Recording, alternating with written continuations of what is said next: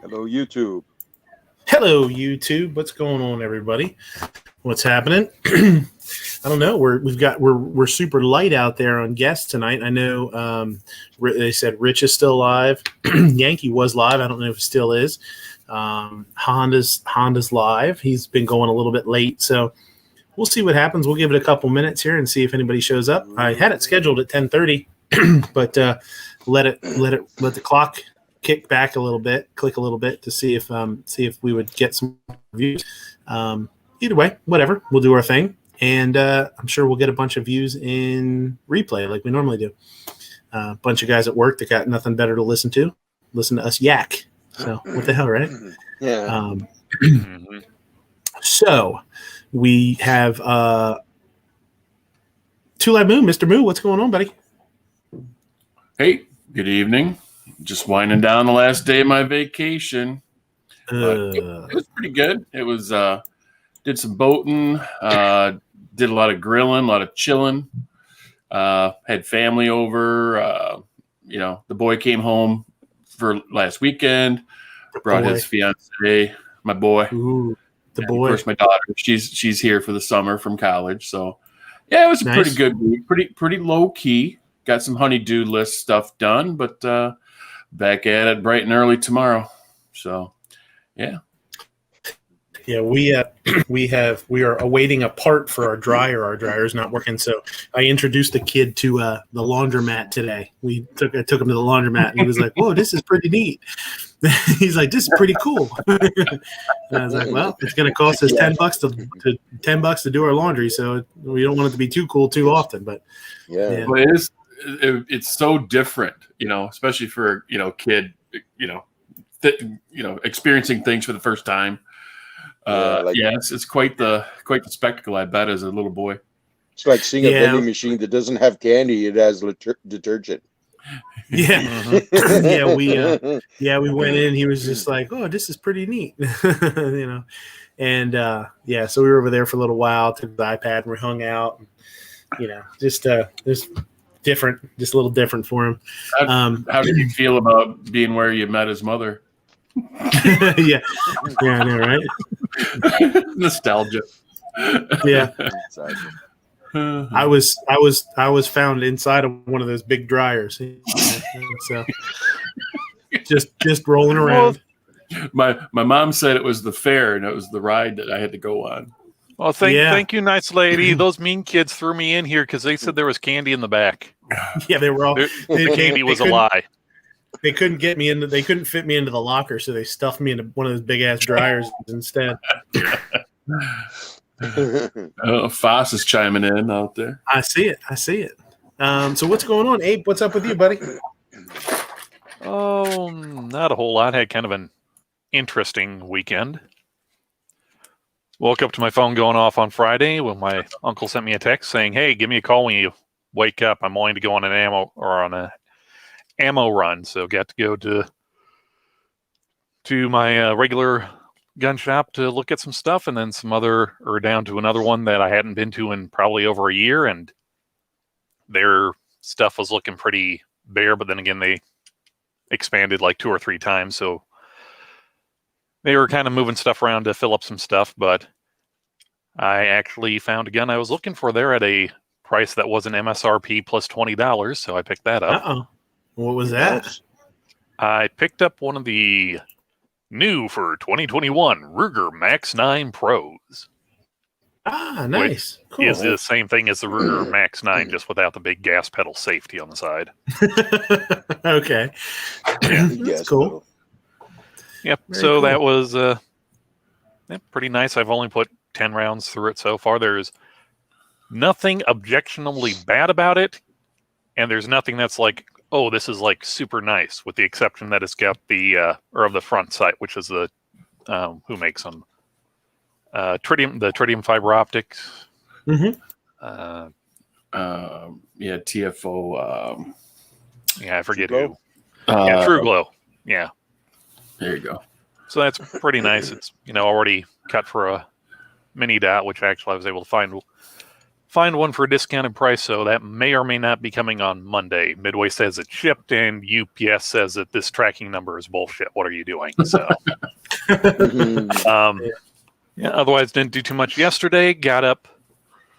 Actually woke up a couple times today, and finally decided I was going to be up. Looked at the flavor of the day for the Snack Shack, and it was supposed to be, or is going to be banana. So I'll let you make your jokes. 1, 2, 3, 4, 5. You can't swing a dead monkey without hitting a banana around this guy. So Banana. decided, you know what? I'm going to get up. Or okay, I'll get out of bed now. Looked at my car. Oh yeah, I need to wash it and put gas on. Went down to the car wash, got it washed up. It did a crappy job, so I figured, okay, screw it. I'll try and wash it when I get home. Go over to Snack Shack. Oh yeah, I'd like a flavor of the day, please. Yeah, we're out. Fuck. Don't you know who I am? Yeah. Anyway, did they know you're kind of a big deal? Probably not. It's run by a bunch of high school kids, so I mean, nobody in their right mind in high school watches this bullshit. That's true. Yeah. Otherwise, so I then spent an hour and a half bucket washing my car. Still looks like shit, so I'm thinking I got tree sap or something on it that's not coming off. It's, you know what it is? It's all those banana peels, man. it's like Mario Kart. There's like banana peels all over the place. No. I don't throw my banana peels all over the place. I save them in a bin so I can go chuck them on your lawn when you piss me off. I put them like Mario Kart. Okay, yeah, so that's how things been going for me. Nothing wrong with that. You just got to get a little better, a little more elbow grease behind that sandpaper, and that stuff will come right off the car. No big deal. No, it's got to be sap or something, because I tried Goo Gone on one of the windows, just one of the little quarter windows. No, that made it worse. Wow. And the freaking, like, the spray away, the stuff that I got from GM that's supposed to be their version of spray away glass cleaner. No, the only thing that really worked was sitting there with a microfiber cloth on the glass and working one little square at the time, or taking one of my old T-shirts and putting some rubbing alcohol on it, then sitting there and rubbing. So I got the freaking windshields and the glass clean so I can actually see through it when the sun hits it. So. Yeah, that must be some major, rogue kind of sap or something. I cut down a pine tree next to my driveway at the old house because it dripped blobs of sap all over everything, and sucks. I must have got it early because I went through like 2 bottles of Goo Gone a summer, and the Goo Gone would work. I don't know if it was just because it was fresh. Maybe I don't know. I don't know. I'm thinking it's because. My Challenger, it sits in the garage. That's just because I'm still fucking paying for it. So it sits in the garage. I'm thinking it was probably like the 2 days when I went to go visit my folks over the 4th of July weekend. It's sitting out there in one of their trees because it's not like big globs of stuff. It literally looks like, oh, your car looks like it's a little dusty. It's that fine and evenly spaced over everything. So, yeah, it's some kind of bullshit. Who flung poo? No poo.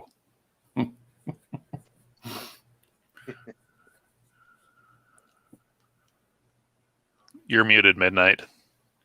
George, what's up with you? I am. What's up, George? That's exactly what I said. Yep. I was like, who's the one who said that? Who said that? What? Not much, man. It's been kind of a long week, man. It's just been raining and raining and raining. Man, I had no hurricane or tropical storm, and it's just been raining. Finally, I think it kind of stopped. We're getting a lot of rain from Mexico and all that stuff. Well, they should have built if they would have put that wall up high enough, you wouldn't get all that bad weather from Mexico. Yeah, right. It would have kept the clouds back there. Mm-hmm. And other than that, it was good. At least the power only flickered once, so the internet or anything else, kind of stayed. Let's see. The only thing that sucked was going out certain days when it was raining. Today, I'm sorry. Go ahead. I would say we got it today a little bit. It was like on and off all day. It just downpoured out of nowhere. It went from no rain to a downpour in about 30 seconds, and then stopped and got sunny and hot as hell. And then it did it again like twice over the day. It was a really weird day here. Yeah, we were like getting rain on and off. It was like thundering in the middle of the night. You would hear rain, it'd stop, then rain again, then it'd stop. And it's like all over the valley was raining. But other than that, this week, today, some friends of the family had invited my family to go out to eat at Rudy's Barbecue. So they're chowing down on some brisket and sausage and stuff, you know, so that was pretty good. And then they gave us a lot of leftovers. I was like, oh my God, once you eat a lot of brisket, you kind of like, you don't want to eat brisket for a while. You're kind of like, oh no. I bought 2 pork shoulders and both rotten when I opened them on Friday. Yeah, Fun. cool. Awesome. Hey, so I was listening to your and Guns and Barbecue's chat. I don't think I got through it yet, but I was listening to it today. It's painful. And and I had a brilliant for you. Okay. Instead of pulling the trigger, you should call it pulling the Traeger. You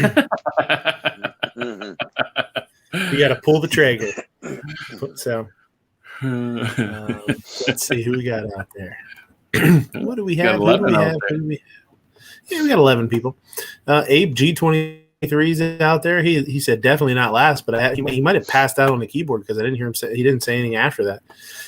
Foss is out there causing trouble. That ratty, that bearded rat. YP TPC's out there. Moo Ozzy's out there. What's going on, brother? Ludicrous Riders out there, or Lunatic Riders, sorry. Or maybe it's Lunatic Crider. I don't know how to pronounce it. There's no space there, so I'm totally confused. MKJO out there. What's going on? So we don't have a ton of people watching, but if you've never watched the show, here's how it works. It's fun, food, and nonsense.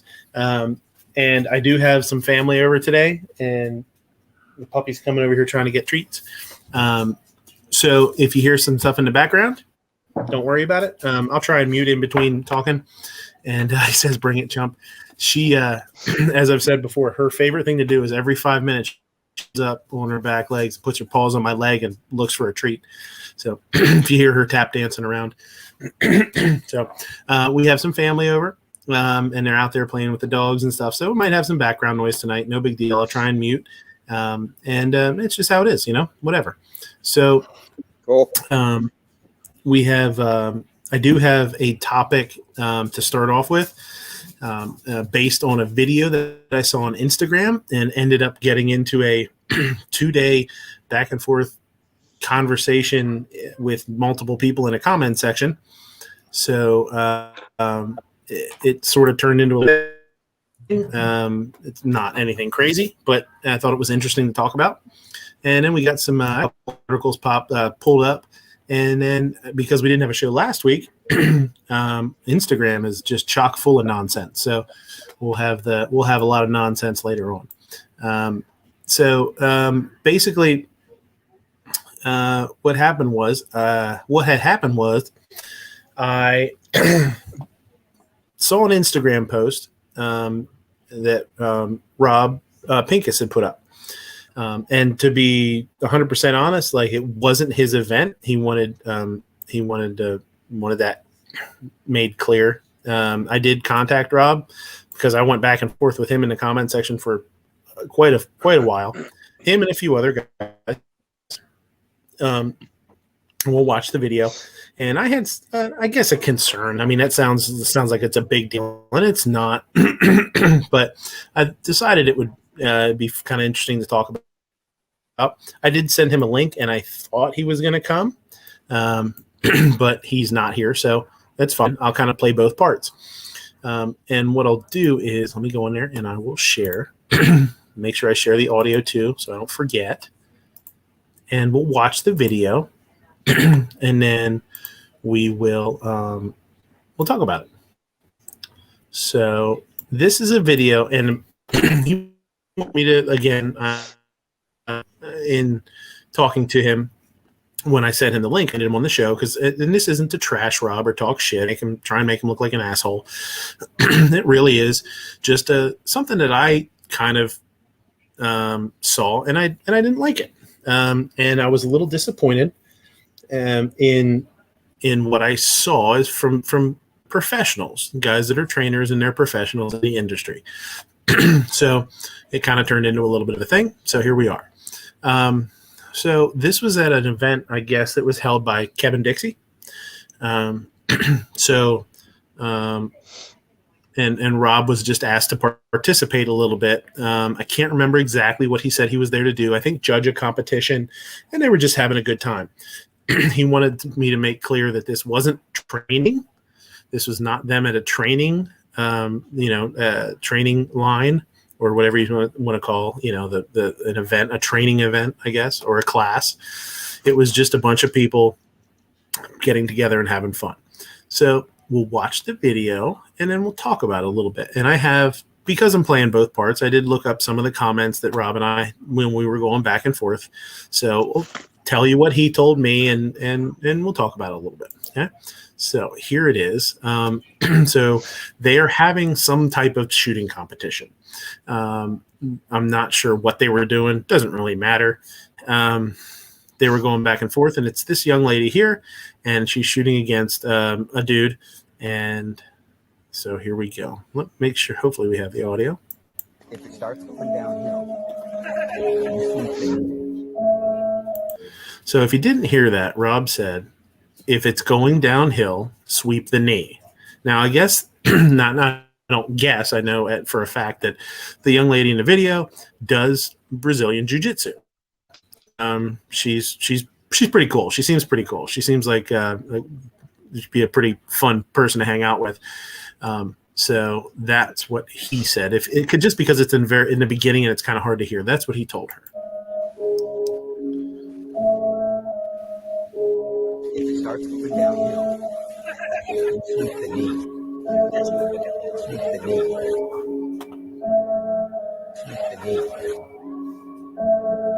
Sweep the knee.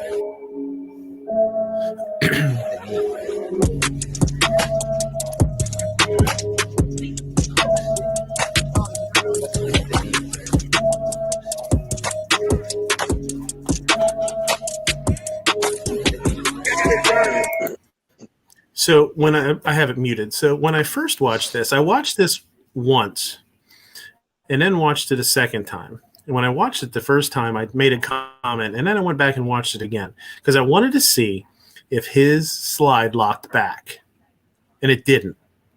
Okay. So he took the last shot. He holstered. He's carrying appendix, which in my mind, makes it worse, I guess. People are telling me that it shouldn't make a difference. Right. Okay. So he takes a shot, and I went back and watched it, and his slide doesn't lock back. So I'm assuming he still has rounds around in the chamber. So his buddy jumps on him, whatever. So she goes up to him, grabs a hold of him, puts him in a guillotine, and drags him to the ground. Okay. So this is where I was like, well, I don't like this at all. And I'm being called, a safety Nazi, in the comment section of this video, because I sort of voiced up and I said, this is not okay to me. I don't think you guys should be doing this. And I kind of got pounded on a little bit, which is fine. And I'm not trying to talk shit. I wasn't trying to stir up shit for honestly, even as much as I like to do that. And it's fun. I wasn't. So I went back and forth for almost a day, and then with a couple of different people. And then another guy jumped in, his on Instagram, he's Court Ragnar, jumped in, and he is a trainer. I'm not going to say what his name is or what he's done. That's up to him. But he's got credentials. He does do training, and he's done some pretty cool stuff in his life as far as law enforcement and some security, and he worked for the federal government and stuff. So he seems like a pretty cool dude. He jumped in and said, "Nah, man, I'm not cool with this either." Like, he doesn't know my name's Travis, but he's like, basically, he's right. I wouldn't accept this at my range. He's like, I do teaching too, and I think this is unacceptable and it's dangerous. So, so that's the video. It's short, it's sweet. There's not a whole lot to it, right? So, I'm going to kind of play both parts, like I said, a little bit, and I'm going to stop screen sharing. We could go back to it if anybody wants to see it again. So and I said to George, I was like, hey, you should check this video out because the comment section's blowing up here. And there's like 90 comments now, which it probably would have been like 3 if I hadn't jumped in. So I really stirred the pot on that one. But so my take in on it is when I see professionals post a video, I expect it to promote safe practices. Okay.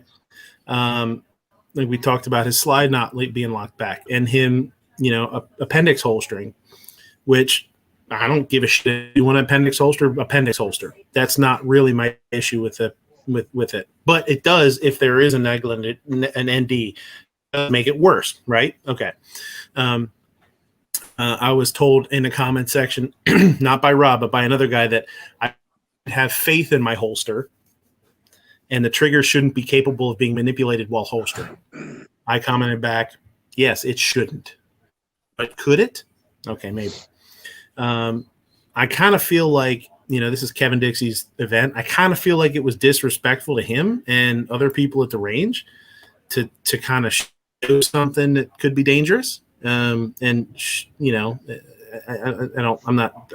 cool with that. I was also told by Rob that I shouldn't be carrying because I've never had formal training. Because I told him in the comments, I said, hey, I've never had formal training. I'm not ashamed of that. And that I was taught by my grandfather. And it had my grandfather seen me do something like this at the range, he would have kicked my ass. So that was one of the things that I feel like training shouldn't be mandatory. I think there's an awful lot of people out there that are very proficient with firearms that if some people probably should get training, but I don't think everybody needs to get training. I think you can do a really good job on your own. And I'm okay with that. So some of the things Rob said, he said, one of the reasons that I shouldn't have worried about it was these are professionals on a closed course. And this wasn't, so it's not a big deal. I commented back, I said, hey, professionals still have accidents.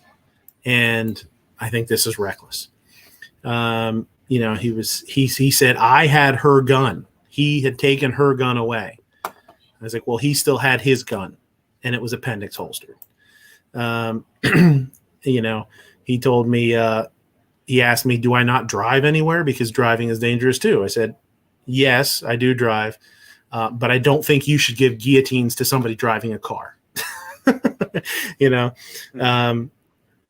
He said, this wasn't training. This was not a training exercise. It was just a fun with guns session. And because this wasn't training, there was no training protocol violated, which I really thought was disingenuous to the way that we're supposed to handle firearms. Pointed out that, this isn't dangerous. I'm being a safety Nazi. And that back in the day when instructors used to use blue guns, the training guns, there was even people back then that said you shouldn't point blue guns at people because it's a gun and that's promoting danger. But that's a blue gun. I think that's a bad argument. I really think that's a weak argument. I feel like pointing a blue gun at somebody where it's a non-functional weapon is different than what we're talking about here. The comment section basically hopped on and said, I should trust a holster, and that NDs. That it's not. There's not going to be an ND. There's no way. It was holstered, and I should trust the holster. And Masad Ayub had an ND a couple of years ago, and if this dude isn't, if Masad Ayub can have a freaking negligent discharge, anybody can discharge. You don't know that when he holstered his gun, a piece of his shirt didn't get in the trigger guard. When she jumped on him, maybe it pulls the trigger, and it shoots him in the groin. So the reason I sort of took some offense to it, not offense to it, that's a tough word, but the reason I took exception with it was that these are professionals, they're trainers, they're people in the industry that are well respected and for what their knowledge is and their ability to teach. And had there been an incident, it would have been all over the news. It would have been everywhere, and it would have been, guns are unsafe even in the hands of professionals. So and the comment section would have been different. The comment section would have been far different. It would have been a bunch of anti-gunners in there saying, see, this is what you get for owning and playing with guns, and you guys aren't safe. So, and a bunch of people from our side saying, oh, look at this dumbass. Well, they were being dumbasses, but that's not right part of our community or whatever bullshit. Right. So I really wasn't in there to start shit. I was really in there to bring up my side of it and to say, you know what? I don't think this is a great thing to post. And it's funny. I don't know if I said this here before we were live. I think it was before we were live. The second day after I made the comment, was back and forth with a bunch of people. My wife gets comment alerts on her phone because she set up my Instagram account on her phone. She doesn't see the comment, but she'll say that I got a comment or a response. I was making dinner or something, and she was like, Trav, what the hell's going on Instagram? Why is my phone blowing up on Instagram? Like, what the hell's going on? And, I told her the story, and she's like, oh, they shouldn't post something like that. Do what they want, but don't post it. And I feel the same way. Do whatever you want. You want to be rolling around with guns, go ahead. I don't agree with it, but that's your whatever. It's your life. But to post it, I think was in bad taste, and I didn't like it. So I figured I'd jump in and cause some trouble. I did send Corporate Ragnar, the guy that sort of jumped in on my side, and I did send Rob a link. I texted back and forth with Rob a little bit here this evening, and I thought he was going to come on, but he didn't. So I know he was on Locked and Loaded Latinos tonight, and he had a bunch of stuff going on. I saw he posted some stuff on Instagram. It is what it is. I wish he was here because I feel like, I'd like to have the conversation. But I think he had a lot of conversation in the comment section, and those are some of the excerpts. So I wanted to turn it up to you guys. And the guys and the people in the comment section, and the title of this show is, what the hell is it? Are you a safety Nazi, or am I a safety Nazi, or something like that? So I just wanted to get people's opinions, and maybe we can talk about it a little bit before we move on to the nonsense, right? So go ahead, guys, open it up. What do you think? From just an observational view, that was clearly horseplay. I think that falls into that category easily, and there is a time for horseplay and not. On a gun range, probably not the best of ideas you could possibly have. Yeah, and that's exactly the word he used. He said, oh, this is just horseplay between a bunch of professionals. I don't know if he said those exact words, but he used the word horseplay. And I feel like that's exactly why I didn't like it, because that's not the time and place for it, right? Mm-hmm. Horseplay should have been done when the guns have been put away. That way there's no negligent discharge and no accidents, because you can't call that bullet back once it goes. And if it hits somebody, that's it. Because there's always these safeties. That's why the pistols have safeties on them. And what do they tell you? Don't put your hand on the trigger, even if it's on safety. Always, when you're ready to pull the trigger, that's when you put your finger on the trigger. Professionals, no matter what, still have accidents. The special forces, SWAT teams, they always practice with live ammunition to practice, their entries and on the field maneuvers and stuff, and accidents happen. Even sometimes, even when you use blanks, if you're too close with to a blank, that powder still gets you Mhm. that force, and it can cut you and Yeah. tear you up, and Yeah. that's why you don't have horseplay. Yeah, wasn't it one of the stuntmen on the Crow got killed from a blank Yeah. because it was point blank or something? No, Well, that was Brandon Lee. Brandon Lee had got shot because they were trying to make blanks, and the prop master, what he did is he was popping off. Well, he took off some bullets, and he was the the primer caps. He was setting them off. Well, no, I wouldn't set them off. I'm sorry. He was checking on them and stuff, right? He accidentally there was a primer cap still on a shell, and they put back the bullet, so it was a dummy round. But the thing is that the primer cap was not shot. It was not fired. So when they checked the rounds in the pistol, the guy was just like click, click, click, and then pop. Hear the pop. It's like, what the heck was that? But nothing shot out.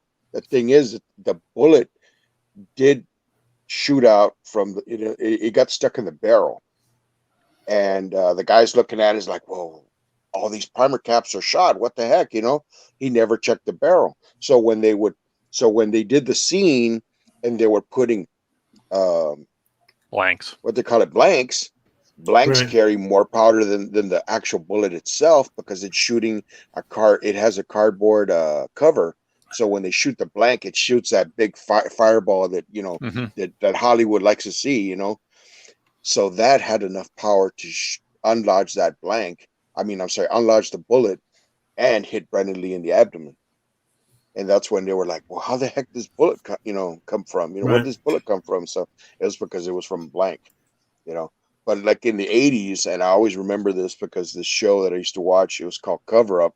It was about this special forces guy from Vietnam that he was a spy. He was kind of like a spy and stuff, and his cover was like being a model. And they would go places, and he would like, oh, he's taking pictures, and then he does his job. Well, there was a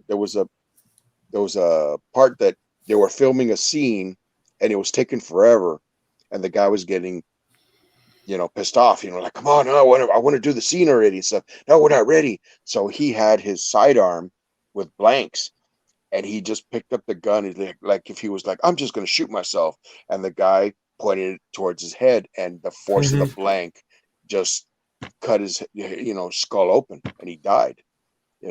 So from there on, they've been trying to like always be real safety with the blank guns, because because a blank could still hurt you and stuff, and it could be fatal and stuff. Yeah. So that's why you don't have horseplay, because you have all these horseplays and stuff, and things can happen, and then you can't call it back. You can't say, oh, this guy got shot. I wish I never shot the bullet. Never shot the gun, and that's where we try to keep everything non-horseplay. Save that for afterwards. And that's where I'm at. And that's where I know, like I said, everybody was calling me a nervous Nancy, and I was like, I was kind of like the king of what if in the comment section. They're like, yeah, what if, like, but that's exactly what I was worried about, was like, what if, what are you going to do if something crazy happened and that round went off, and then where are you at? Like, I don't know. I just don't think it was worth it. I think it was in bad taste, and I think it was, for a bunch of professionals in an event that are trying to promote new gun owners and get new people into the firearms world, and saying that they should have they should have training to be safe, doing something that was, in my mind, very unsafe and out of line, I think is kind of hypocritical, and I thought it was kind of shitty. So there we go. If anybody, I know there's some comments. Let's see what's going on out there in the comment section.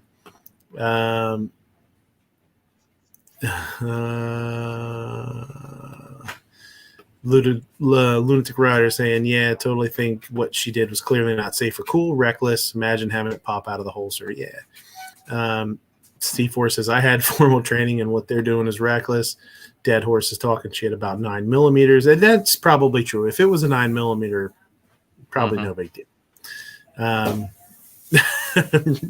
DM says, but Rob's a lawyer. He's better than you. Yeah, he is. He's better than me. I don't have a greasier. cool show. I don't have a cool enough show either. He's probably watching this talking shit about me right now. And that's the thing about comments on videos and pictures and stuff that show us things. People always post comments that they're truthful, how they feel, but you're always going to get that guy who just wants to comment to push your buttons, see what you would say, and then just pick the argument. And that's definitely and that's what I said earlier. Like, I really wasn't trying to stir shit. I really wasn't trying to stir the pot.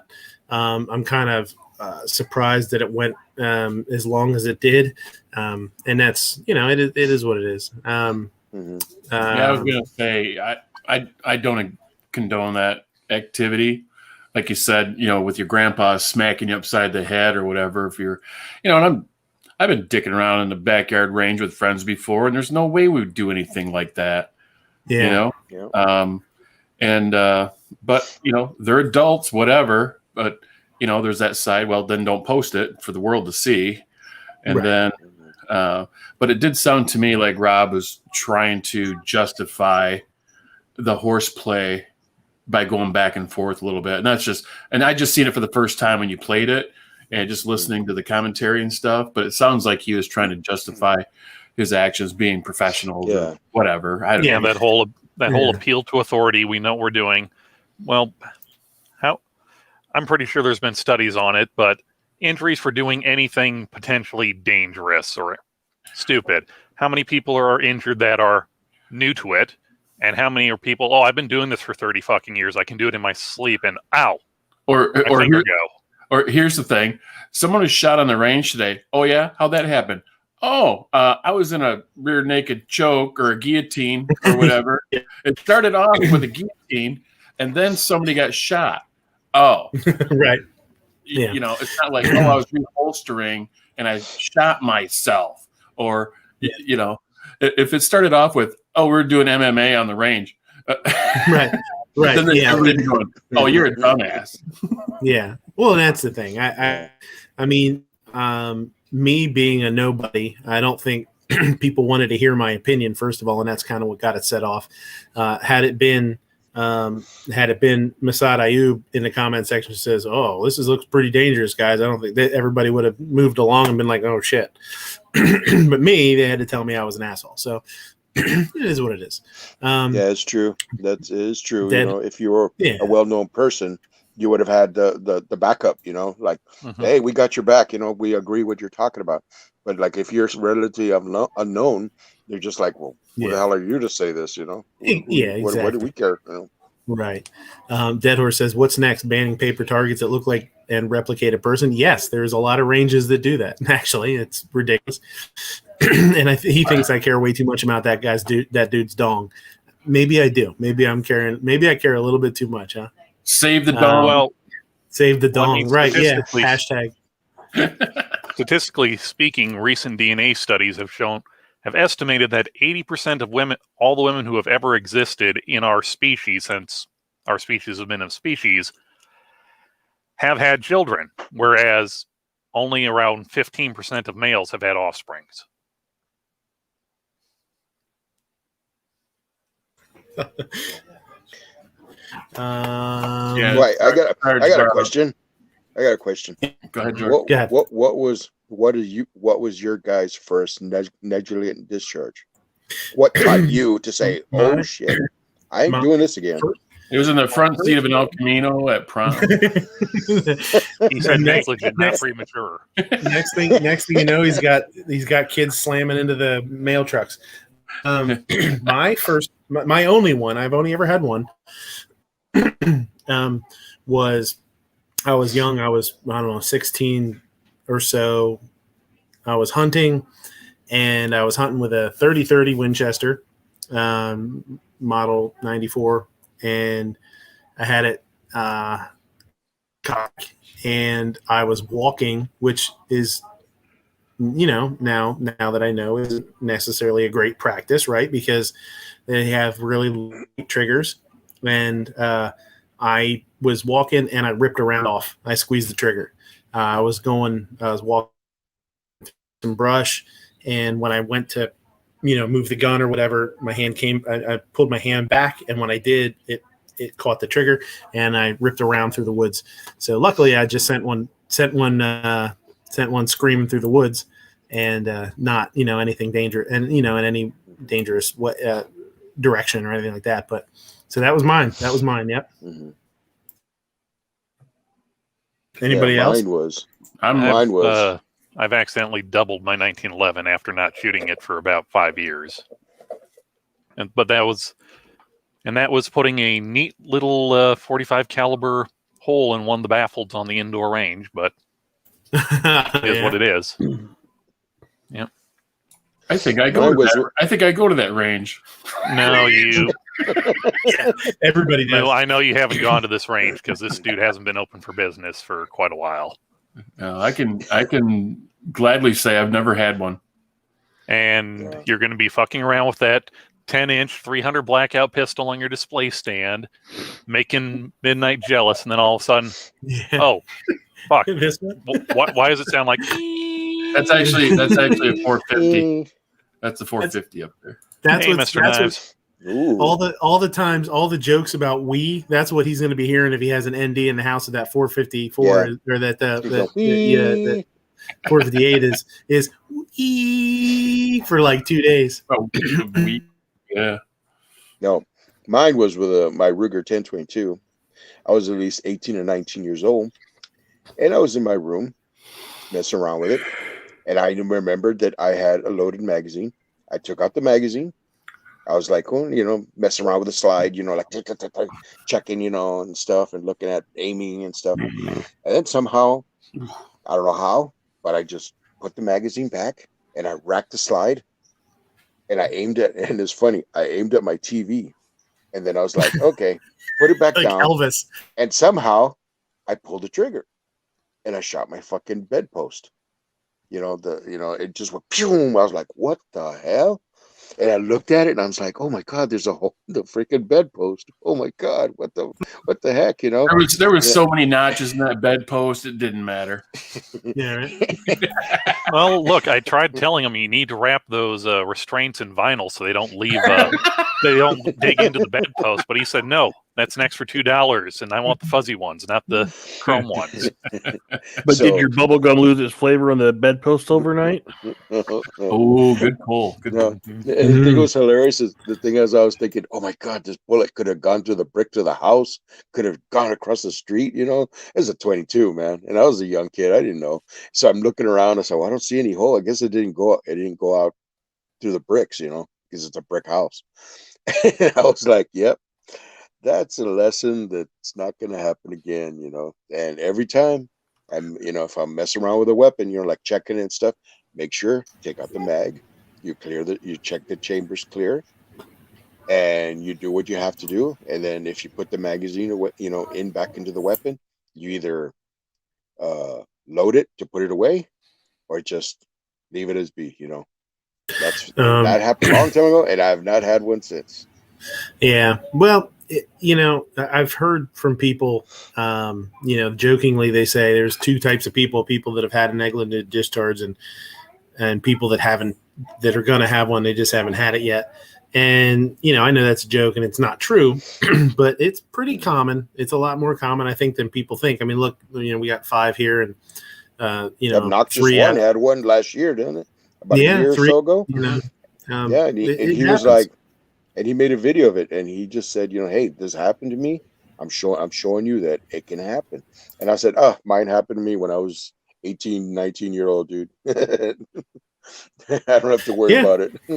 Yeah, usually it's when you're young, usually it's when you're younger and you and you're just learning and you're fascinated with guns, kind of, you know what I mean? And you don't really understand much about them. Yeah. I know for me, it was, for me, like I say, I was hunting. So, like I'm walking around with a gun without a safety, cocked and locked, ready to go, basically like having a cocked and locked 1911.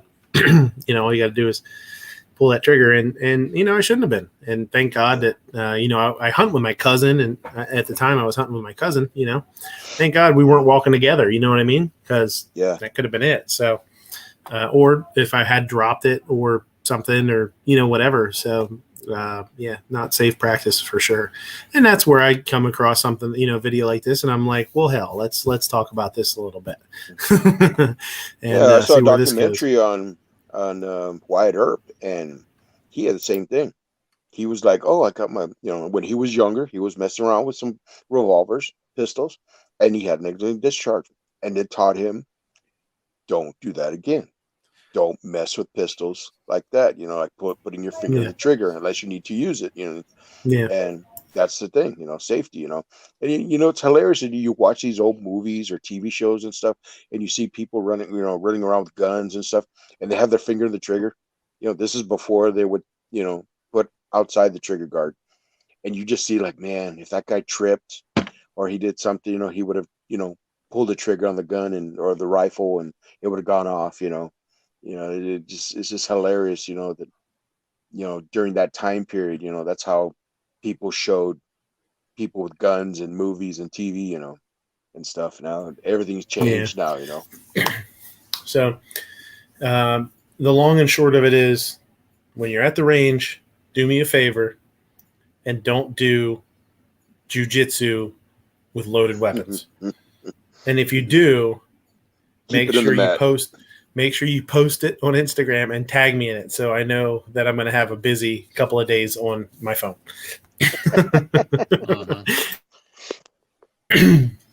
And so somebody had said earlier, they said, Dead Horse said, I'm curious about what James Yeager thinks about it. James Yeager doesn't give a shit what I think about anything. And he told me that basically. So but James Yeager thinks that James Yeager is the most James Yeager that a James Yeager can James Yeager. So that James Yeager, James Yeager, you're better with training and no gun, Yeager with Yeagers. Woods out there. How you doing, Woods? He says there are people who have had a ND and those who lie and say they haven't. More time with guns, the more likely you will. Mine was a GT 380 in 1986. So it happens. Be careful, and that's why you don't do things that increase the danger and increase the likelihood that you're going to do something. So safety first. Sarge says he eats a cereal with a fork, and is bacon the cereal? Some people just don't like the extra milk, I guess. I don't know. Eating soup with a fork is weird too. So, it's kind of like it's one step above just going to Sam's Club and buying the Bachelor Chow when you're eating cereal dry, because it's just like, I'm pretty much given up on doing anything productive for the day. I'm just going to sit here and eat out of my feed bag. There you go. eating like Fruity Pebbles with a fork would be the most frustrating thing on the planet. You're just chasing them around the bowl for like half an hour. Oh, try eating great nuts. Try eating uncooked grits. Shredded wheat with a fork. Cereal is cold soup. I agree with that. Cereal is cold soup. It's a chilled soup. No, cold. Chilled soup is ice cream that's gone soft. It's cold. Yeah, I think it's supposed to be cold. I think your head's cereal. Well, look. I was at the range, and this Gina Carano-looking chick kind of just launched her thighs at me, and it got kind of crushed. All right, it's still resetting.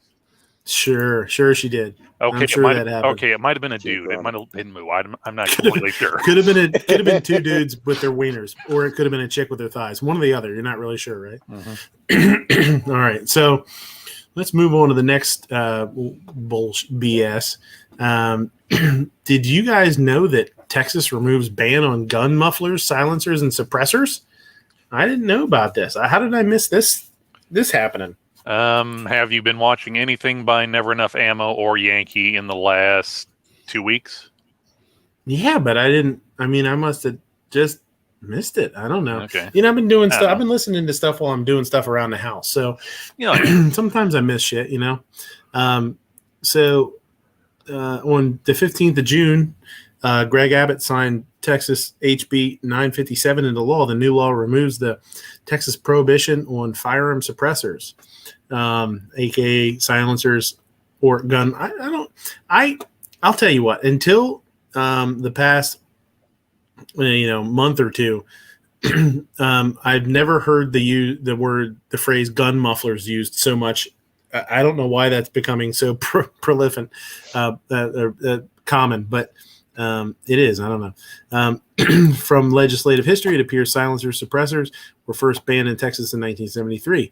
Although they were banned in Texas law, there was an affirmative defense from prosecution if the gun mufflers were legally possessed under federal law, as shown.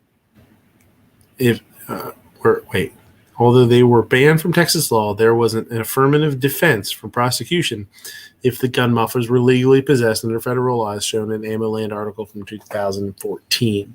So not all, so this is pretty neat. Basically, it's saying like, hey, government, if you want to deal with this, come and deal with it. We're not going to do it. We're not going to do your dirty work. So I like how the picture says fake silencer with electrical tape. Yeah, I don't PVC really and understand. electrical tape. I think it's for demonstrative purposes. Only. Why would they? I don't. Come on. Why would you have to put that? Yeah, exactly. It could have been why worse. would you have to put It could have been a soda bottle with tape on it. Mm-hmm. Yeah, I don't know. Ban electrical tape. Mm-hmm. Oh, for sure. No. So there was. Let me see if there's anything else. I'm just scanning here. How would anyone know if the suppressor is possessed with a tax stamp or not, unless the possessor is in the habit of bragging about not having a tax stamp, or they broadcast their possessions of unrelated suppressors on social media? Well, I don't know. You better watch out. Carry a copy. Wood says if the muffler is made in Texas and sold in Texas, how is the ATF involved? That's because exactly they are the what they're federal saying. government, and they will go ploink, because that's what federal government does. It says Texas is the largest market for NFA items in the U.S.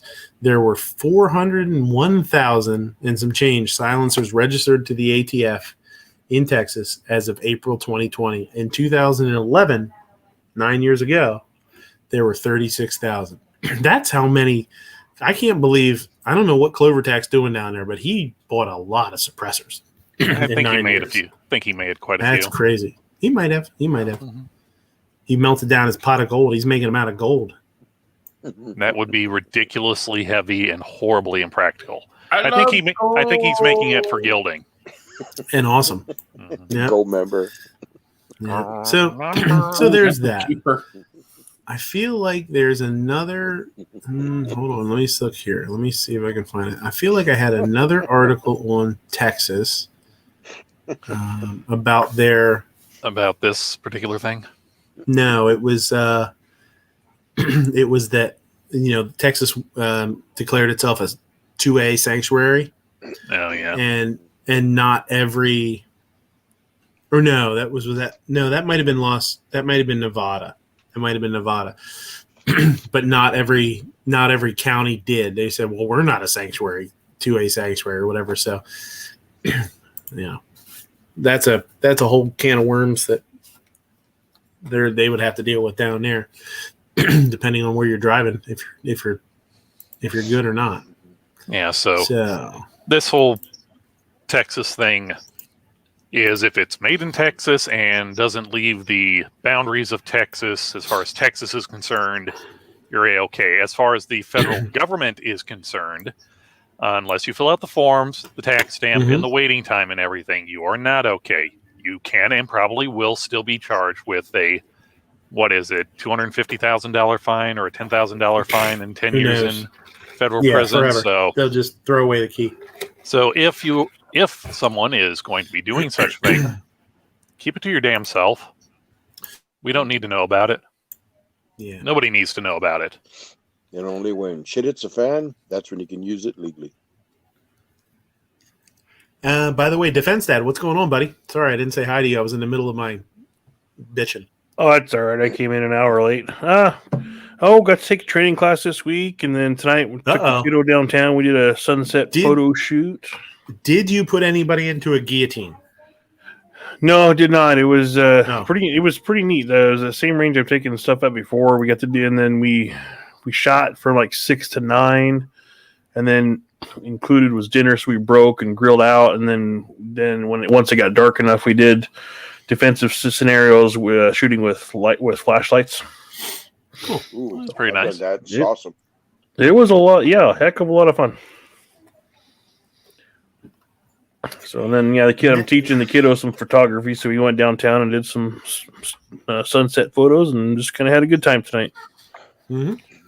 Very cool.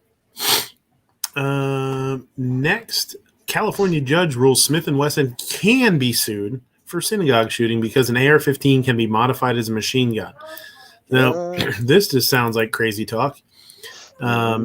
The assault against gun makers in the courts continues. As you probably know, gun makers are protected against liability when their products that were manufactured and sold legally are used in the commission of a crime.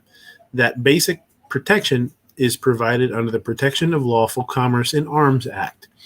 The PLCAA is a critical protection for gun makers as a defense against lawfare attempts to run them out of business. That's precisely why the current occupant of the White House has expressed his ardent desire to see it repealed. Scott says, so this is California you're talking about? Yeah, for sure. California. The PLCAA's existence hasn't stopped crime victims, the plaintiffs' bar, and the gun control industry attorneys from trying to maneuver around it. See places like Connecticut and New York in an attempt to pierce the law's protective veil and damage gun makers using alternate legal attacks. Can you click on that center bottom picture? Dude? Husband divorced his wife after looking closer at this. Yeah, maybe that's called the closer, not the opener. That might be important though. It said he divorced his wife after looking closer at this photo. I don't know. We'll see. Oh. You're married. Maybe you won't be for very long. Who knows? Now a California judge has ruled that a lawsuit brought by survivors of the 2019 shooting at a Poway synagogue can go forward. Crazy. The shooting in which the murderer used an AR-15 resulted in 1 death and 3 wounded. But the judge's reasoning in allowing the lawsuit against the gun makers is unusual. In this ruling, Superior Court Judge Kenneth Medell, wrote that Smith & Wesson sells, quote, firearms that it knew could easily be modified to turn into fully automatic assault weapons, even when its modified guns have been used in other mass shootings. It also fraudulently marketed its rifle with known intent to put them in the hands of persons in a demographic particularly likely to cause extreme harm. It's hard to even read this. And indeed, harm is the epitome of cruel and unjust hardship in conscious disregard of the rights and safety of others. This is so crazy. It'll get beyond the California Ninth Circuit and get thrown back and say no. Right. My issue with this Judge Kenneth Medell, my issue with him is the same issue that I have with Chipman running the ATF. It's somebody that has a huge bias and can't see things for what they are and can't see things honestly and make a judgment with law and common sense in mind or in the Constitution.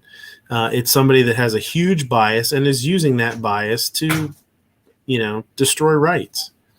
Yeah, I mean, this can easily be turned into a fully automatic assault weapon. Yeah, what the hell? Well, hey, Midnight, I got a van and sacks of concrete. I mean, that could easily be turned into a deadly ramming thing, but it wasn't. Yeah. And it isn't. So, that's That's like like they throw you in jail for, well, the speedometer on your car goes up to 110, but we know that people have got these up to 150. So, yeah, but you were only doing 60 and a 55, so we're still going to throw the book at you, kind of a deal. Yeah, this is nuts. And, I know we've talked about this a bunch of times because New York and, this pops up every once in a while and everybody says, oh, this is stupid. This is stupid. But, to just see the way that he wrote or spoke or wrote this, whatever it is, I don't know if it's a dissent or if it's just him speaking. But, they can be easily modified. So can any other gun. I mean, that's irrelevant. It's just him looking for reasons. Yeah, it's not even bullshit. part of what happened. Right. It was not turned into a fully automatic assault weapon. It was an AR-15, a semi-auto. This can be illegally modified. That requires little knowledge. Judge Medell alleged that Smith & Wesson negligently marketed the rifle to youths on social media and video game style ads. This goes way back in the day with the explicit content on albums and shit. The ruling regarding Smith & Wesson, is novel, to say the least. It is also incredibly dangerous if allowed to stand. The judge also allowed a suit to go ahead against the retailer who sold the rifle to the shooter. The retailer allegedly sold the gun to him even though he was under 21 at the time and lacked a hunting permit, as California law mandates. Well, that's a whole different story. Yes. I'm not saying it should be. Go ahead. Well, I think we're about to say the same thing, that we can agree that California's laws might be bullshit from a purely constitutional rights standard. However, just because you don't like the laws doesn't mean they do not still apply. Right. Yeah. I mean, that dude's screwed. That dude's in a truckload of trouble, man, for sure. But they said allegedly. So did they? Didn't they? So. Yeah, allegedly sold. I guess they just have to say that too. I mean, I can't imagine if they're saying that. I almost said something stupid. I almost said the dumbest thing I've ever said, which is they wouldn't have said it if it wasn't true, or probably isn't true, and that's ridiculous. I know they probably have to say it a certain way, otherwise his defense can go, well, yeah, we can't get a fair trial. They've been already slandering this in the media, saying, oh, he definitely did, and this and this. So yeah, probably don't want their case thrown out. It says it isn't even clear that the Poway shooter modified the AR-15. We haven't found any reference to the rifle being modified in the subsequent reports of the shooting or in the written ruling. Judge Medell seems incensed. He's more incest than incensed, probably. Jerk. Mm-hmm. That it is California. That was mean. Converting the rifle from semi to full auto is even possible. So, in effect, he's ruled that because the AR-15 design can be modified in such a way, Smith & Wesson was negligent in selling them, and by extension, so is any other maker of the rifles. It's blah blah blah. I think there's a whole lot of articles, or a whole lot of look at all this nonsense below there. Holy crap! Well, they got to make money. So, again, will it go anywhere? No, it'll get shot down because it's ridiculous. But it's one more pebble thrown at the the Commerce Act where you can't sue. It's crazy. The only way this is going to go anywhere is if the ATF decides to pull something out of their ass, because the ATF already has determined that certain things are readily capable of being turned into full auto things, but that was semi-automatic open bolt firearms. Yeah. So they have done this before, but they've also, the AR pattern rifle has been around long enough to where it's like, no, you got to drill this third hole or do this and that, and certain manufacturers, like back during the assault weapons ban. Colt was notorious for doing this at the place in there that takes up where the auto sear would sit was not ever milled out. So I'm muted now. Mad Texas says, don't put it past California. They don't care. And that's always been my argument with stuff. My argument with people that say, oh, that's unconstitutional and they can't do that. My argument is always like, they don't give a shit. they get enough money to ram it through. If they want to sue somebody, if they want to throw somebody in jail, if they want to do what they want to do, they're going to do it. And then you're going to sit in jail till it gets sorted out. They're not going to say, well, we can't throw him in jail or we can't do that because it's unconstitutional. They don't give a shit. They're going to do what they want to do. They're going to do what they want to do with bump stocks. They're going to do what they want to do with braces. They're going to do what they want to do with this. And then, hopefully it gets sorted out later. But what kind of collateral damages are going to be in the meantime? That's what's annoying. Let's see what else we have here. Cuomo. Fuck that guy. That's for sure. And not in the way he might be liked. Cuomo's state of emergency highlights failure of the SAFE Act. Noted earlier this week, New York Governor Andrew Cuomo issued a state of emergency for gun violence. Basically, he bought into the idea of gun violence as a public health issue and is treating it like COVID, which is funny because the SAFE Act was supposed to prevent that, wasn't it? In case you forgot, the SAFE Act was enacted 8 years ago and was supposedly the toughest gun control law in the nation. However, just 8 years ago, New York passed one of the toughest gun control measures in the nation that aimed to make the state safer. Those who opposed the legislation claimed it would only hurt law-abiding citizens, which it did. With the recent wave of crime in Cuomo's emergency declaration, it appears the opposition was, to some extent, correct. Same thing's going on in Chicago. Chicago's a mess right now. I'm not trying to blow it out of proportion. Like if you go to Chicago, you're going to get shot for sure. But they got a lot of mess going on out there, and they don't know what to do about it. New York is the same way. They just have no idea how to deal with this, and they think keeping guns out of the hands of law-abiding, good citizens is the only way to do it. Well, yeah, obviously they need more gun laws. Yeah.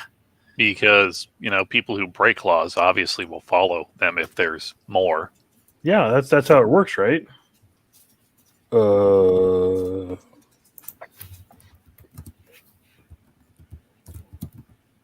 I'm sorry, is anybody else smelling toast or is that just me?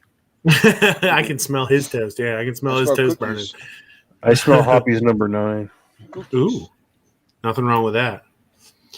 That's the good stuff, man. I always go to the Hoppies, man.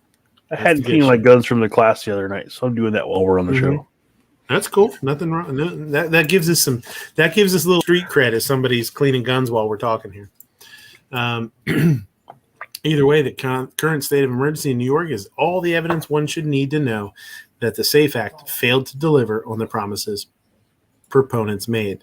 Now, I would be interested to know if him declaring a state of he declared a state of emergency, right? Is that what it was? Emergency declaration. So yeah, state of emergency. Yeah, because then his COVID powers kind of like waned, time out or whatever. So he waited like 48 hours and then, oh well, no, I like having the powers that I was given. So fuck you, I'm keeping them. What I'm interested in is what kind of money does that unlock too, and what is he going to use for it? Same thing was done in Pennsylvania with the opioid crisis years ago. He declared an opioid crisis so they could unlock a bunch of federal funding to do whatever the hell they did with it. I don't know. I'm wondering if he declares a state of emergency for a gun epidemic or whatever he's going to call it, gun violence epidemic. And what is he gonna do with all that scratch? Besides line his pockets.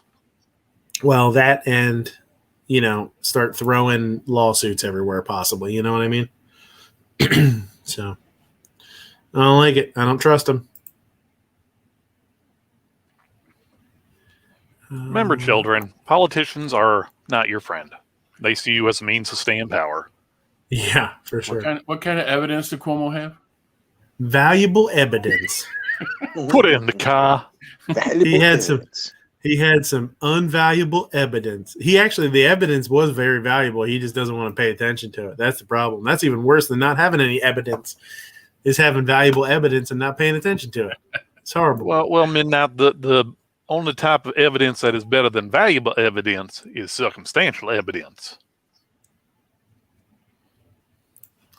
I did not read. I didn't get a chance. I was kind of throwing things together on the fly here because I thought I was going to have Rob and the other guy on the show. So I was like, oh, shit. So I didn't read this article, even skim it through. It said, I just went on the heading. It says, does expanding gun access threaten U.S. stability? Commentators have pointed to the recent uptick in gun violence to push for looser gun laws and greater access to weapons for self-defense. But the authors of an essay collection published by the Brennan Center for Justice, that makes me nervous, at New York University School of Law, argue that expanding access to guns will undermine safety, stability, and democracy in the United States. You got BB Quay in the back room. Son of a bitch. No. I don't. Oh, there he is. There he just popped in right there. Barbie Quay, are you here to pull the trigger? Ha ha ha! It's a pun. I thought he was here to pull your cord. Fire again. Number 3. One of the things that I was going to actually, it's funny you're here because you and Patriot kind of popped into my head when Rob was telling me. When Pincus was telling me that I shouldn't carry a gun because I've never had training, I was really interested in what his answer would be if, guys like you and Patriot carry a gun, being legally blind. Would he just blow a gasket thinking about that? Would his head pop up? His brain pop out of his head? Guys like Pincus that say crap like that just instantly get on my shit list. Okay, so I missed the first part of the show. He said what? Oh, you got to watch. I mean, it's too much for us to talk about. Now. Okay. And we had a whole big segment. I saw a video where some we'll call it horseplay. That's a great way to put it. Some horseplay was going on at a range that I thought was unacceptable and dangerous. And it was basically it was Kevin Dixie was having a shoot with a bunch of other trainers and a bunch of big shots and a bunch of cool people. And I kind of stated my opinion that I thought it was dangerous, and I got shit on for a little while until one other guy kind of jumped on my side who's a trainer, and he was like, no, this is right. I would never allow this.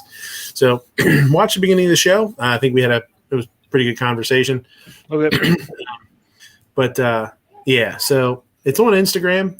If you go under Rob's, you can watch the video. It's not very long. It's only about a minute of it is what I'm talking about, and the rest of it is just whatever. But yeah, so one of the things I had told him was that I think this is dangerous and unacceptable. And even though I don't have training, my grandfather taught me to shoot. And if he saw me do this, he'd kick my ass. And he said, well, what if I was to say, what if I said, I don't think, because you don't have training, I don't think you should be carrying. You should be carrying a weapon without proper training. So, and that's when I thought about you guys. I was like, boy, what would he think about you guys carrying a gun when with your poor eyesight? I'm like, he would probably flip his lid. And I was hoping that that's one of the reasons I wanted to ask him in person. I wanted to see what his thoughts were on that, but he didn't come. He must have had sleepy time. Either that or your hand was a little rougher than you thought. I'm sorry, yeah. This is not Yankees chat. Probably. It is, though. So, authors of the essay collection protests, insurrection, and the Second Amendment. The 13 essays probe the complicated relationship between guns and race, policing, domestic violence, Republican government. So, yeah, self-inflicted Second Amendment wounds. Well, it's kind of what we're talking about is, boy, that video could have turned into a really bad Second Amendment wound. Ozzy says, "How about tougher gang laws?" Gangs? What gangs? Gangs only exist in video games. Those evil Grand Theft motor car games. There are no gangs. Grand Theft Weasel. I'm only afraid of gangrene. Well, look, bangs. I told you need to change your socks and wash that out, but you said no. All right. But my shoe's still on. Oh no, man! That Bloodhound gang from the electric company when we were kids, that was kind of creepy. Mm-hmm. I'm scared of gang bangs too because I don't want to disappoint that many. Why would I want to disappoint that many people at once? It's a lot of pressure. It is. I have to apologize enough. I don't need to be doing it to a bunch of other people. So I don't know. This is a whole lot of article, and I don't think we're gonna get through it. African Americans in the Second Amendment, so racism. Yeah, we're gonna skip this one. This is more than I thought it was. So you said you bought a. Sorry, go ahead. Oh, I was just gonna say, and with everybody on the left, because let no usable talking point go unused. Yeah, it's on the rise, but it's still like a percentage point of a percentage point as far as violent crimes and murders and that's even with them cooking the books of, well, this counts, this counts, this counts, this counts. Well, he had access to a gun, but he didn't use it, so yeah, that counts. Kind of bullshittery, but it's... And then the whole thing with COVID, with everybody being kind of cooped up, and it's like, oh, yeah, there's Dante. Fuck that guy. I'm going to go fuck his day. Mm-hmm. Yeah. Let me pull this gun. I didn't realize this didn't have it. This is just a click through a video, the LCP Max. I wanted to take a look at this thing because I didn't. Yeah. Yeah, I was kind of hoping to see one when I was out and about on Friday. Yeah. Let's pull it up and take a look at this bad boy. Matt actually says Miracle. Go ahead. Yeah.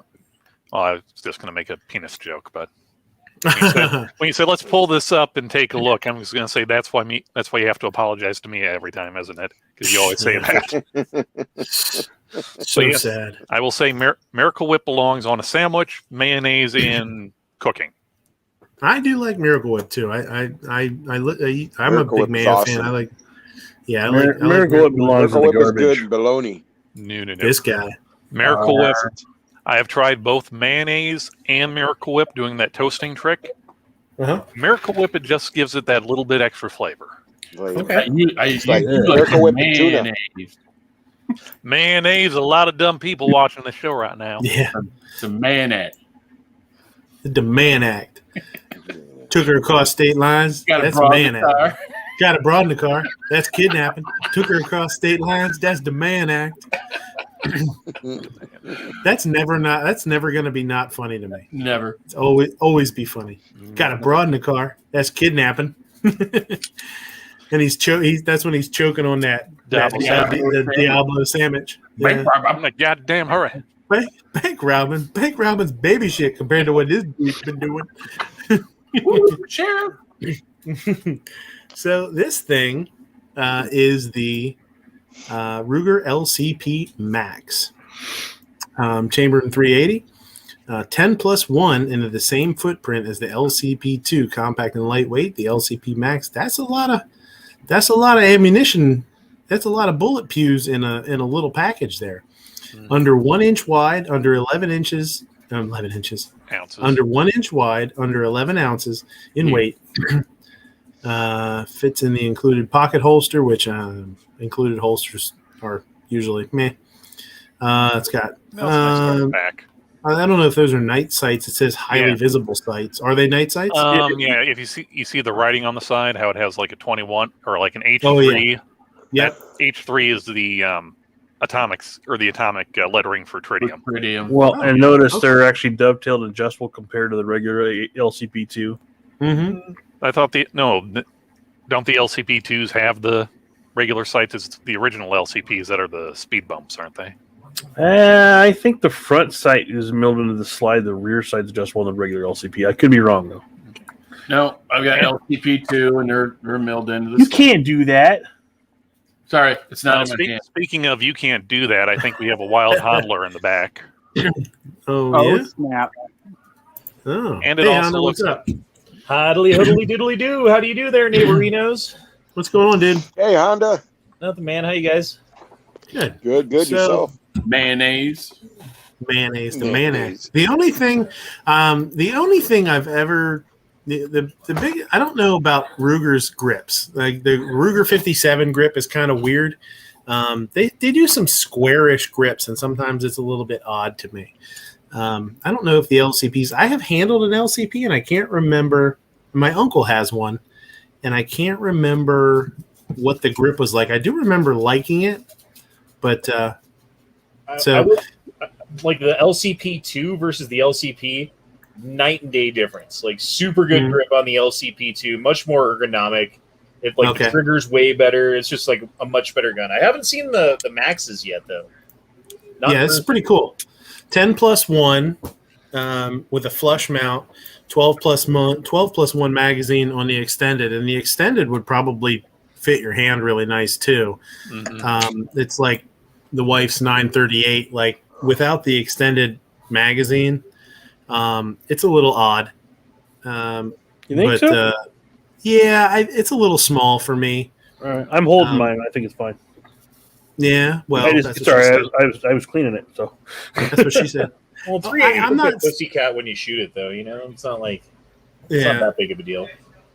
Well, so I don't know, but it is interesting. Now, in the LCP 9, how many rounds does the 9 hold? The Max 9. I think it's 7.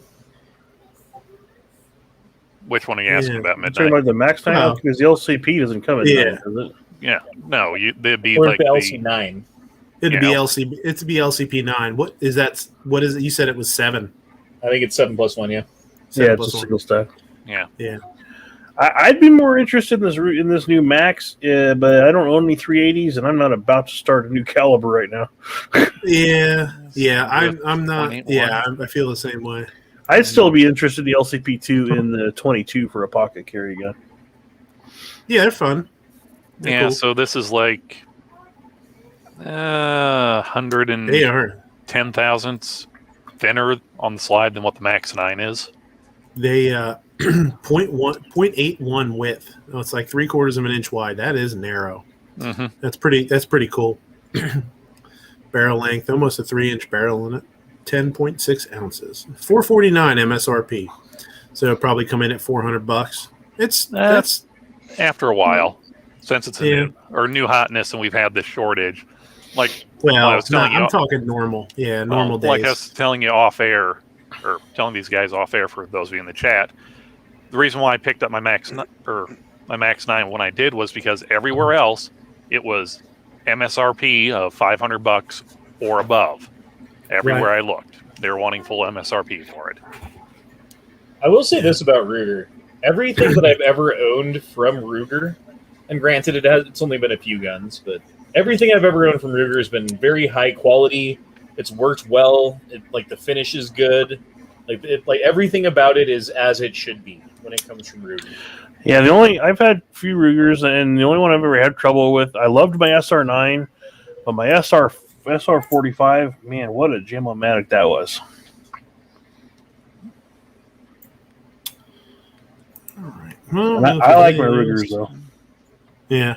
The only thing about Ruger, if you're not someone who likes a thinner grip and a smaller grip, you're probably not going to like them because they don't fill out the hand like it's like some of the other guns on the market. And I think they're all kind of designed that way.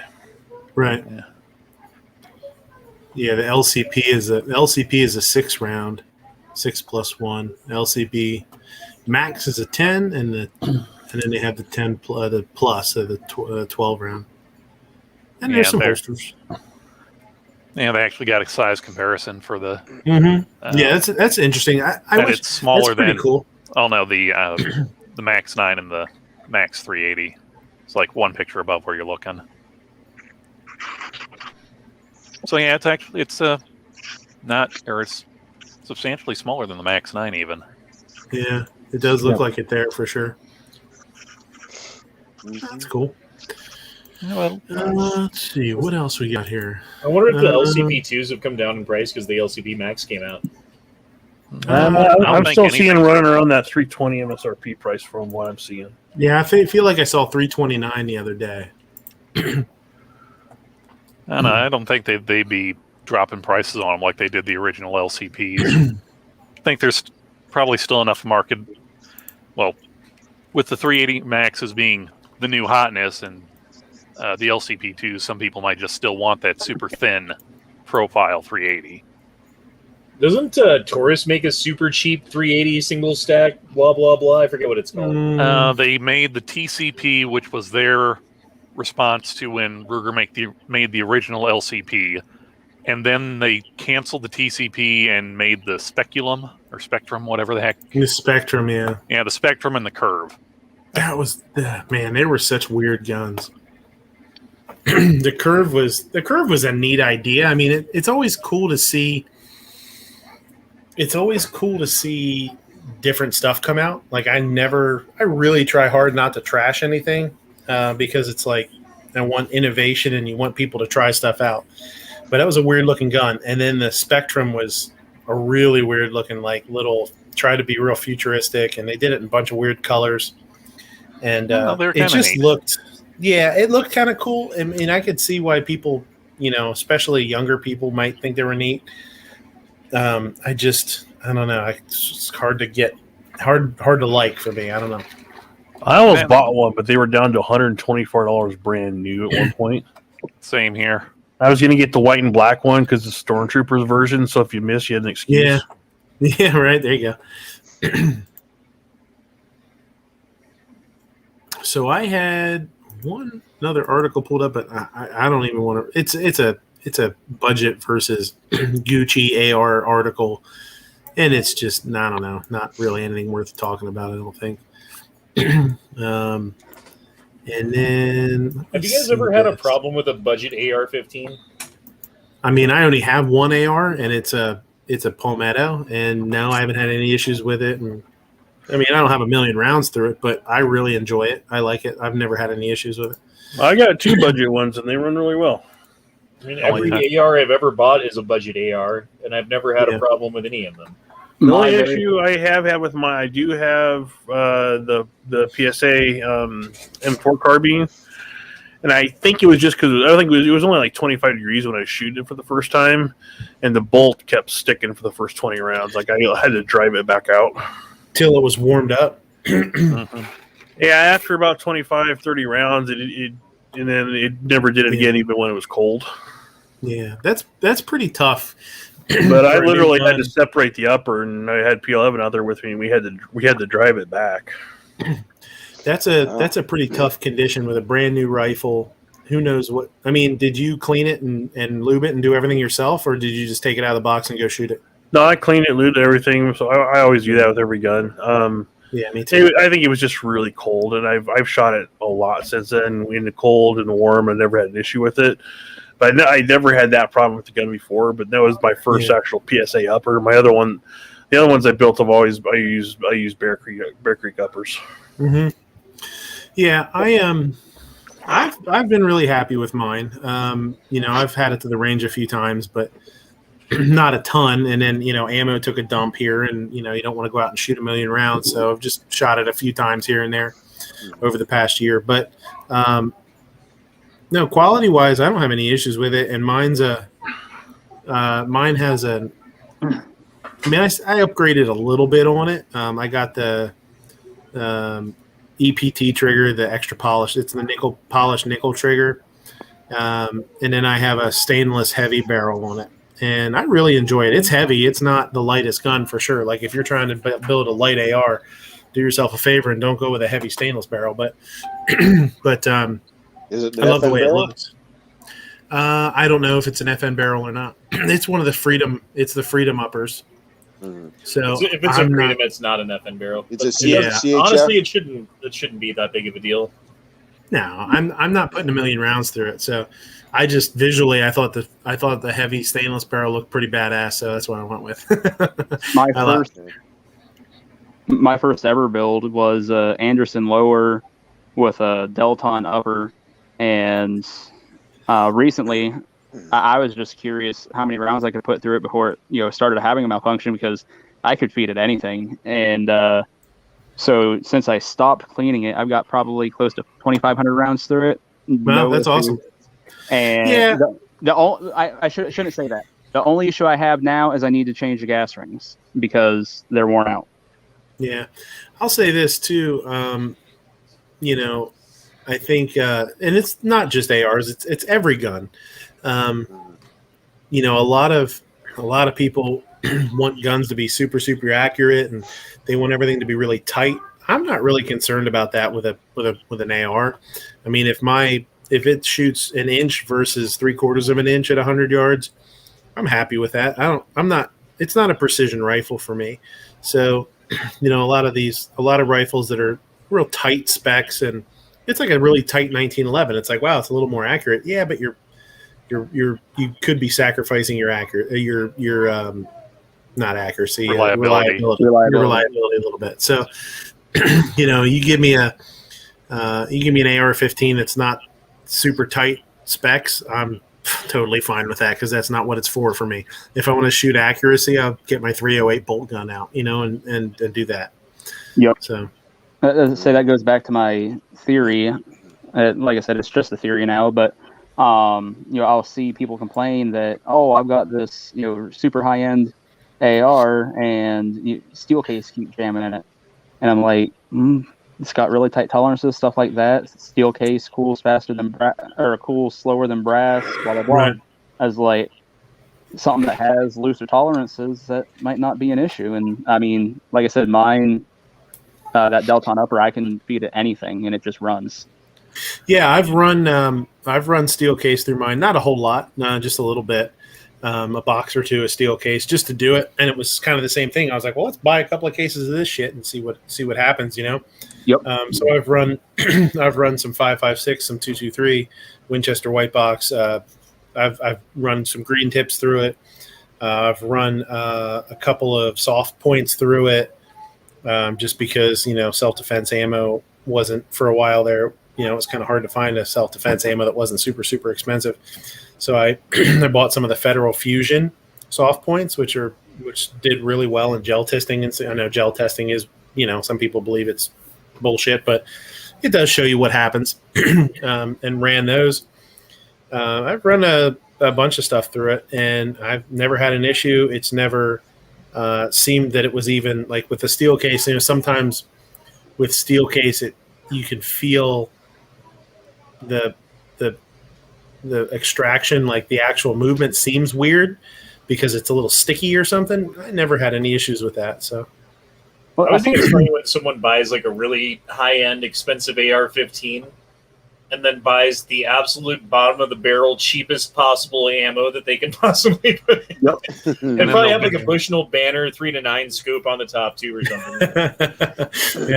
Yeah, that's probably it's even it's a knockoff. It's like a Bushnell. It's like a knockoff Bushnell. Yeah, I'd see guys that were like, I bought this CMMG, but I'm trying to shoot Wolf steel case. Well,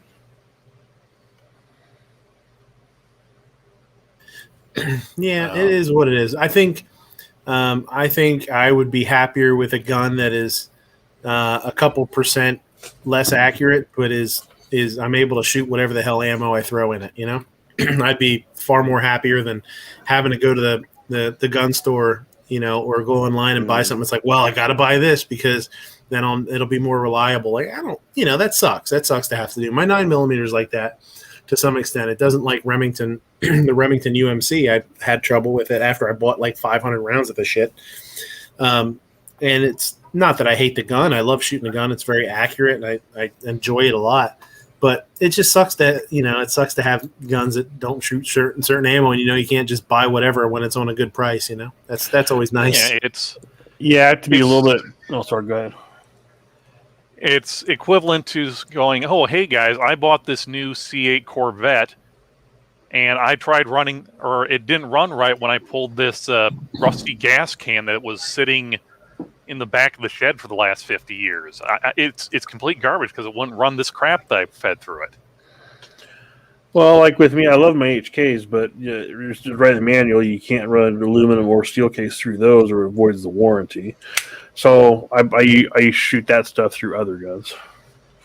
Well, it is amazing, like you were talking about, like how much you pay extra for that 2 or 5% more accuracy, and you're talking better barrel, better trigger, better like different bolt carrier group. You're tuning the springs in the back. You're doing this and that.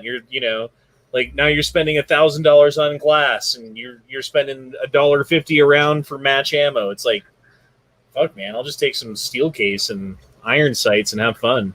Well, and personally, a lot of people spend that money and they don't work on their themselves. And I mean, you can buy a little bit of accuracy, but I know a lot of guys who can take my PSA carbine and outshoot guys with the 3 times more expensive AR. So, in fact, if you can learn good trigger control on something cheaper like that and accuracy, you're going to be all that much better once you do start spending more money, as far as I'm concerned. Well, and that's part of it too. Like that's part of what's nice about learning to shoot with quote unquote crappy guns is you put a crappy cheap bolt action 22 in a kid's hand and get him shooting good. Then you put something nice in his hands, then it's like, whoa, look at him go, he starts shooting the heads off of flies at 100 yards, It's pretty cool. That's why I'm not necessarily I think it's actually probably helpful to a kid to buy him his first 22, be a kind of a inexpensive, maybe not the best kind of best trigger, best this, best that. Let him learn on something a little more rudimentary, and then once he gets the basics down, let him move up to something nicer, and he'll actually appreciate it. Yep. Or even better, make him spend his own money on the thing that he wants. That way he probably ends up going cheap on it anyway, and then appreciating it even though it is cheap, not dissing it and ruining it. Mm-hmm. So this next one is kind of a long article. We don't need to go through the whole thing. It's more about the idea of it is pretty, I won't say interesting. Culpeper Precision introduces Block 19 customization for Glock 19s.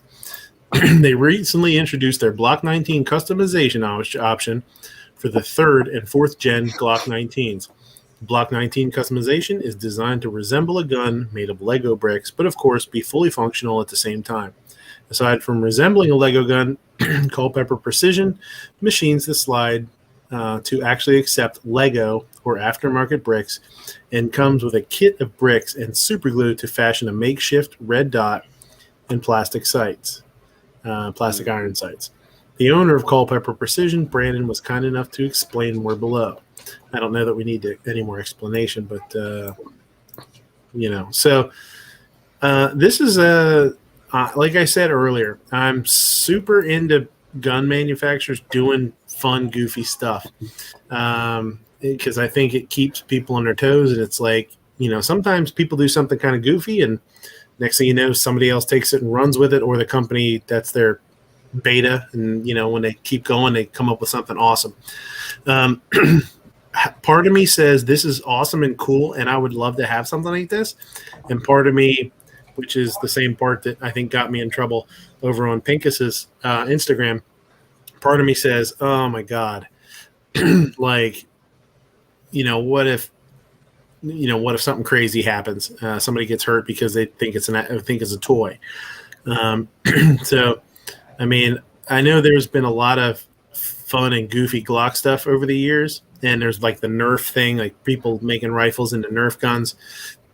I think maybe my opinion is this is cool and fun as long as you're very careful and responsible with it. I don't know. Wood says this is dumb and dangerous. I think it could go wrong, and I think it could be, seen as dumb and dangerous by a lot of people. I think it's a fine line. What do you guys think about something like this? Honest opinions. Well, for me, I say that it could be fun, something, unique and stuff, but you have to have good responsibility to lock it up and not let any kids have access to it because they say, oh, look, it's a toy, it's Legos, and then they start messing around with it, and if it's loaded, it's going to go off, and it I could think hurt somebody. whenever you start crossing actual children's toys and with live firearms, that is a really big gray area. Say you're a single person or you're married but no children, stuff like that.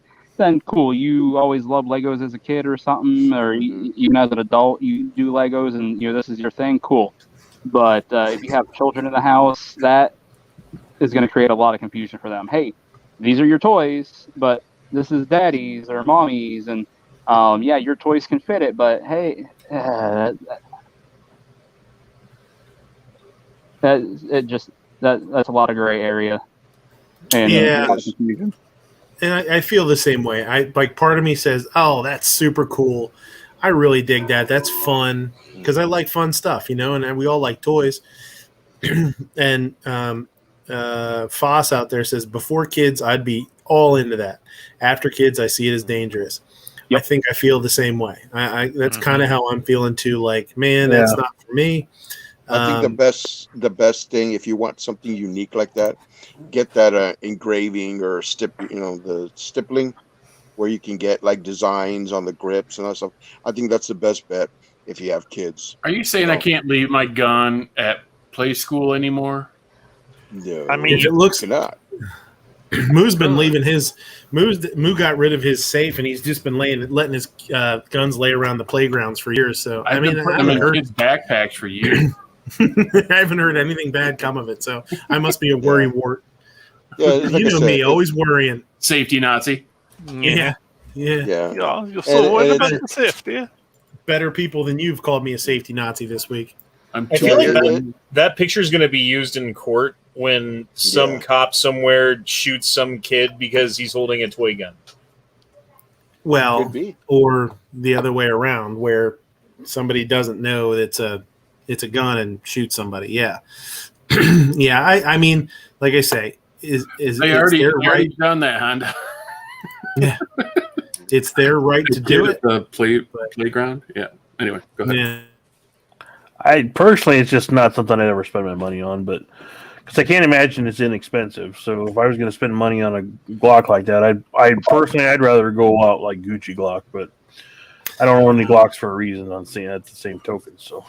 Well, and there's another thing I think that we're not looking at here is how many people can it actually bring into being gun owners, that just see that and like, man, that's really cool. I love Lego, stuff like that. And that makes them get their first gun. Right decision, wrong reasons. Yeah. I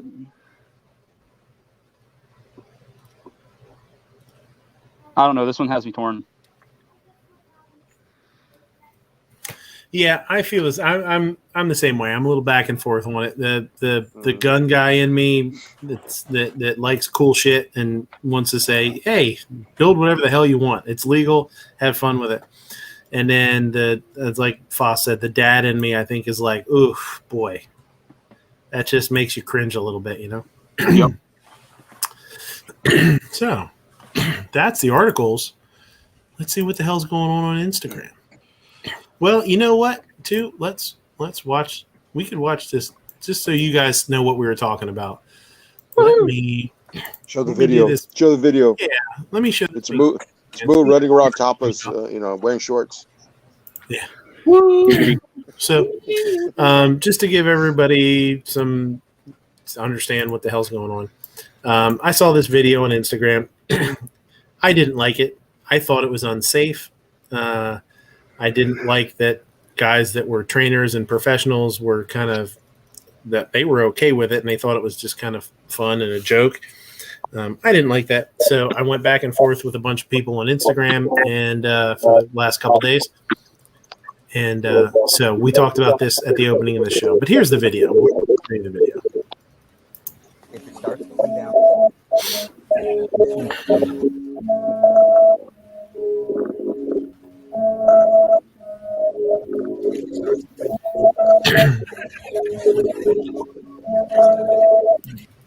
So they're having a short competition.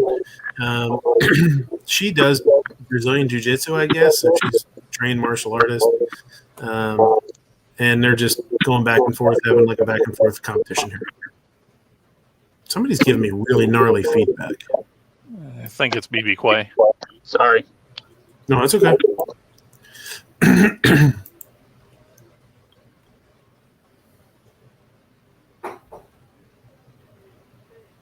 So when he pulls his last shot, this is what I said earlier.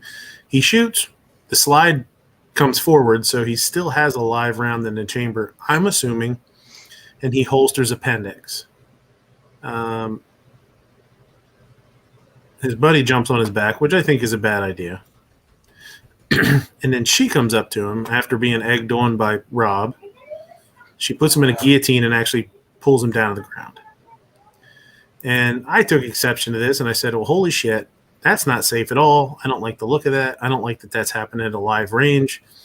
And he told me, Rob Pincus and a bunch of other people told me that I was basically a safety Nazi and that I shouldn't worry about it. And I shouldn't be in the comment section and giving my opinion on it. So, and I shouldn't be carrying because I've never had training. So there you go. That's the long and short of it.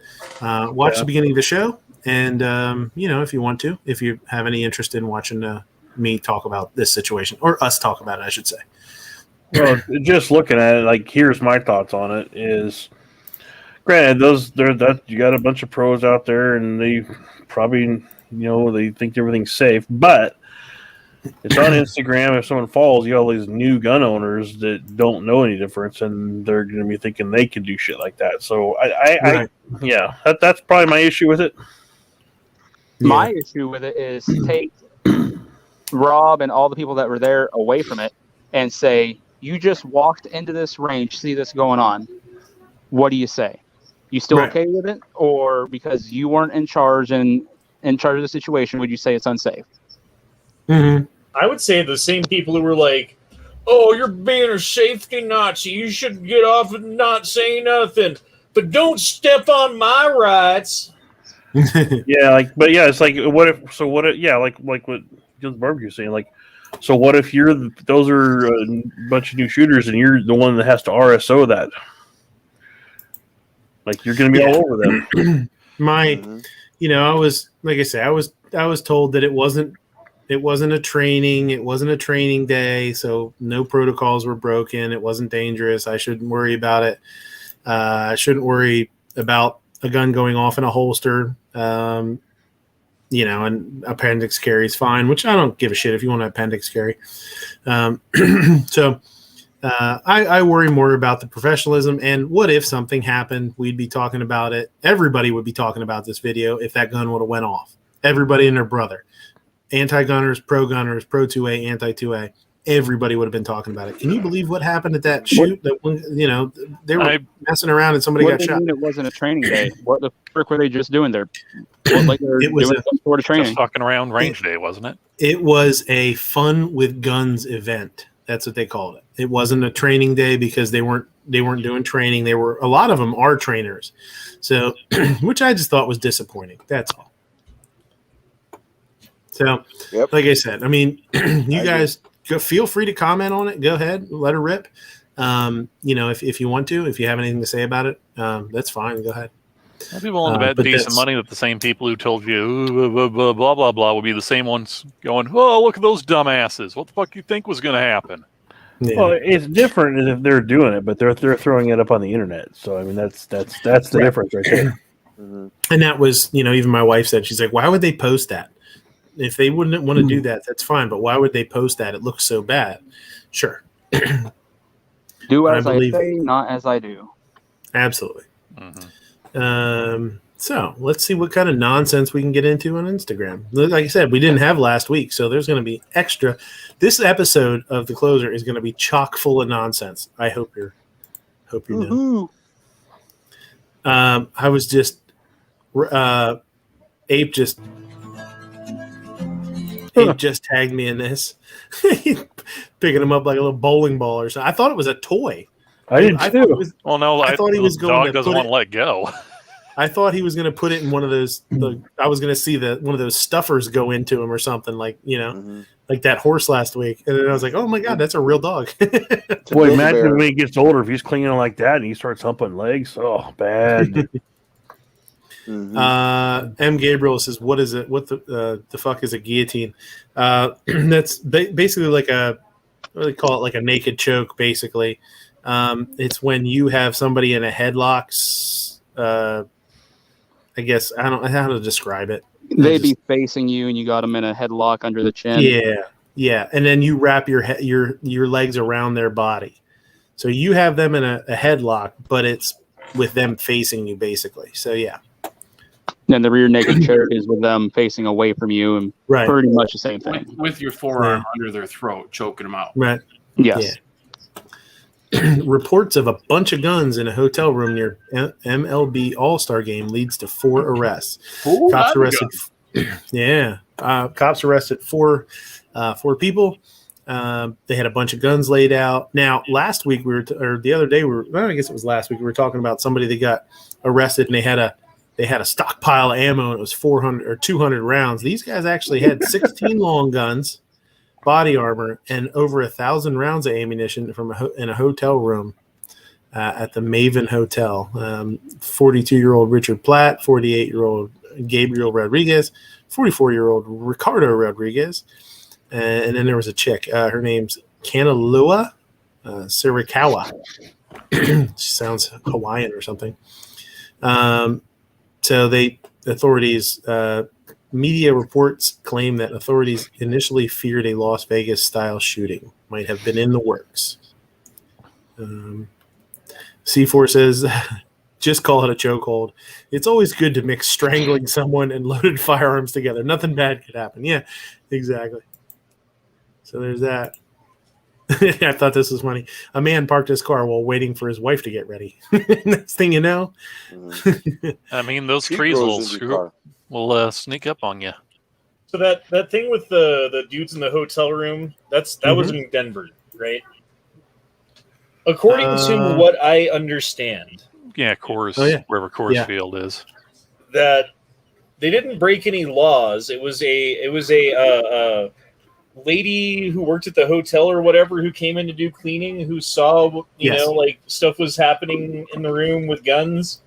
Yes. Notified police. Police came, they searched the room, they found the guns. Turns out one of the dudes in the room was a restricted individual. Like he is not allowed to have guns at all and had them anyway. I did see that. And that was the issue. Okay. Well, yeah, okay. I mean, I don't know. I did see that one of them was restricted. I don't think that was here, but I looked up the article. Yeah. They're making like a big deal, like they stopped a Las Vegas shooting when, for all we know, it was just 4 people getting together to go to the shooting range.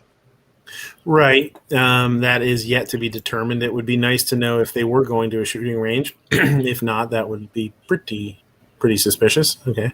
Don't be suspicious. Don't be suspicious. I did see this, and I totally agree with this. This is the proper way to end a movie. I like this.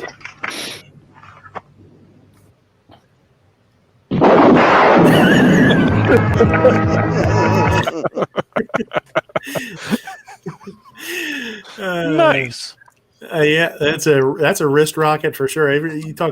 People talk about slingshots being wrist rockets. That's for sure a wrist rocket. I thought that was pretty awesome. He just turned that dude into powder.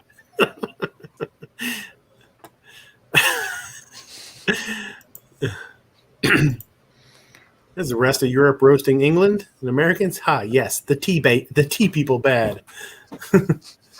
What's going on in Europe? Did somebody why are they giving Europe or England a hard time? I don't know what happened. I must be 4th of July. Oh, some freaking European soccer bullshit. Oh, okay. Oh. Motherfucker ordered the deep fried Bill of Rights. It says New York got chopped cheese, Philly got cheesesteaks, LA has tacos. What does Indiana have, you might ask? I don't know. The biggest chicken fried steak sandwich in the history of the planet. Called it a deep fried. Looks like the deep fried Bill of Rights. That's pretty funny. I like that comment. Okay. I'm Did not Nicolas against Cage it. steal that? Like I said, it looks like a piece of the ceiling. This guy says, "What is chopped cheese?" I don't know. It says New York got chopped cheese. I don't know what the hell that's even supposed to mean, but what do I know? Cheese that got fired. I guess Not this is the first ever known pregnant mummy. Brendan Fraser, what have you done? That's the callback. Zuzinga. That's why the mummy returned. Yeah, she's looking for child Paternity support. suit. Where's my money, bitch?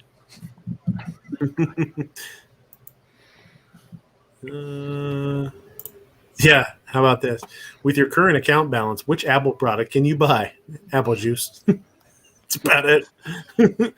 Reality is often disappointing. More often than not. Yeah, right. Did you see this guy? You know me. I'm pretty supportive of cops. I think there's good cops, bad cops. Just like everything else on the planet. This cop, something happened at a Walmart. Of course, I'm not sure exactly what happened. I didn't get a chance to really look at it. What they got in trouble for. All I know is the cop blasted her in the throat trying to. He punched the shit out of her right in the throat. So I tagged Gunpowder Beauty in this. I said, this is the Gunpowder Beauty way of de-escalating a situation. Yeah, I guess I didn't realize that Gunpowder Beauty and family moved upstate New York. Yeah, I didn't know either. They move a lot, though. Yeah.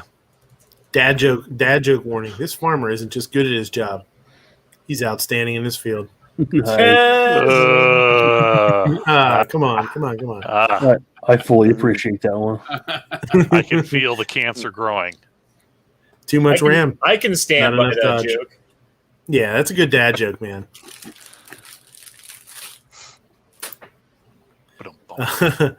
While I'm thinking about my life, there is this guy who is towing his Lamborghini with another Lamborghini. Fuck that guy. Should run that guy off the road. Oh, boy, that doesn't bum me out. Nothing will.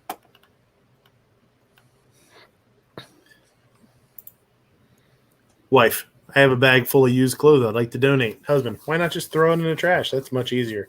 Wife, but there are poor, starving people who could really use all these clothes. Honey, anyone who fits into your clothes is not starving. Husband is recovering from a head injury now. After having a frying ain't pan wrong. throw at his head.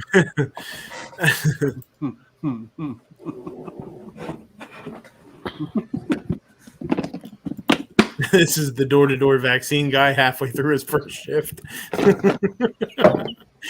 Waste of String 'em perfectly up. good duct tape. Get a rope. Thanks, It's like Kevin. those old paste pecani sauce. Get a rope. I'm sailing. New York City. So they say that we couldn't possibly take on the government because they have F-15s and nukes. But it turns out that all you need to do to take down helicopters is be a redneck with a tarp. They're like, oh shit, we better put Oopsie the thing daisies. Whoops-a-doodle. down. Yeah. Who brought the tarp launcher? Yeah. The first thing I thought was like, all we need is a bunch of tarps from Harbor Freight, and we can take on anybody. We'll be good to go. Get up here, Cletus. We need a tarp. This now available over the counter. Plan Brie.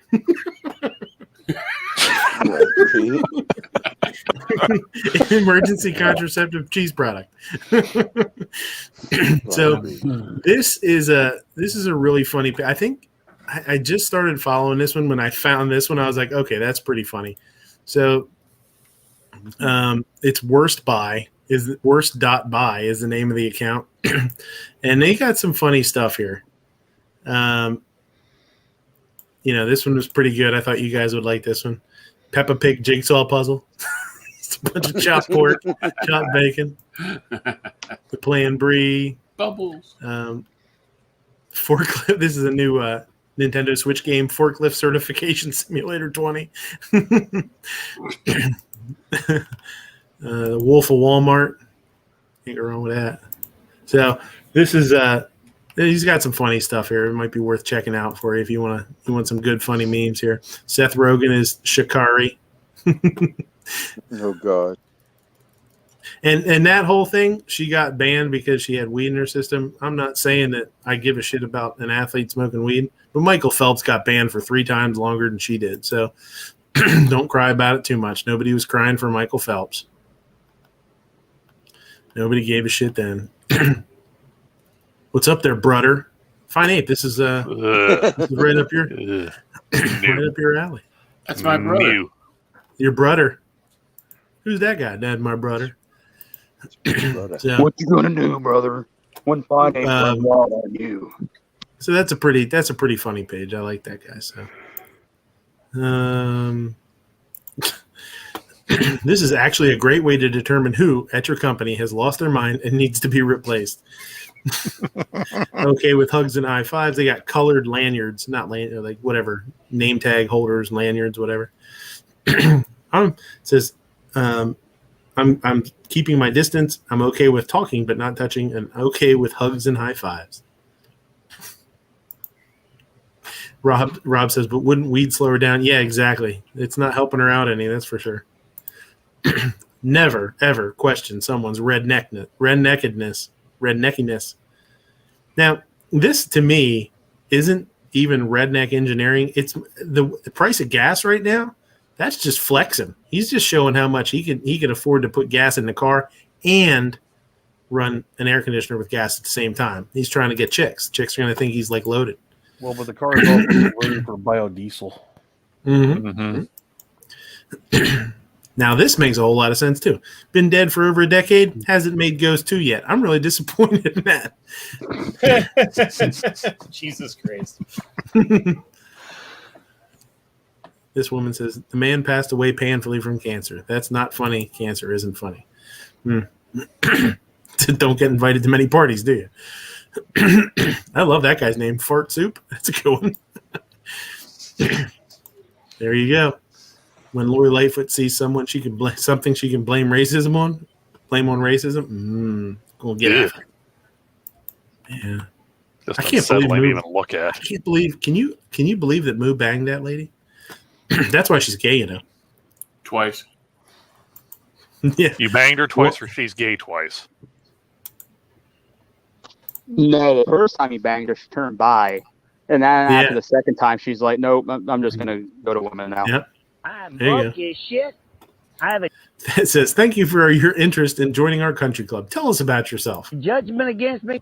I'm not changing the way I dress. I refuse to wear a suit. I've had some kinky sex. I have tried drugs. I'm broke as shit. Dad joke alert. Dad joke alert. Do you know what 50 Cent did when he was hungry? 58. 50, get the strap. No, this guy eats some serious dirt here. This is.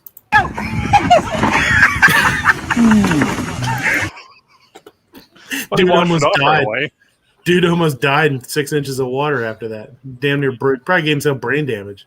That was behind the scenes at the KD shoot. Yeah, that's what they were doing. You can't even see. He's actually prison wallet carrying a Glock 19 right there. Look what I can do. Look what I can do. Biden announces partnership with Skynet to create army of door-to-door vaccination enforcement robots. See, that was what the whole gay frog chat was about tonight, man. Was the really? The Biden, I forget what they call them, strike force. Jeez. Why do they call it a strike force? That seems kind of ominous. Propagandizing. Shot Force 21. Well, this is it should be strike service. This is actually how they're going to do it. So I've been saying it for years on Instagram. We're going to be fighting robots soon, and now here we go. Oh yeah. And we don't even get the sex box first. We just go right to Skynet. I know, right? They're all gonna look like Biden robots, Terminators. This is pretty funny. See, like when people get a phone in their hand and they want to videotape something, they really make bad choices. Oh my God! What is that? Come. Is it real? Go. You will get surprised now. Jesus Christ, this is a bad idea. I thought we were going to get closer before. I thought so too. Up. When they were run up to it, I thought, oh my God, that thing's going to drown one of them. I told them not to bother me while I'm sunning myself. Girls making TikTok videos. We went to the top of a parking garage to take sunset photos with me and my daughter tonight, and there was these two college girls up there that they got mad at us for being up there because like, we're trying to make a TikTok video. Can you guys leave? Tell them to get bent. It's like we're taking photos up here just like you are, so just throw them off. Like, here, take a TikTok or your way down. So. Everybody remembers this scene where Frodo wakes up in the Lord of the Rings and all the friends are there. It says the wrong sound changes everything.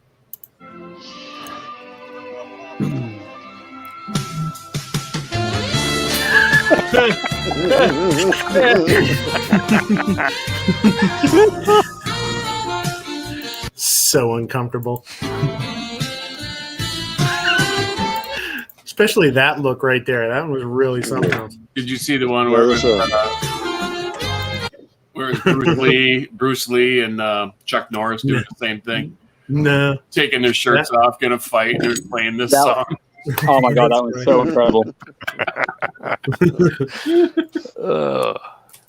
Here's the mice in my walls when they hear me drunk in the kitchen eating potato chips and cereal straight from the box.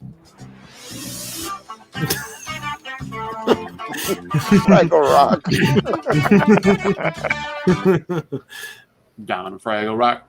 I don't know if you heard about it, but Ben Affleck and Jennifer Lopez got back together. Oh, yeah. Here's a picture of them.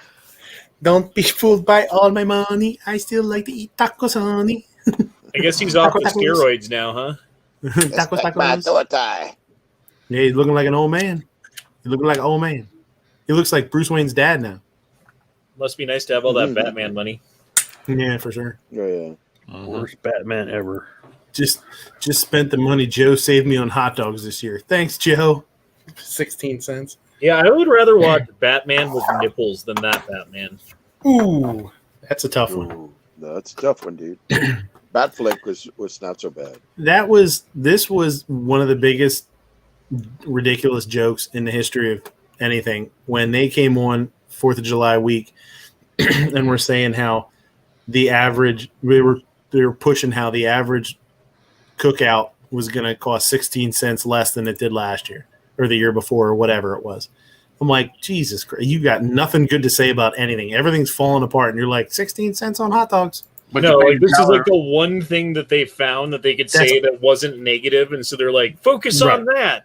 That's all they could find. Yep. But it cost you $5 in gas to go to the store. Right. Yeah, exactly. Thanks for the 16 cents, buddy. I appreciate it. Thanks, Kyler. Thanks, Kyler.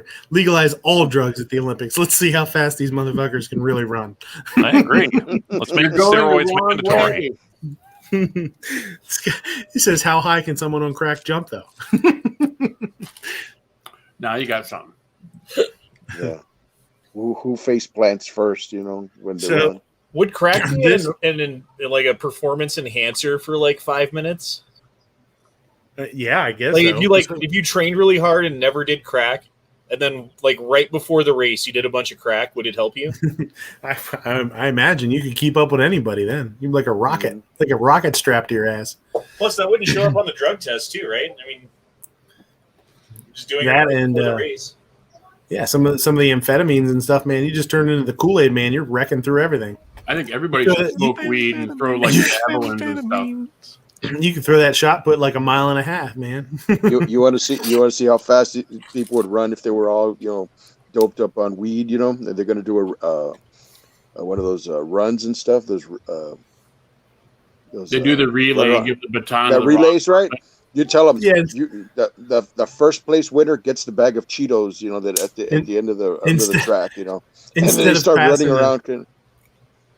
Instead of passing the baton, they pass a crack pipe back and forth. They should have them run a race, but have them do it at a dog track, and instead of the rabbit, there's the bag of Cheetos, and they're all chasing it. There you go. That's a good one. That's a better one. Well, it's funny though because the guy who doesn't smoke any weed at all would still win. He'd be like, "Well, I don't really want these Cheetos, but you stoners can have them." U.S. I thought this was kind of funny. everybody, you got to be inclusive. You can't miss anybody. You can't forget anybody.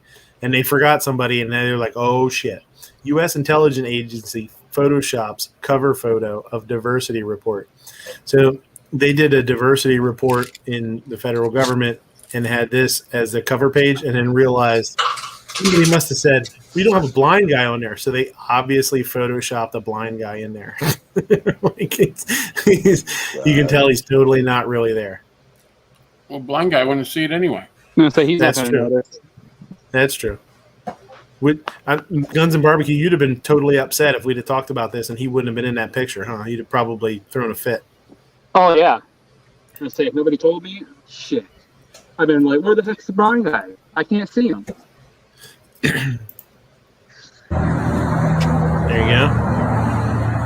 Now, I can honestly say I don't know what the hell's going on in here. Other than, so it starts off, he ripped the bumper off of his truck, first of all, towing his thing.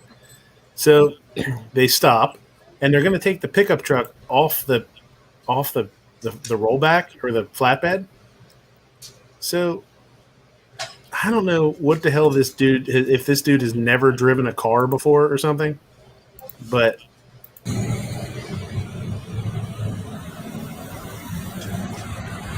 so they take it off, and then he goes to put it back on the rollback, which I don't understand why they even did this.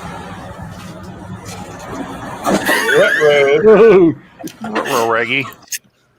Yep, goes on, pulls back, tries again. He's stressed out. He's in a hurry. It's California. What they do? He's high as well.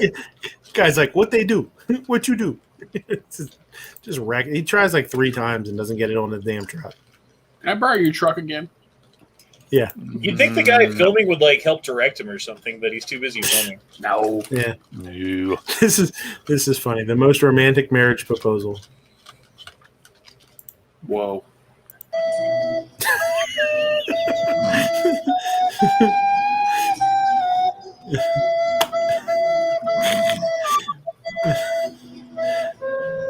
Get back in the ocean. In the ocean. Oh man, good job. Fell over like 4 times. Now I don't know if this makes sense to anybody else. It didn't make a whole lot of sense to me, but let's see. Okay, family. I know y'all need an explanation about what I meant when I said that I have been in my relationship over 21 years and I'm still not gay, and my spouse don't make me get gay.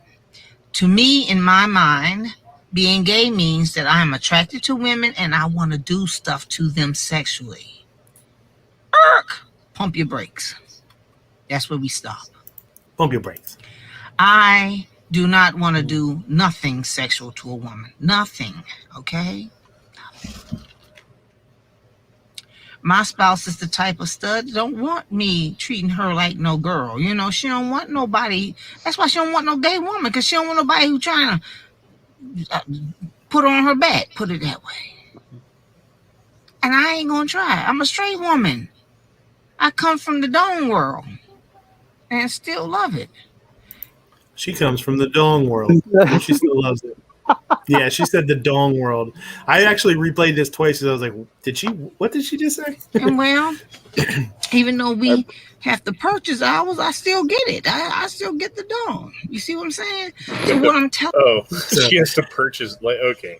Uh-huh. So she goes on to further explain why she's not gay, because they use dongs even though they buy them. So that means you're not gay. Mm-hmm. That's the same argument that dudes joke about when they say it's not gay if you high five afterwards. Something. Good game, bro. Is it double ended? Either way. Jobs aren't gay if you're getting one. So we're talking about safety at the shooting range, or doing funny stuff at the shooting range. I thought this was pretty interesting.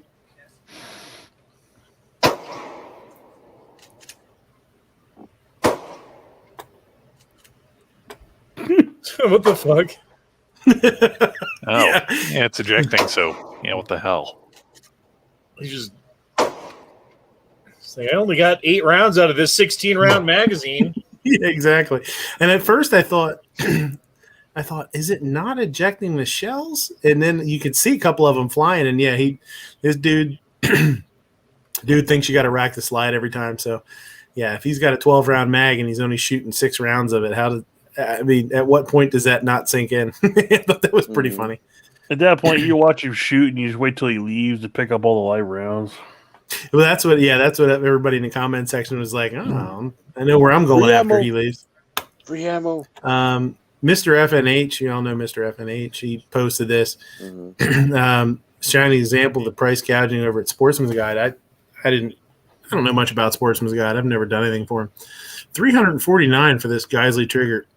He said he bought the same trigger at Primary Arms for $180 a week ago. I don't know what the hell's going on with that, but I was like, wow, that's a big difference. This was And happy birthday to Nick Gurr, if you're watching. Someone in chat wants me to say that. Happy birthday, Nick Gurr. All right. You could see the exact moment where she was like, oh my God. Did I just say that online? I did. Oh my God. Play it You off. have also honorable mentions. Yes. Happy birthday to Nick Gurr, if you're watching. Someone in chat wants me to say that. Happy birthday, Nick Gurr. I think it's because Right there. the other chick said it, he realized it. Yeah. She's like, oh God. All right. We do have also honorable mentions. And she looks over to her like, did you hear what I just said? Yeah, I want to go back sandwiches. Go ahead. Sandwiches. No, about the Geisley trigger and stuff. Uh-huh.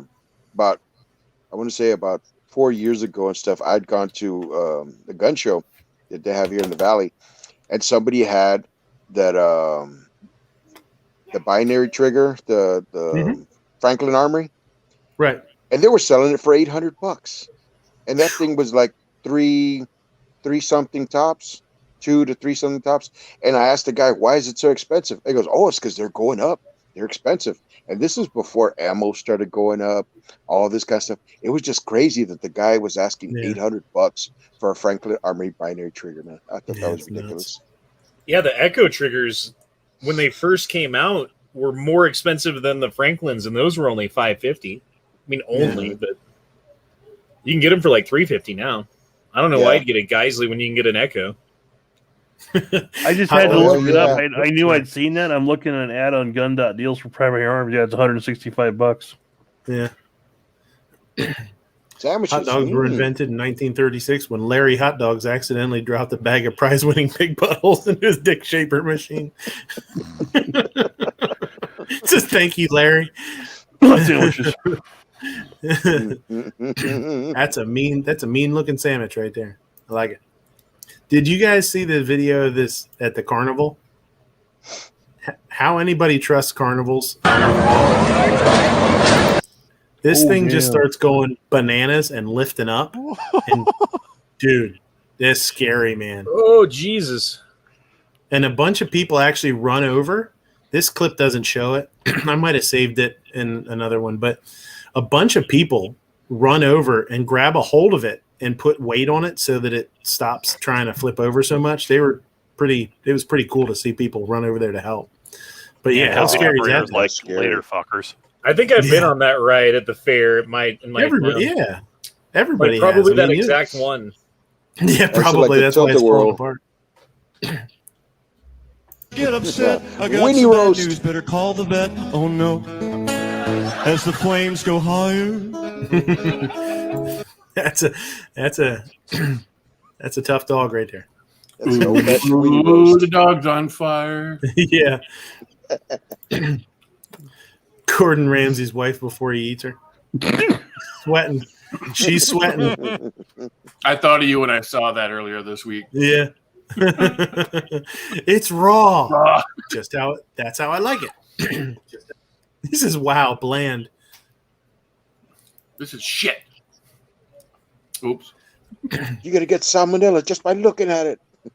Scarlett Johansson, highest earning woman in Hollywood, says female stars are underpaid. Okay. So, I was talking about it the other week, how gotcha moments, the gotcha mentality, the gotcha society, where we're like, oh, I gotcha. You said something and now I'm going to make a big deal out of it. So everybody's saying like, "Oh my God, how could you say such a thing?" I'm not saying I agree or disagree with her. First of all, I don't give a shit. Like, I'm not here to tell you my opinion on this. My opinion is with everybody that's saying, "Oh, how could you have an opinion on this? You're bullshit because you're the highest paying." The fact that she's the highest paying female has nothing to do with what she believes. And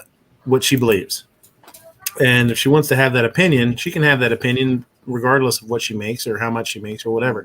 And everybody's trying to make it a gotcha moment to her, like she can't have an opinion on this because she's the highest. Just because you're the highest paid doesn't mean you can't feel that females are underpaid. I don't know if they are. I don't know if I feel like they are or not. Can they generate the same revenue that men can? I don't know. I don't give a shit either way, to tell you the truth. But it's just one of those gotcha moments that I think is fucking annoying. It annoys the hell out of me. Well, it's funny to me when they always talk about like, well, women only make 70 cents on the dollar of what men. Okay, well, you don't. When you say that, it's a blanket statement that doesn't take into context what people do for a living, how many hours they work, what the danger of the job is, like how many years of experience do they have doing that job, how many hours they take off, or like all that other stuff, right? But then you also look at consumer spending. Do you know who spends 70% of the money in consumer spending? Oh, Females. that's women. Females, that's right. Meaning they spend more than double the amount that men do, even though they're only making 70 cents on the dollar. I just, no one wants to talk about that side of it. This kind of goes along with my thing with this is it goes along with like the soccer thing where female soccer players are saying we're underpaid. Where the percentage that they make, when you look at the percentages, as far as what they pull in, their percentage is actually higher than men's.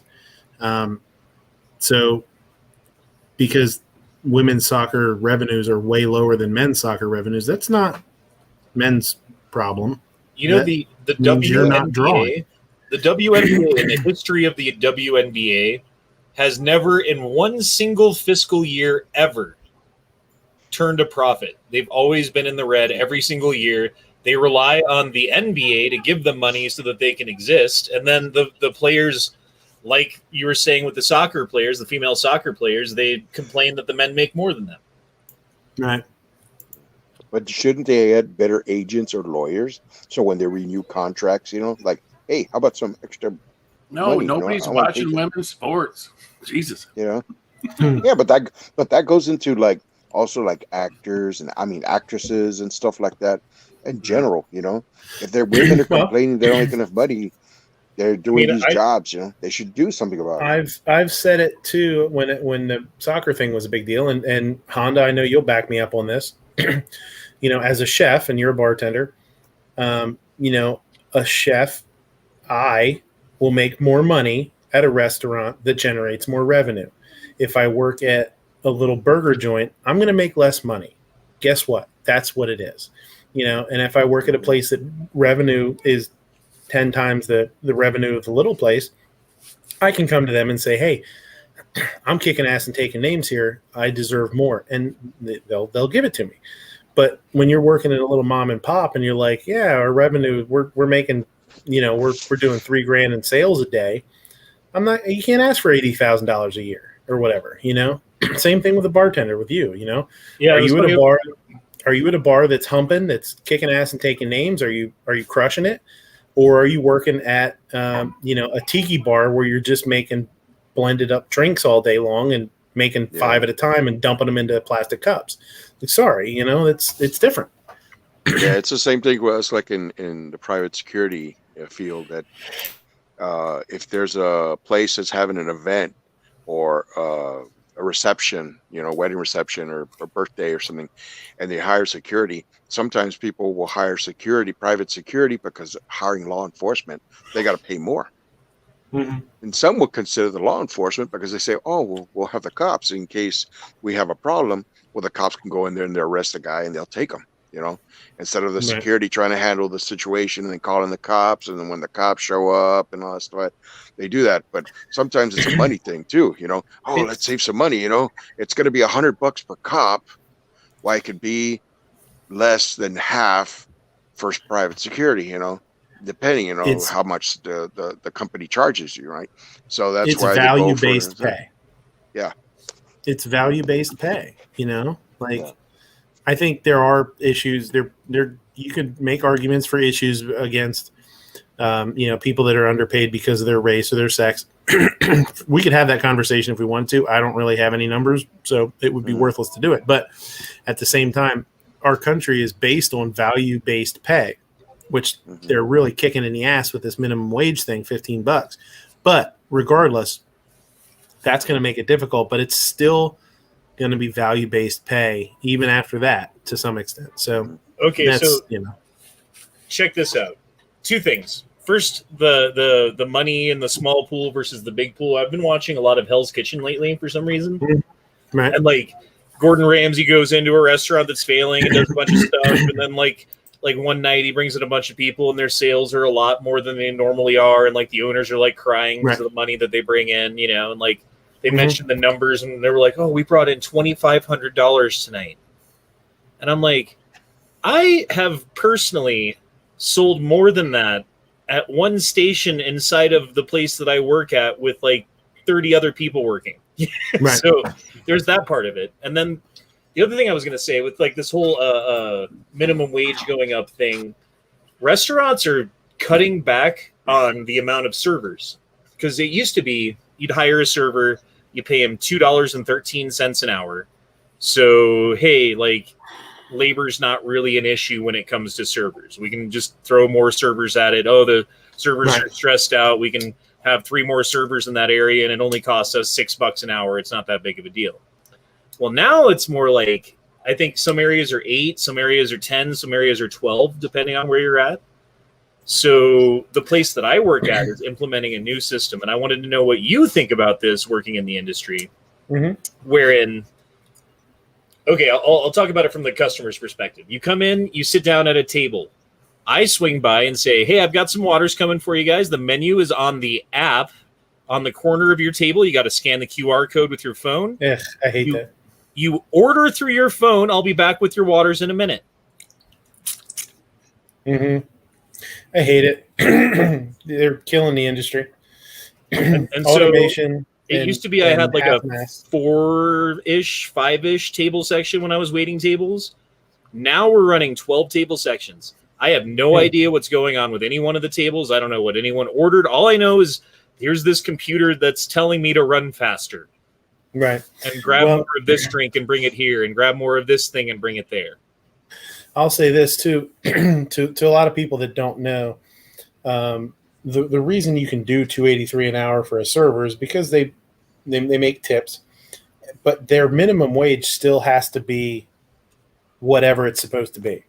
So if that server makes shitty tips that day and doesn't average out to minimum wage, the employer has to cover the difference. So the same thing, I'm assuming the same thing is going to happen with servers. So in a way, if you're a server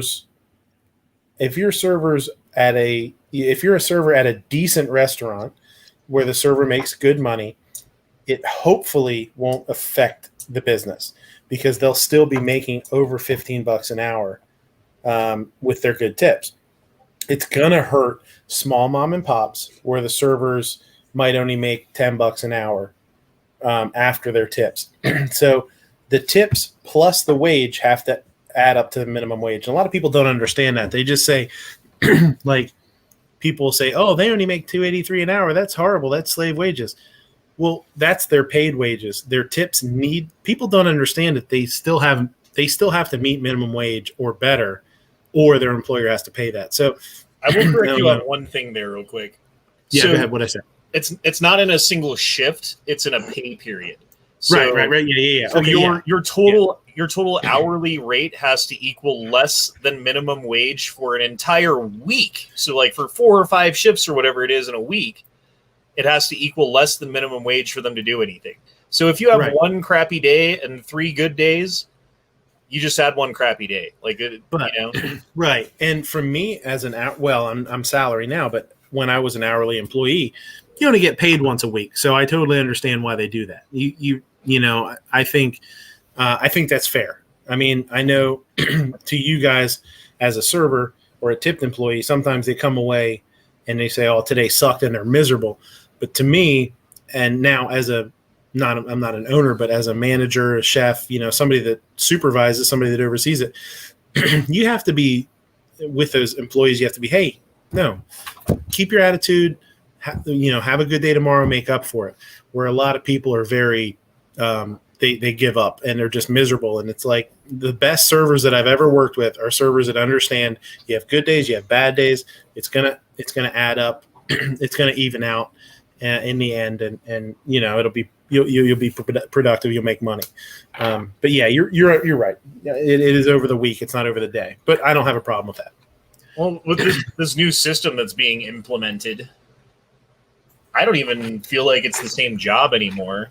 Like, I bet, man. That's very crazy. confused most of the time. I feel very stressed out, like way more stressed out than I normally am, because, like I said, I mean, there's just things going. People are putting in orders. Drinks are supposed to be there that I didn't even know about, and now I'm like behind on things that are happening behind my back. Well, it's similar in a way to. I have a kid. He's 6 years old. So when we say, "Where do you want to go to eat?" If we let him pick, he's like, "Oh, let's go to Red Robin." And I don't have a problem with Red Robin. They do pretty good burgers. But server comes, does whatever, and then towards the end, like after you have your entrees, they ghost you a lot of times, because they have the things on the table that you can order desserts. You can, from the little kiosk thing, the table kiosk, you can pay your bill and all that kind of stuff. So they kind of move on to the next thing. And that's kind of what you're talking about is an extreme example of that. And I hate it. I hate to hear that. I don't want to hear that shit. I think that's, we're having a crisis in this industry right now. You can't find enough people. You can't find enough people with brains. You can't find enough people with heart and motivation and a work ethic to begin with, let alone them throwing more monkey wrenches into the thing, into the works, and causing more people to do less for more pay. The industry was based on people competing with each other to do a good job, to be more productive, and to be more valuable so they can make more pay. Value-based pay, like I talked about, value-based pay. And if they take the motivation of value-based pay away from people, it's going to be a nightmare, man. And they don't give a shit. They don't see it. All they want to see is people make more money. And that's not how it's going to damn the industry. Well, ultimately, it's going to get rid of a lot of jobs, right? Because you're taking over what would have been, 3 people's areas and putting it into one person's areas. You just eliminated 2 jobs by having a tablet that you carry around as the server and everyone orders on their phone. And then, hey, well, we don't need as many food runners because the servers are going to be, so now I'm running food too on top of it because I'm not taking the orders and doing all that stuff. So I had a pedometer on an 8-hour shift. I did 29,000. It was like 30,000 steps, which is 15 miles in an 8-hour shift. Right. That's a lot, dude. That's like, how much is in a marathon? It's 20. It's 26, right? 26 miles? Okay. And a half, I think. Mm-hmm. I did like a half marathon in a shift. Yeah. While carrying trays. Yeah, it's not. I mean, you and I could sit here and bitch about the industry all night. I used to be able to bitch about the industry because it was hard work and it was a hard job and it's a thankless job. And now we're bitching about, it's funny because now we're bitching about the industry because we want it to be back like that again. Well, because the government stuck their nose into it, didn't they? Right. Yep. They've got the opposite of the Midas touch. Whatever they touch turns to poop. My daughter's a waitress. Yeah. She made $500 in cash tips plus $6 an hour last night. And they're understaffed. They can't find people to do that. Who wouldn't want to make $600 a night? Yeah. Well, the thing is, who's able to do it? right? Like your daughter doing that means that she's a rock star, bro. Like give her a pat on the back. And I bet she came home like reeling from that night. Just like, I don't even want to talk. Don't even touch me. I need a shower. Oh yeah, she's got blisters on her feet. Right. Yep.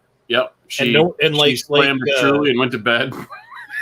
Like Mr. Tactical Pancakes over there was saying, like, it is a thankless job. Like, especially when you're behind in the front of house, everybody you talk to is mad at you.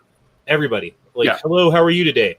Blah, blah, blah. Okay, cool. Hey, how are you today? Blah, blah, blah. Okay, cool. Hey, just like, God damn, dude. How about this one? There was a 30 top that came in. It was a little kids baseball team. And my daughter didn't get that one. And because they were so backed up in the kitchen, they left her no tip. Not my daughter. It was the other chick got that table. But no tip at all. For 30 people?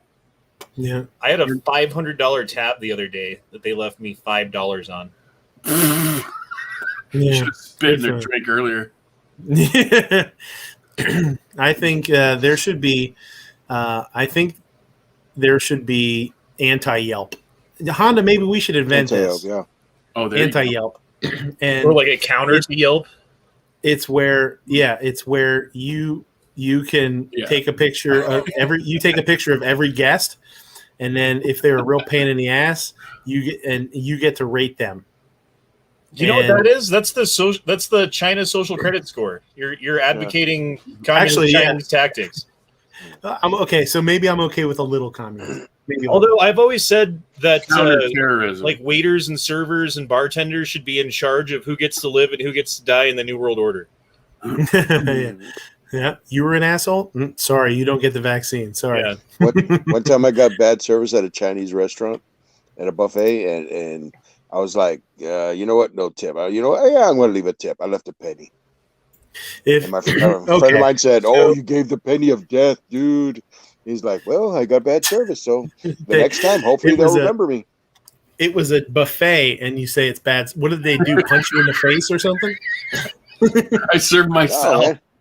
No, I mean they never came by to ask for refills for tea or anything like that. Yeah, and it's just like, well, where's this person? And I've been to restaurants where they hire these servers and they're just like shy.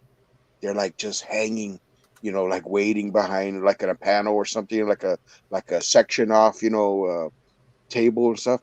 And then say you go serve yourself, and then they'll come and refill your glass and they'll take off, Yeah. And I'm kind of like, whoa, what's going on? Like, is this person shy or something, or what's the deal? But no, there's been people that they won't come to your table. They're just like, well, hello, hey, what's going on and stuff. And I was like, dang, dude, can I get service here? And that's what Tupperware I mean. says, it sucks. Tupperware says a lot of places 6 and over do a 15%. Yeah, my old restaurant, we did 8 and more. I think it was 20%. Yep. And we're planning to do that at the new restaurant too. Yep. The place where my daughter works, they refuse to do that, and I'm like, why? Well, I will say this: there's a right way and a wrong way. I think if you do that, it should be on the menu. And when the server drops the check, they should let the guest know. Say, hey, because it's a larger table. I think another thing is that we always did was you let people know when they make the reservation that that's policy. Yep. Okay. And a lot of places don't do that. They're afraid to say it. They're trying to be. They're afraid they're going to offend somebody. If that offends somebody, fine. Let them go somewhere else that shouldn't offend you. But you, as a business, you do have to be responsible. I believe you have to be proactive with your guests. And if there's an issue, you better take care of it. And you better do a good job, and you better be good by your guests. If you don't, and they bitch about the 20% gratuity that's on there, you better knock it down or take it off and let them leave what they want to leave.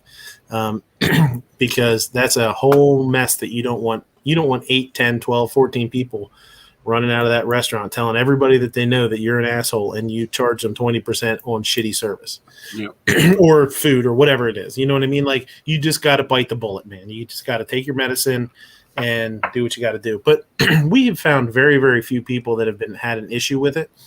And in fact, when you let people know that 20% is on there, there's a lot of people that will add another couple bucks to it or something like that. That's what I've done. Dude, it's funny. We have a suggested gratuity on our receipts. So Right, yeah. It's not added in automatically, but it does show you what it is, and it shows you what the total would be if you add that, so you can just circle it and sign it. Mm-hmm. Sure. Because they can't do math. And then I've had people who were like planning on leaving me nothing, right? And then they like write like bleh, like they're just angry or whatever. But then they circle the thing and sign it because or they write the total at the bottom that corresponds with the tip, even though they wrote 0 on the tip. It's like, well, when I'm finishing the credit card out, I have to go by the and it works the other way too. Like if you write like $10 tip, but then you don't total it correctly, I get whatever tip you total it to, not the $10. So. The wife's out there and she says she's blowing up the comment section out there. We're gonna run out of paper here. We're gonna run out of ink. Anytime computers take over where human and human contact is needed, there is a huge risk of error. That menu on the app thing doesn't allow the customers to ask questions, hear specials, etc. In my job, run life support and trauma. Ventilators have had a mode for about 20 years that the vent software is able to wean the patient from the vent on its own and just alert the respiratory therapist when they are ready to be extubated. No one uses it because the vent cannot tell the difference between if the patient is taking bigger breaths because they are improving or they blew a pneumothorax. I can't tell if they're breathing faster because they're tired or they have a fever and their O2 consumption has increased. It would be detrimental to the patient 95% of the time. Some things need face-to-face contact. Cutting corners and using apps and software is not always the answer. Pisses me off. It's gonna be it's gonna cause issues with allergies. It's gonna cause issues with special requests. It's gonna slow things down in the kitchen because you're gonna have people typing in comments or special requests that don't make any damn sense or things that aren't able to be done. I mean, Jesus, how many times does that happen? Somebody says, hey, can I get this? And it's like, no, you can't. That's impossible for us to do. You don't say it like that, but no, there's no way for you to do that. What happens when those things start getting to the cooks and then the cooks have to say, I can't fucking do this. They're stopping what they're doing. It's throwing them off their game. And now the server has to go back out to that table and deal with it. And everything's slowed down by 10 minutes. That 10 minutes seems like an eternity for a guest. An extra 10 minutes before the cook can even start something. Now you got people out in the dining room. It's like, what the hell's going on? This place sucks. It took me forever to get my food. Yeah, because you ordered something goofy and we had to figure out what the hell you wanted. I mean, it's happened to me a bunch of times in restaurants, and that's face-to-face contact without letting people just bang on a keyboard and order whatever the hell they want, however the hell they want. So. Yeah, and the other thing that's stupid about it is, like, you want to order some things, then it asks you, okay, how are you paying? I'm going to pay with a credit card. Okay, enter your credit card information. Like, right, okay, like now, fine. And then you pay for everything as you're ordering it. So if you make a mistake and you this happened the other day, like they ordered a drink that they didn't mean to order. Well, guess what? No one knew until it was already paid for. The drink was already made and I had set it on the table and they're like, what's that? It's like, drink. Well, I mean, so now I got to go back into the credit cards and readjust your credit card to a different amount, or maybe hopefully you wanted another drink and I can just give you that one and then give you your next drink for free or something. Now I got to figure something out and play, emotional labor gymnastics with somebody. There's always a huge amount of people, not a huge amount of people, but it's very common. And you'll know this too, that people order something, you put it down in front of them and they're like, oh, yeah, 1 minute later, they're like, oh, never mind. Can I get this instead? Too late. Oh, there's no onions in this, right? I'm allergic to onions. Like, yeah, there's onions in that. You should have told me before you ordered it, And again, we've talked about that. To be proactive, is there any dietary restrictions or allergies at the table that we need to know about before you guys order so I can help you out? a lot of places don't do that. They just slam a menu down and say, "What do you want?"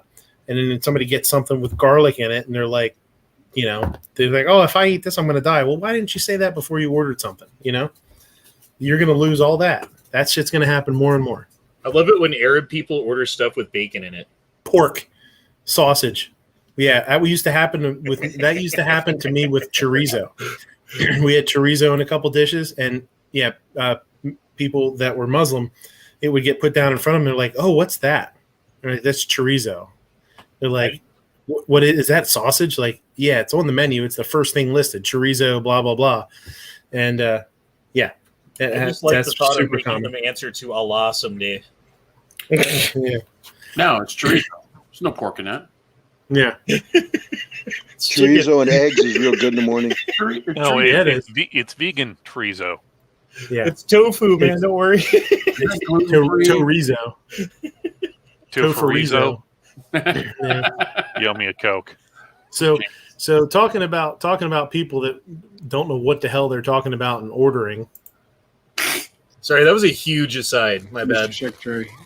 Oh no, that's fine, man. Hey, anytime you want to come in to talk about restaurants and stuff, hey, I feel better. I feel better having bounced this off of someone who's in the industry but has nothing to do with what I do. Well, I mean, not that. Yeah, I mean, doing what we do, like I think whether you like it or not, whether you like the other positions or they drive you nuts or you wouldn't ever want to do it, you understand the other positions in the industry. And I wanted to go back to that QR code thing that's on the frickin' table. Ugh, yeah. They can go fuck themselves. Indeed. Yeah, we one Mexican place around here that we like to go to, they have them on the tables, but they've never ever mentioned anything about them. And I've always looked at it, I'm like, one of these days they're going to be like, "Oh, can you just take a picture of that?" And I'm like, gonna have to freaking, I'm gonna have to leave and go somewhere else. That drives me nuts. I hate it. Well, the thing is, they backed us into a corner where, like, literally, I don't have time to take your order because I've got so many people that if I stop and take everyone's order, my whole boat sinks. If you're forced to cheapen your value, which they have now forced you to cheapen your value, then you have to up your workload. And by upping your workload, your quality decreases. Like it's a quote unquote, it's a vicious cycle. Like it's the same thing at fast food place. People go to a fast food place and they're like, "Oh, my burger was, wasn't hot," or "My burger was this." Yeah, it's a fucking fast food burger. Of course it's not going to be. They're cramming, they're slinging food all day long out a window as fast as they can. Guess what? Sometimes they're going to screw up. Now, hopefully you check and, it's not a big deal or whatever, but, it's just, it is what it is. If you don't like the type of if you don't like the quality or the service that you get, go somewhere where you like the quality of service and the quality of food. Go somewhere else. Don't sit there and complain about it when you go over and over again. Just shut the hell up and go somewhere else. Oh, hey, I got a Frenchy face looking at me, looking for some snacks. Give her a treat. Yeah, every 10 minutes I hear, and then she gets up on me trying to break a chunk of a bone off, and then she'll leave, and then 10 minutes later, here she comes. She's on ice skates. Yeah.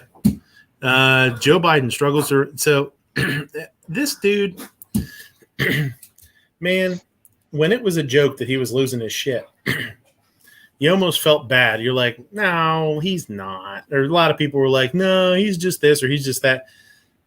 Dude, this dude is a bumbling old fool. What too? I've been watching on television. You've been really good. Gina Raimondo, also Pete Buttigieg, and the chair of the FCC, Lena Khan, acting chair of the FTC, and director of the National Economic Council. Am I leaving anybody out? Anyway, come on up. This may be the first cabinet meeting we've had. Javier, Mr. Secretary, you can come up. What a mess. God. God, I'm so embarrassed. That's our president. That's the only thing I get. It's just pure embarrassment. And they thought Trump was bad. It was bad enough, Yeah. This guy. Well, they're running cover for him the whole time. Like, imagine if Trump was up there on stage and did that. They'd be like, "Oh, it's cognitive ability. We need to oust him right now." And they do everything, and you'd hear about it for a month straight every day on every channel. Yeah. And Oh yeah, I agree. Oh yeah, for sure. I love how my 7-year-old nephew spells words. Come on, her. It is fun. I guess it's supposed to be come in here. It is fun. But he's not wrong. Thanks, Mom. That's a good time. Yeah. That's a good time. Mm-hmm. That's a fun day in your life. You're like, whoa. Come in. I just saw that. Sorry. Yeah. That's good times. The first time that's good times. And then as you grow older, you realize it's 99.9% of all the major fuck ups in your life is led back to that one moment. now I want some cream pie. You would want one, wouldn't you? 14-year-old girls. Oh my God, Tyler is so handsome. Tyler. Skyler. Skyler. Oh man, I wish it was Skyler. Skyler. Honda doesn't know what Honda doesn't know who Skyler is. I'll have to tell him. Skyler? Yeah, I know who Skyler is. Yeah, but you don't know what Skyler means in my video. So a couple years ago, you know what a 50 17 incinerator is? You ever seen those 50 caliber rounds that are necked down to a 17 caliber at like gun shows and stuff? Yeah, I have seen. They're ridiculous. Yeah. Right. So they call them 17 incinerators, and people buy them as a novelty, right? So on I want to say I keep wanting to say Independence Day, April Fool's Day a couple years ago, I did a video with a picture of one of those, and then a bunch of text and stuff that said, how I forget, Federal or somebody's coming out with this new round, and it's called like the 17 Super Ultra Max or some crazy shit I came up with, and put the video out. And then Travis P11 and I actually did a live stream, talked about it as like a spoof the next year, like April Fool's joke the next year. Well, like 2 months ago, some dude commented on that video, and the video had like horrible, crappy music behind it and stuff, and it was really corny, and dude, it was horrible. It was funny. This dude made a comment under the video, and it said, I'm here to learn. I want to learn about the round, not hear your taste in crappy music or something, or shitty taste in music. And I was like, or see you shoot it. Yeah, something. I forget what he said. Yeah. I'm here to see the round, not hear about your crappy taste of music or something.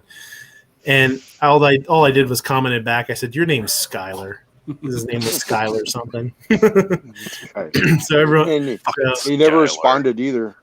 No, he never did. He never texted me. He never responded. So don't be a Skyler. Don't be Skyler. Dude, they should make a gun that shoots that. It had some like crazy 50 BMG chamber with like a 22 barrel. It would just disintegrate in the air. Probably it'd be moving so damn fast. You'd strip the rifling out of it. Yeah, you get like 5 rounds out of it before the throat of your rifling's gone. But sounds like it might open a project. It'd be moving so fast it'd rip a wormhole in the atmosphere. The Tomorrow War. Here's here's George at that buffet he was talking about.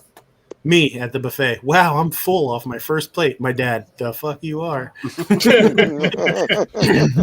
You go back. Do you remember going to the buffet with your parents when you were a kid, and you'd go like get like chicken, and they'd be like, "No, get the ham, get the steak, get the pot roast, the ribs, get the ribs." One time I was at a buffet, and there was a guy with his kids, right?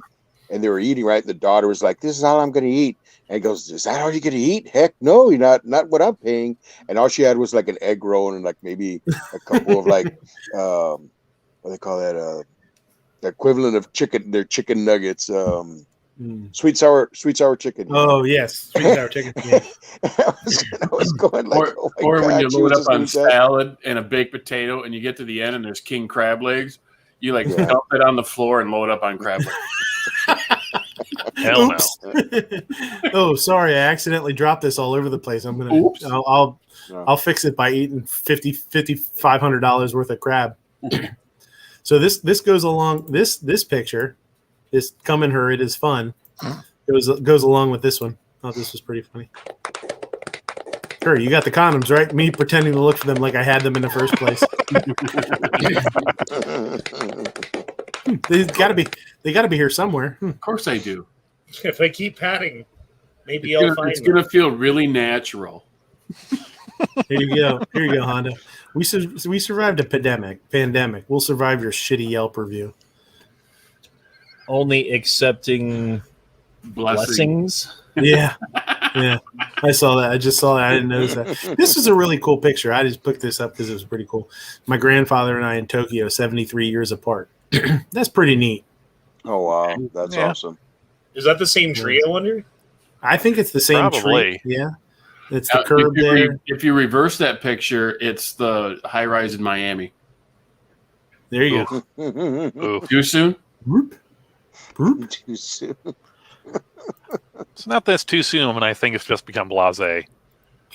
So, always say in Valley Station tonight. Always say, keep an eye on your kids, watch your kids. 6-year-old girl was just outside, literally outside, just playing. Dude snatched her.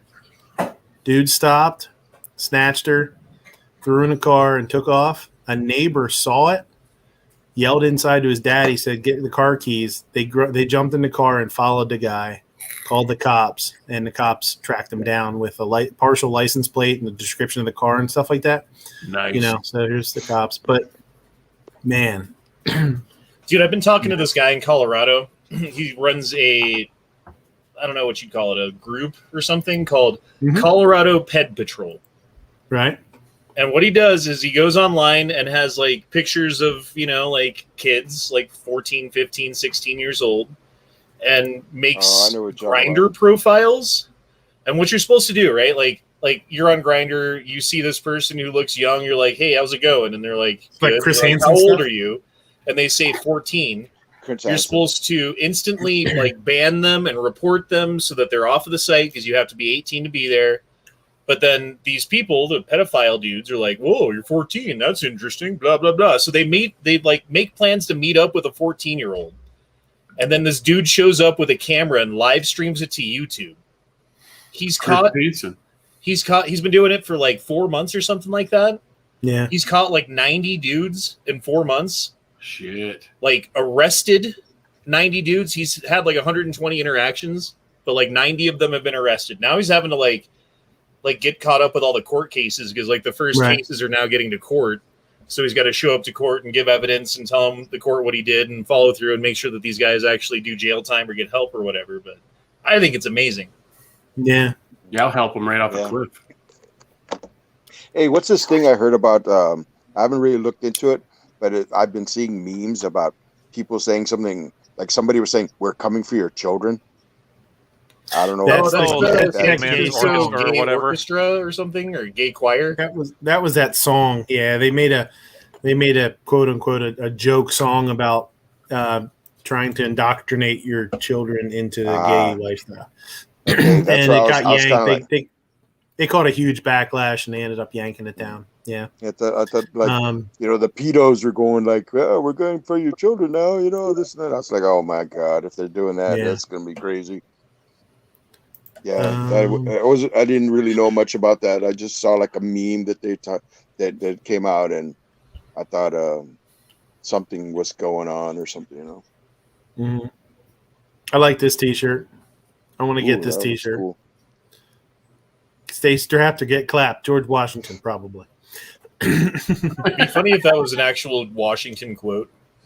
I saved this because I really dig that shirt and I kind of want to get it. I just haven't gotten to look and see what they have. Pretty cool. This never ends good. Is that barbed wire? It looks like an electric fence almost. I think it's I don't know if it's electrified, but it's the same. Yeah, it's a wire fence. We'll call it. Yep.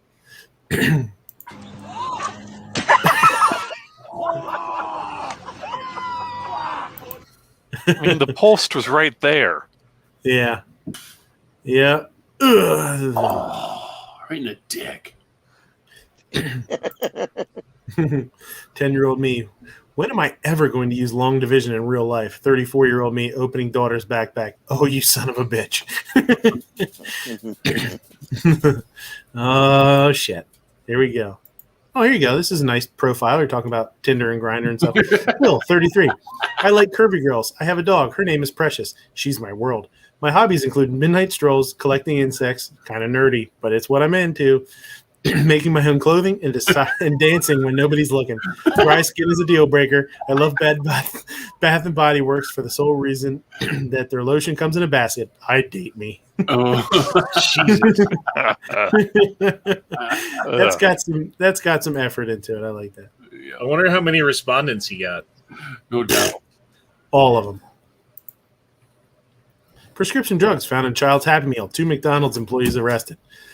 They found Suboxone. Or Suboxone. Sorry, not Suboxone. Suboxone, right? Suboxone. They found Suboxone in a kid's Happy Meal.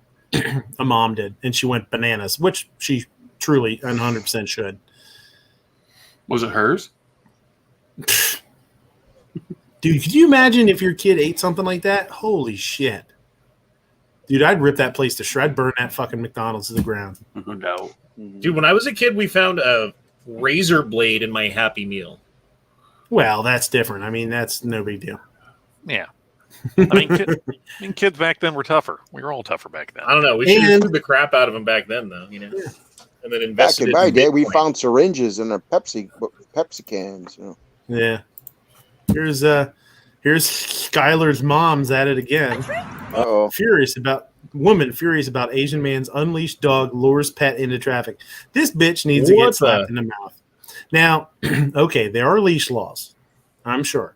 Should you have your dog on a leash? Yes. Why? Because you want to make people and your dog safe, right? You should have a leash on your dog to protect your dog. If something happens, you don't want your dog hurt running out of traffic or something like that. But you also don't want to have to put your dog down because it bit some kid or something. I mean, that sucks.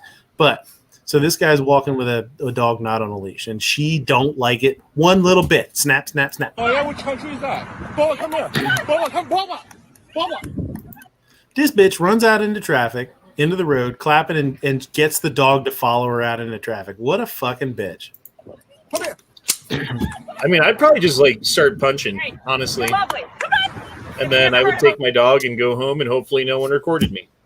Yeah, so he's recording, and then a woman walks by and starts reading her the riot act. She's like, "Are you serious?" Police in the city? Really? Really? Okay, we'll wait for the police. People are insane, if you didn't know. Karen, please, Karen. She's just angry because she's got no tits. Call now, call the police. I'm just waiting for Yep. And which country should That's I what go she's back covering to? up.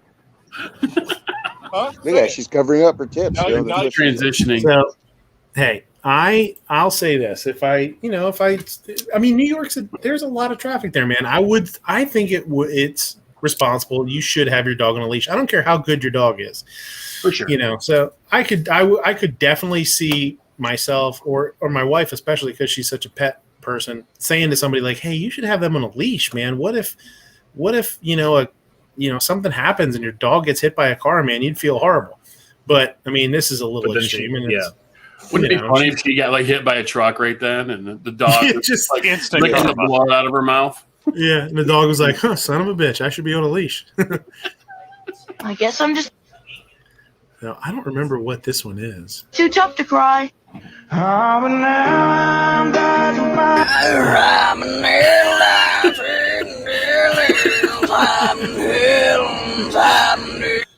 guess I'm just too tough to cry. That's,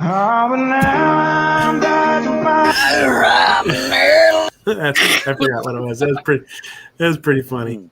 Kid's got a picture of his girlfriend in his hat. It's all sweet, and she's like, "Fuck you." What the hell? Some of these there's so many of these I'm like, "Oh, that's funny." I don't remember what the hell they are.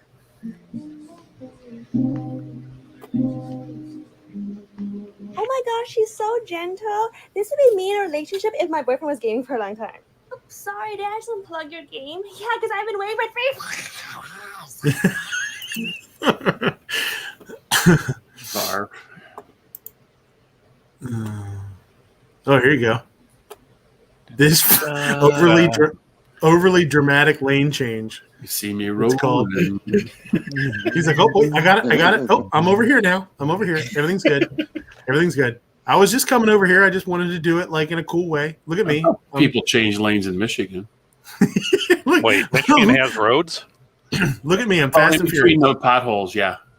Yeah, that's how Pennsylvania is. Does YouTube learn these tricks on Skylar's driving for the stars? Yeah. Pô, esse cara veio treinar com a gente aqui e nem... That's Conor McGregor's leg. Yeah, this guy, the guy that posted it said, when I was young, I arm locked an old man in Brazil who was talking shit. Um armlock pegou no cara, pô. Fiquei até frustrado. Nenhum armlock pega nesse cara aí. Por que será? Que absurdo. What a mess. His elbow was sticking out after he was done. Freaking mess. Yeah. He's alien. Ugh. There you go, yacht and boat show. Good morning, everybody. I'm hanging out with my friend John. This is the most anticlimactic bullshit ever. Fox 5 Morning News starts. Look over there. And it starts right now. There you go, yacht.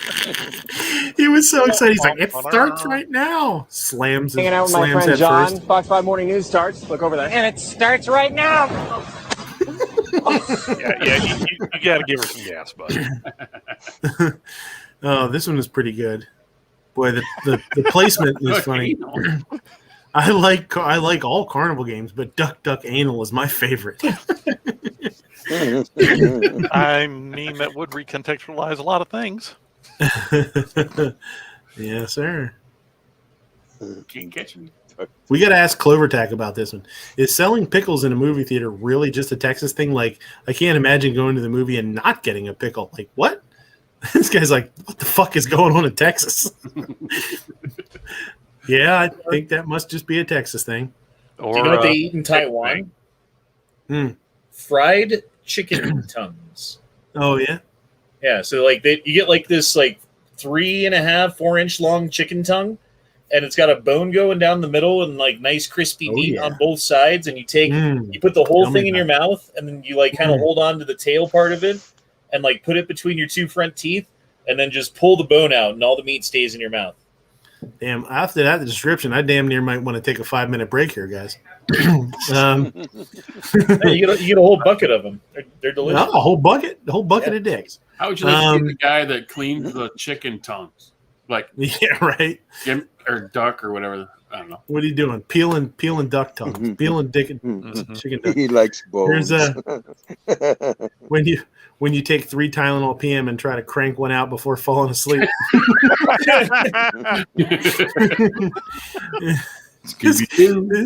This guy down here says this is called a slumberjack. He's like, zoinks. A game that cannot be lost.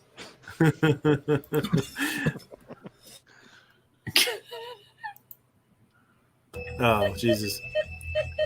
If you've ever watched these coupons, this is actually pretty awesome that people do this. They go and they take coupons and they double it or whatever and blah, blah, blah. And they come out with like $1,000 worth of shit for like $5. So this kid made a mistake and he pulled one too many things. And he gets all bent out of shape about it because his bill was like $1.63 more than it should have been. So was that $2.03? I'm not sure what happened. I was expecting to pay less than $1, and the total is just above $2. I bet this kid doesn't have many friends. I am about to have a nervous breakdown. This is $2.03, and you don't have it. Why don't you get a job instead of clipping coupons? I knew what I needed to spend, and every extra dollar that I have to spend is one less dollar that I. So this kid for $1.63, they made him re-ring everything in, all that shit that he bought. I was like, dude, could you imagine being that cashier looking at this kid like, are you fucking kidding me? I'll give you $1.50, bro. Seriously. What about the customer like behind him? Dude, there is no way I would not pay that kid to not have to ring all that shit in again. Are you out of your mind? Make a GoFund, for him and stuff, and everybody like chips in like 10 cents, 1 cent, Honda, 3 cents. When it gets to $1. You probably talked about this in your show too, huh? So it turns out that the FBI was lying that the dude had the Capitol building Lego set, in his house, but it was in the box. It wasn't constructed. Oh, shut the hell up! Are you serious? Seriously. Was it like still sealed and everything? I don't know, but it wasn't put together. It certainly wasn't like a model that they had like set up to make a plan with. Maybe they could have looked at the picture on the box and done that, I guess. Yeah. God, really, man? So dumb. Yeah, no one's spending that kind of money and not putting it together. Speed bump me. Always obey the rules. Speed hump. Me. Okay, so here we go. Restaurant food chat here. So that's a really nice tenderloin. It's a little lean. You know, it's a filet mignon. It's a little lean. I'm not, don't love it. Now, this is, I don't know what culture's cuisine this is to do. I believe it's something Middle Eastern. But they do this hot oil on they put oil on a plate and heat it, and they actually finish cooking certain things on it, almost like a fajita or something would go on a hot tray or hot plate.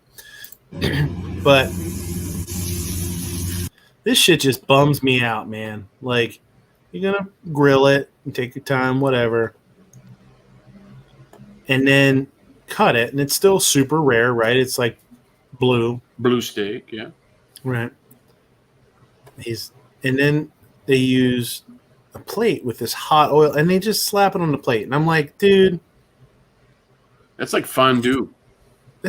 Don't fry, don't. And then he puts cheese on it. He puts American cheese on it. I think it's cheddar, but do me a favor, guys. Don't deep fry your tenderloin steaks, because that's basically what he's doing. It's just frying it. I don't get it. I mean. I don't know. Maybe it's just because I don't get it, but holy shit, that's just as weird. I don't like it. There goes our topic for the barbecue chat on Saturday. Yeah. Anyway, I think that's like a Moroccan thing. I forget. America is the best country in the nation. America. Fuck yeah. Why do I feel like that's in front of like the Southern Baptist Church? Yeah, probably. Yeah. Gunpowder series. What the hell kind of shenanigans is going on here? Well, we've been waiting for you to ask you about your throat punch techniques. Got some cups in trouble. Some cops in trouble. You, Billy Ray. Mm-hmm. Yeah. So just in case you were wondering what Glenn Danzig is up to these days, that's it right there. Superb. Wow.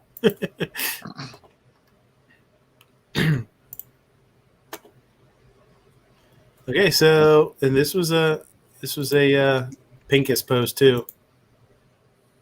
Oh, new gun owners. Oh, you don't want to put off new gun owners. You don't want to joke about boat accidents. That would be, can't do that. But you can do jujitsu on the range. Or you could just like maybe not care what people on social media say. That's an option. That's an old Smith & Wesson box. Me. No, please don't poop right here. My dog. Get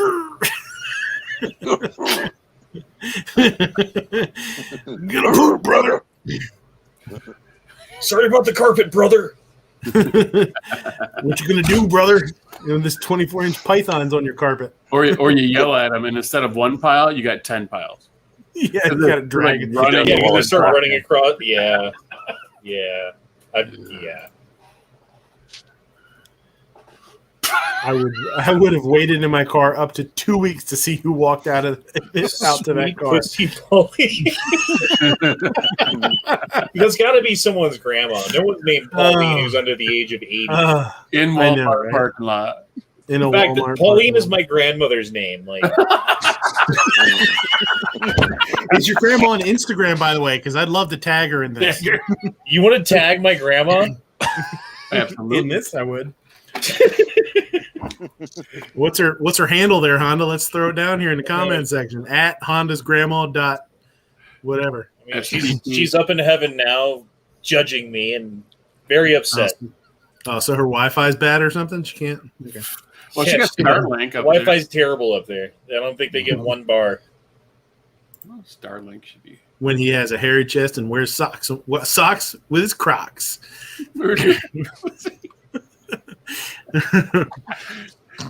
Save some of the poon for myself.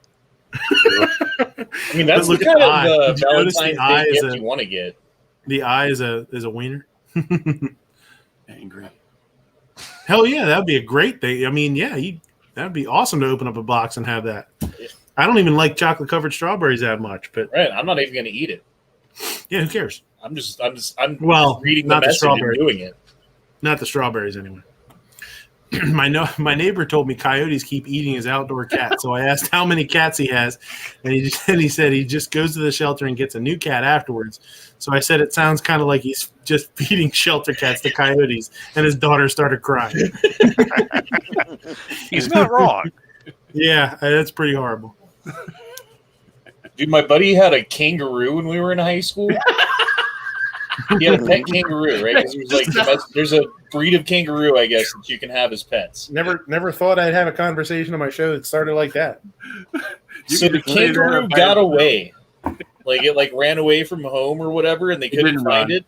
And then like a day later, they found its tags. It got eaten by coyotes. Ooh. It's a strange meal for a coyote. That's not a very happy ending. Yeah, there you go.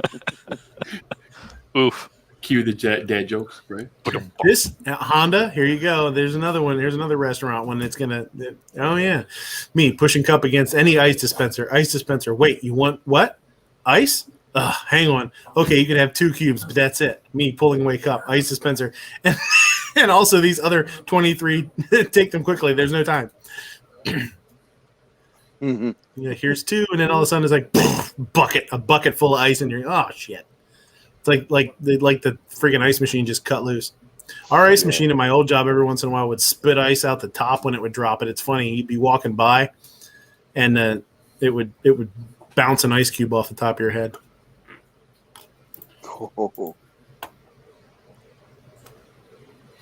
Jesus. Here you go. Governor Cuomo.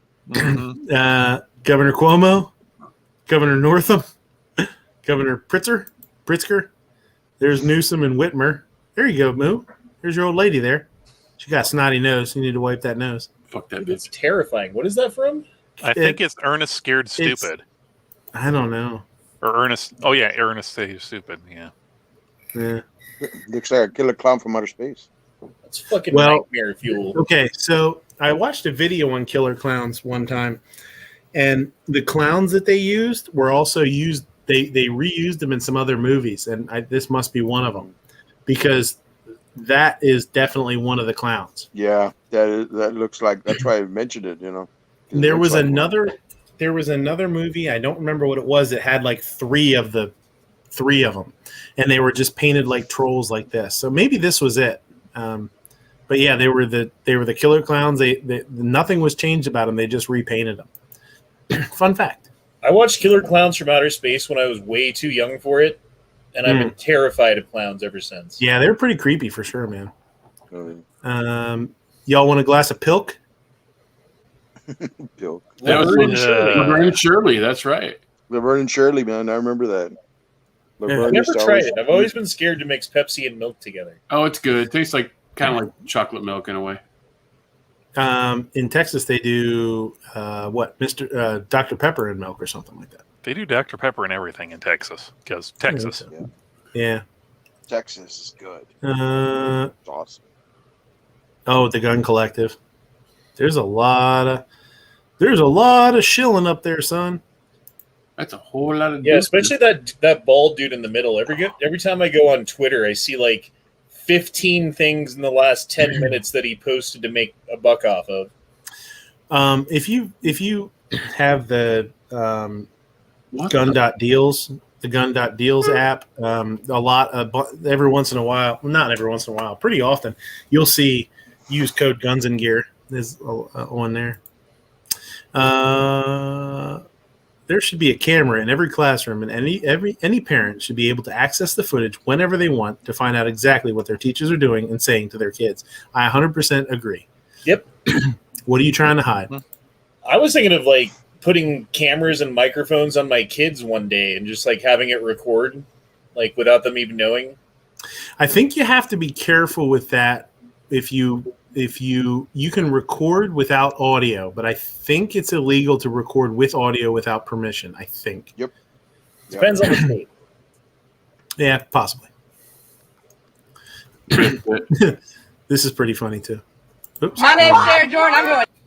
Ugh, that was loud. Howdy. My name's Sarah Jordan. I'm going to Texas A&M. Hi, my name is Mason Drury. I'm going to OU. Boomer Center, baby. My name's Catherine Murphy. I'm going to Oklahoma Boomer Center. My name's Leah Patterson. Going to Texas A&M. Gay Mags. Yeah,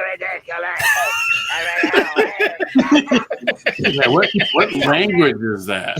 Yeah, I know, right? Howdy. My name's Sarah Jordan. I'm going to Texas A&M. Hi, my name is Mason Drury. I'm going to OU. Boomer Center, baby.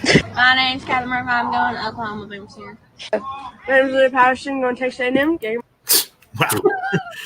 Hi, my name's Kelly. I got a bunch of marbles in my mouth. I wasn't thinking marbles, but go ahead. Seems to me that they're all going to go to college for 2 years and then get knocked up and then drop out and then have like a bunch of student loan debt, and then like sometime in their mid-30s they'll make it back to college to salvage some portion of their career, and like tattered life, divorce. I don't know. Yeah. Good luck, Sooners. So, my bitch-ass neighbor called the police because I was smoking on the balcony. The police get here and ask, where the weed at? I said, I smoked it all. They said, where'd you buy it? I said, the neighbor's house. I said, from my neighbor. Now they're at his house looking and searching for his shit, through his shit. You should do that next time, huh? Where's the weed at? It's all gone. Where'd you buy it from? My neighbor. My ex-girlfriend. No, they don't care about that here. Yeah, that's they legalized stealing in Denver, so like they don't even care about it's like mini LA.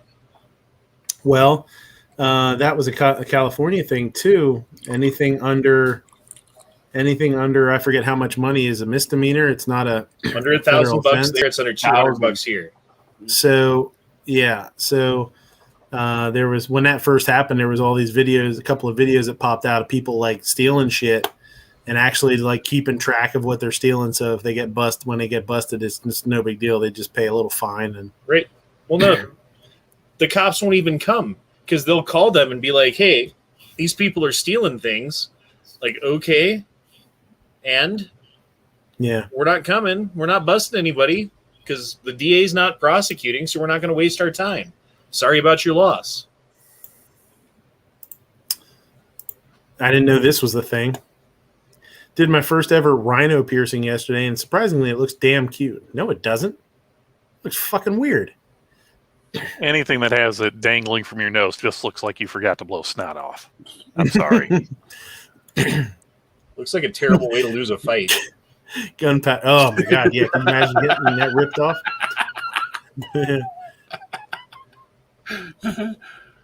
It's like the Mel Gibson movie Payback when he rips that nose ring out of that drug dealer. When your stepdad Terry drinks all your Mountain Dew and then does loud sex to your mom. You're not my dad, Terry. You're not my dad, Skyler. Skyler. He's so depressed. Go to your room. Moo. Yep. Warning. Baiting deer is illegal. This corn pile is intended for squirrels, chipmunks, and other such animals. Any deer found eating this corn will be shot. That's a Big 10-4. I mean, there's a sign. That's right. Okay, so here's some fun. Here's some Maury Povich fucking shit for me. Me and the whatever at our girlfriend's baby shower yesterday. Neither one of us know who the real father is, but we are a team. More blessings.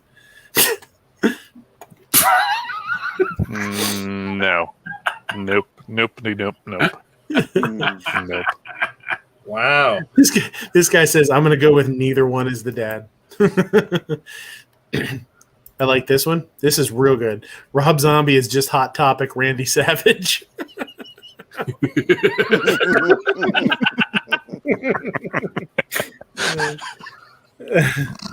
Oh, yeah. Yeah, I thought that one was pretty good. I like that one. What's this one here? Getting someone pregnant makes you a father. Secretly bending the hose your kid is using so the water stops flowing, then suggesting that the hose must be broken, encouraging them to look inside as you release the pressure and set Old Faithful off in their face makes you a dad. It's true. If you haven't done that, then you don't have kids. That's right. Oh, this is actually pretty cool. That's right. Oh. This door, it's obviously shut straight. And it's got a mad fucking... The fucking door is the door for both things. That's pretty cool. I mean, if you're like at a super space-saving kind of thing, you got to make every inch count or whatever, like I do. I pity the fool that brushed their teeth while I'm in that one. Dude, I will say, moving from a house that was big and lots of space but roommates to an apartment with not lots of space but no roommates, I like the apartment way better. It's got to be way better. Good morning. Your roommates were douchebags, man. There were two of them that were cool. There were two of them that weren't. Now, do you spray Glade once in a while just to reminisce? That was one that was not. I'll be huffing Glade. God, dude. Do you remember that chat where it like freaked out? Oh my God, you were freaking about. I was about ready to watch a murder on live TV. I mean, it's real when you come into my room and start yelling at me. Like I'm gonna happen to be in the middle of a live chat. I don't give a fuck anymore. Like, yeah, he's an asshole. Good morning. That isn't blood on the sheets. I dropped a pork chop on the bed. The incident itself really sums up who I am as a person. Regards, Dylan. Thanks, Dylan. Thanks, Dylan. Thanks for letting me know. So I didn't have pork chop. So I didn't have to call the cops. My wife asked me to grab her something from the hotel breakfast, and when I asked for suggestions, she said, "You know what I like. I've never been so scared in my whole life." I actually have a picture of Moo on his first date with his wife here. A lot of people.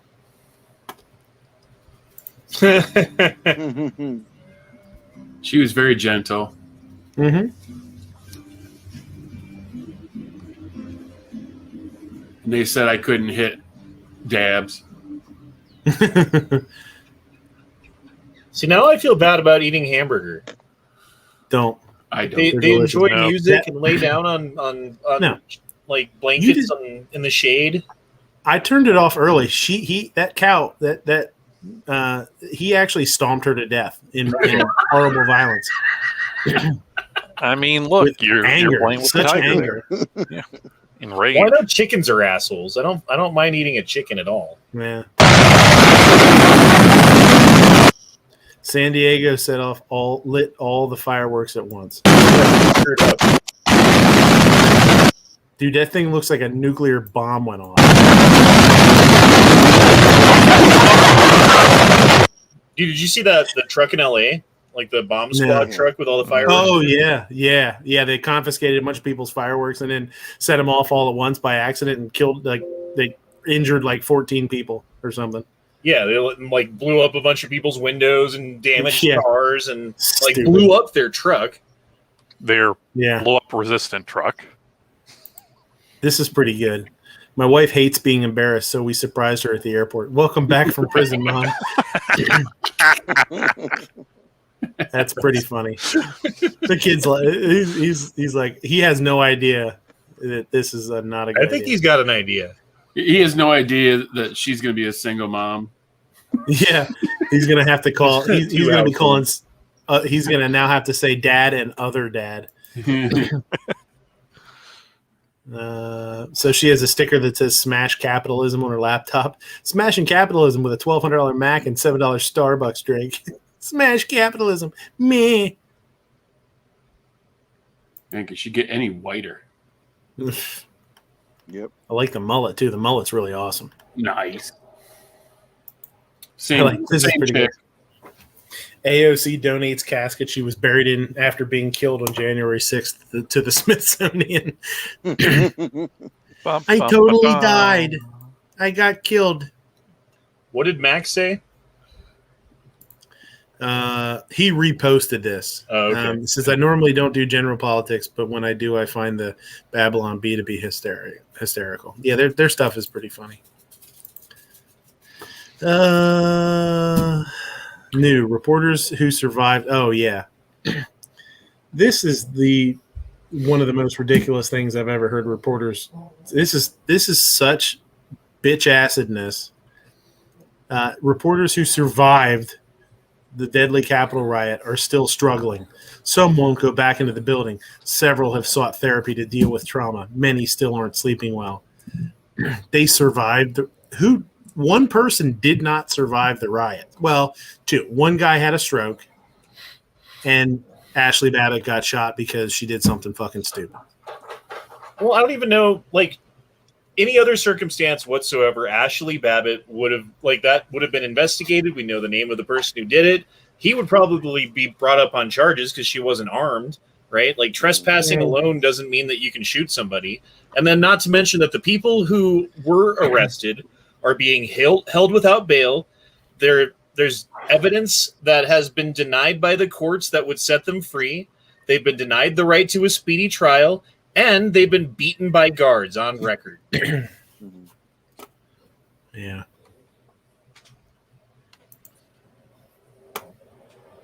Anti-theft bicycle. There you go. I don't love the videos where the guy has the bicycle at the top of a hill, and it's got like a rope tied to it.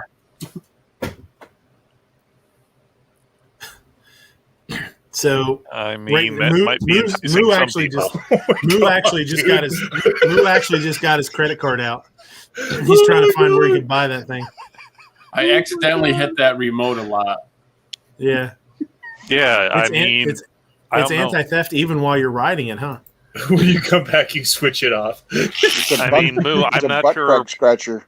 how you were doing it, but you wore the threading off of that. That was hardened stainless steel. I know. God. Some people might steal it because it does that. I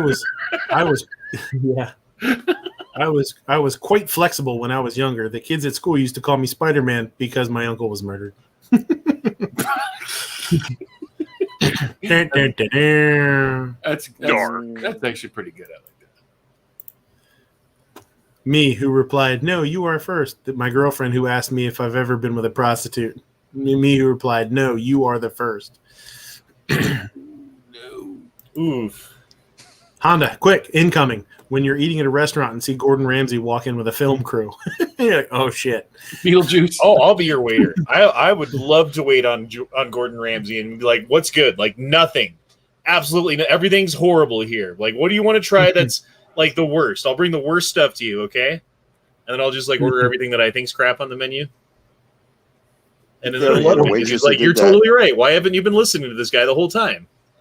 This guy says when you're on a date and Chris Hansen walks in with his film crew. Oh, fuck.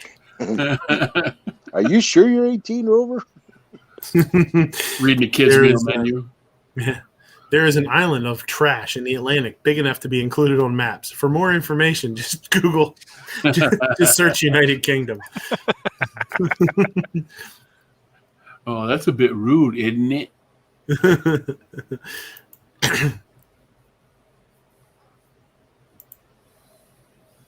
I'm learning Russian so I can trade recipes with my babushka. I'm learning Spanish so I can communicate better with my coworkers. I'm learning Thai so I can go to Thailand for the thing. Bill Hader. Bill Hader, yeah. Yep. We watched It. We watched It and It 2 for the first time the other day. He was good in that. He did a good job. So I actually tagged awesome. Heavy and Goes Tactical in this. I said, because behind the American flag is a Marine flag. And I was like, had to be a Marine, didn't it? Had to be a Marine.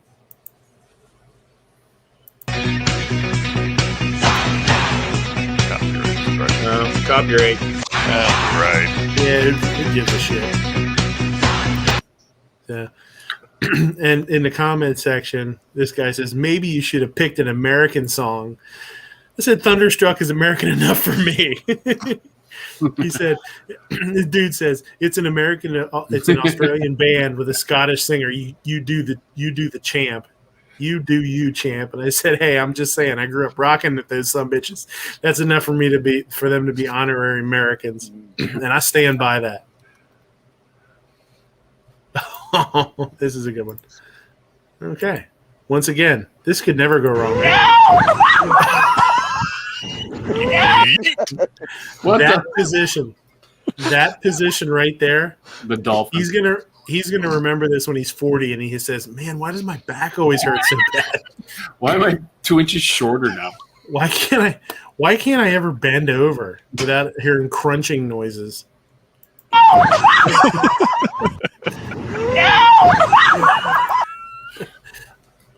There's a YouTube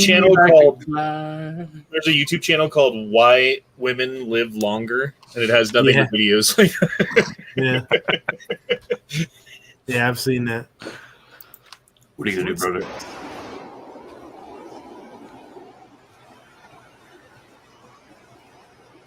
I don't know what this is. Oh, that's why.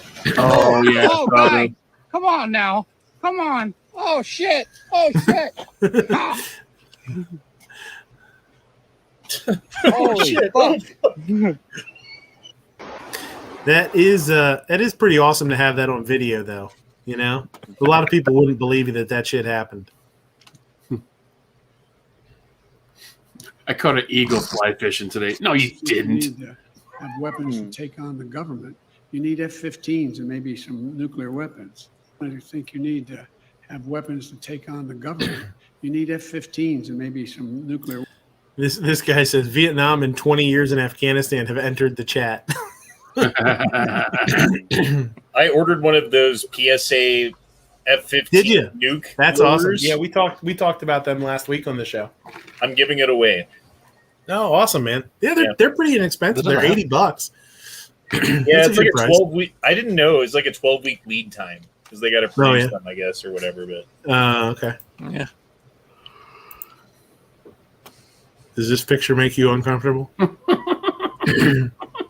I guess I didn't realize that his head was that soft and supple. I know, right? He's got like a baby head. Yeah, his soft spot never healed.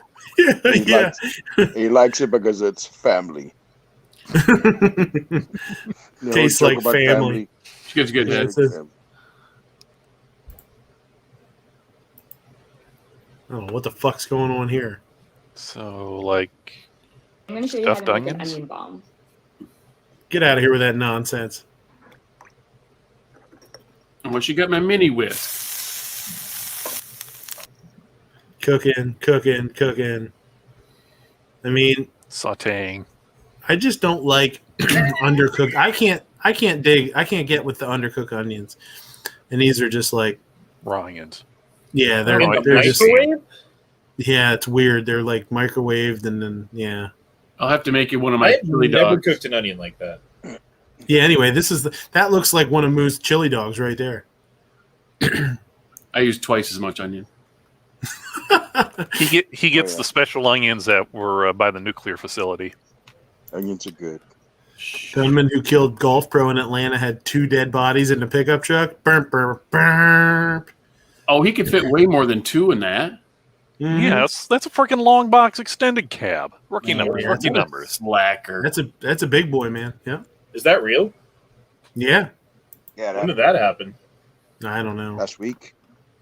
It was last week, wasn't it? Well, it was Golf Pro, so. So this dude is. If this is the clip that I think it is, this dude's wife is going to be so pissed. He lets go of the kid, grabs the ball, and saves his beer. But grabs the kid with the ball hand. Yeah, but he let go of his kid to grab that ball. Oh, that's okay. Yeah. Oh he's my fine. god, dude, he's gonna get his ass kicked when he gets home. I don't My know. wife That would seems fucking pretty divorce skillful me. right there. My wife would fucking. The kid was in divorce good me. hands. Totally worth it. Her own. Dude, I wouldn't. Oh man, there'd be That a new old guy dad. behind him's pissed. Look at that old guy's face. He's like, "What the fuck?" You're spilling beer on my lap. You're spilling babies on my lap. Which one are y'all picking? Here we go. Which one do you want? Do you want the ice sandwich, the sriracha popcorn soft tacos, the ramen sandwich, or the Cheetos cereal? Is the Which one ramen do you want? raw? Yeah, it's still raw. I guess I'd go for the ice sandwich because I can take the ice off and still eat the bread. No, you got to eat it as a sandwich, man. You got to eat it as is. Which one do you want? I said for sure number 2. Popcorn hot sauce. I'll take number 3. Yeah, I said number 2 for sure. Yeah. Yeah, I guess in that case, probably number 2. Mm. Yeah, you guys took. I bet you didn't know peg legs are making a comeback. Look up pegging to learn more about this trend.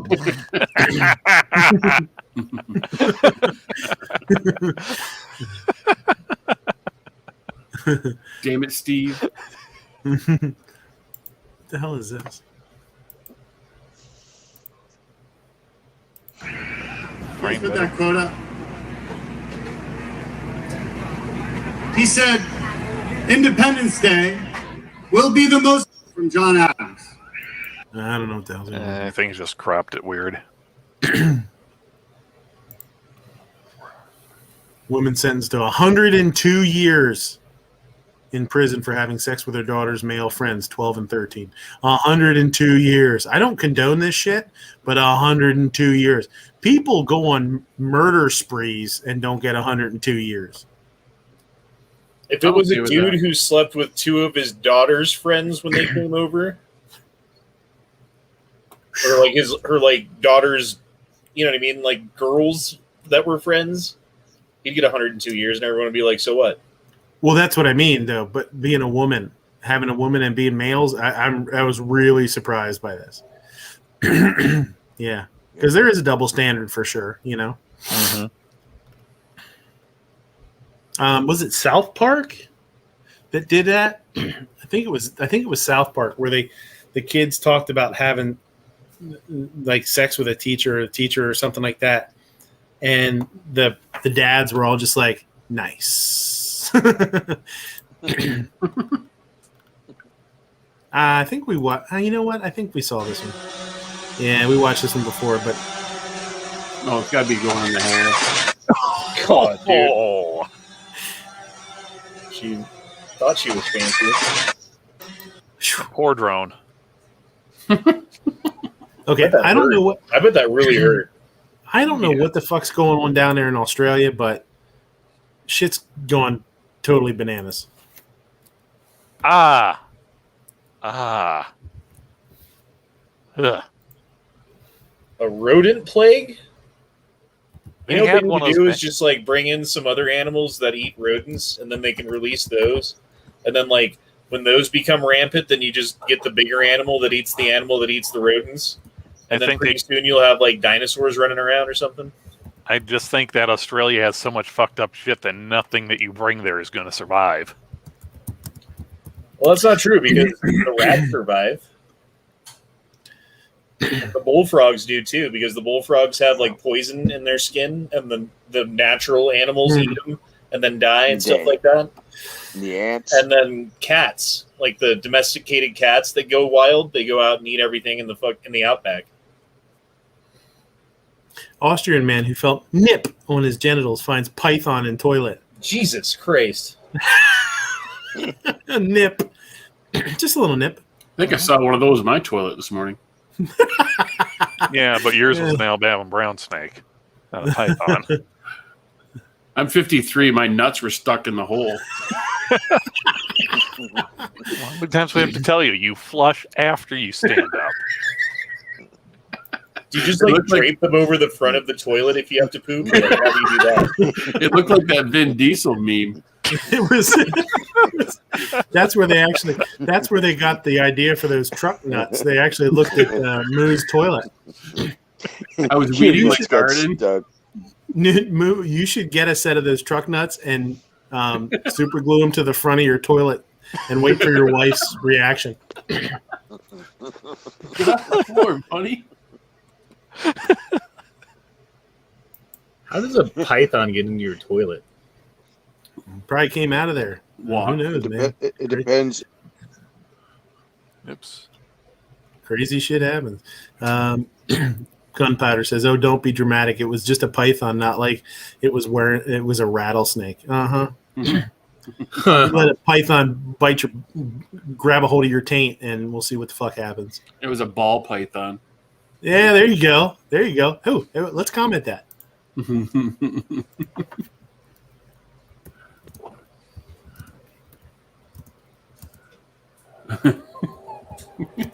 Well, if it grabs too much meat, they've got those reticulated teeth, and it's hard to get anything out of their mouth.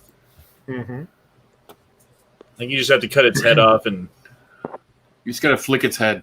Go to the doctor, I guess, at that point. I didn't know this. This was. I didn't realize this, and I looked it up, and it's true. The actors who played brother and sister on Dexter began dating, fell in love, got engaged, got married, and got divorced, all while continuing to play brother and sister on TV. Fucking weird is that? Cuckoo. Welcome to Hollywood. Yep, there you go. No regrets. That lady behind me just asked me. She asked me, "Why am I shirtless? Why you think I'm shirtless? Because I just got done banging a dude." Guess what that lady behind me just asked me? She asked me, "Why you think I'm shirtless? Because I just got done banging a dude." Guess what? Banging a dude? Banging a dude. Oh, geez, you all right?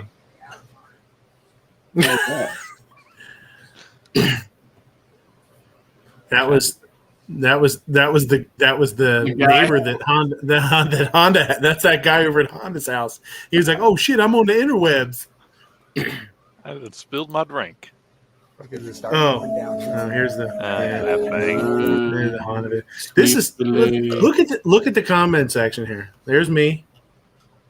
There's one of my comments. Bang, bang, bang. Go down here, and I'm under a bunch of the other ones. There's me. 39 comments under that one. Bang, bang. All this shit. The leg just going, dude. Yeah. Bling, 36 bling, comments. Bling, bling. Yeah. Yeah. Bum, bum, ba-da. That's why my wife's phone was blowing up.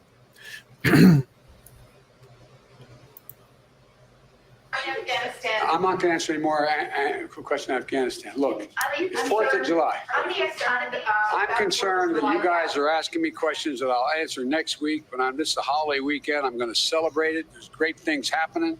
Economy's growing faster than any time in 40 years. What the fuck is he talking about? In 40 years? I mean, if you What just is he lie doing? and then the media backs you up, you can say whatever you want, and then people are like, "You're a conspiracy theorist if you disagree with it." Welcome to the club. The economy is growing faster than any time in 40 years. What the fuck is he even talking about? If you compare the economy as it was right as the shutdown was in like full swing, right, and everything was closed, compared to right now when things have opened up to an extent, and then say, here's the beginning point and here's where we are, look at the percentage growth, then yeah, I guess you could make the case. But you have to look, you have to narrow the constraints and forget about extenuating circumstances and like leave out context to get there. Afghanistan. Look, it's 4th of July. I'm concerned that you guys are asking me questions that I'll answer next week, but this is a holiday weekend. I'm going to celebrate it. There's great things happening. Economy's growing faster than any time in 40 years. We've got a record number of new jobs. COVID deaths are down 90%. Wages are up faster than any time in 50. Dude, it's just saying stuff because it's what he's supposed to say. It's crazy. 15 years. Fuck, man. Well, they come up with their set of facts, right? And then they say, how can we spin this set of facts in a way? And they have these like teams of like writers who are like, okay, this is the message that we want to convey. How do we convey this message best? And then they have like, sometimes they'll even have like focus groups, right? Where they're like, do you like it better when he says y'all or you people, or like which one is, and then like they'll like determine the terminology and have this whole line that comes out of the president's mouth or whoever, right? And it's all based upon something that he had nothing to do with. He's just reading a card. Yeah, man. Always remember, you're not ugly. You're just broke. True fact. I don't even know who those two people are. I hear they're related. I don't know. They're the same. One's a Kardashian and the other one's I don't know what. At least It's I the think same. It's the same person. A lot of if you don't know out there, that's the same person. Yep. Oh really? Oh shit. Yeah, it's Kylie. Kylie, right? Yeah. Yeah. No. Kylie. Yeah. Kylie. Kylie Jenner, Kardashian. I forget what she goes by. I don't remember. I think it's Who Jenner. the fuck cares? Yeah. Yeah.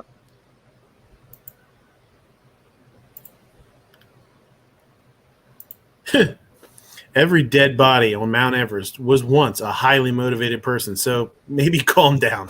How many dead bodies are up there now? It's like hundreds. Well, yeah, something like that. And with the climate changing a little bit, warmer, they find one every once in a while that used to be buried. Well, they can't bring them down because if you try to bring a dead body down from Mount Everest, you become one. Can you just kick it over the edge? Yeah. Redneck washing machine, make sure you use the off-road cycle for those really tough stains. This would be a good way for them to make meth too, right? Yeah, probably. Margaritas. There you go.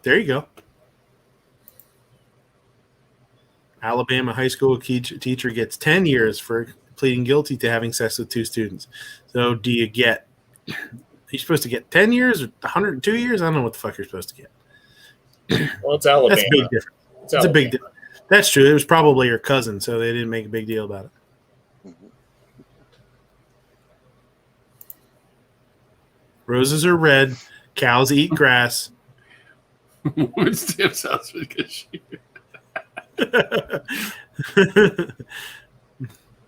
Where's Rob and his salad? Yeah, anyway. Yeah. In the restaurant industry, remember, FIFO is important. First in, first out. You got to use your old stock first. First in, first out. That's FIFO. That's last in, first out.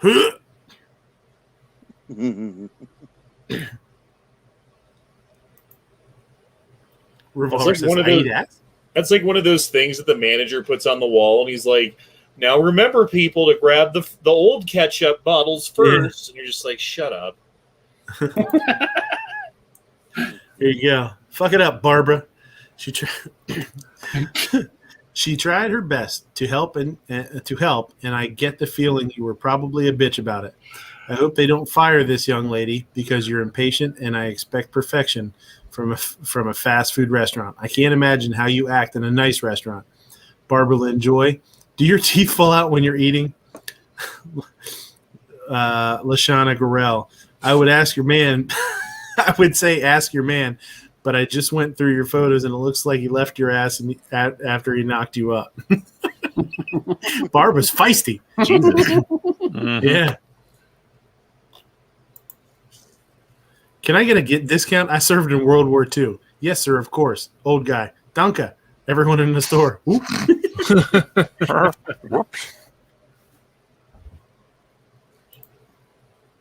not see that coming. An 8-year-old, 9-year-old charged in shooting death of a 62-year-old farmer. I didn't look this up. I forgot I saved this. I don't know what the hell happened there. The hidden toll of July fireworks. People in communities of color are disproportionately exposed to air pollution from fireworks celebration. It's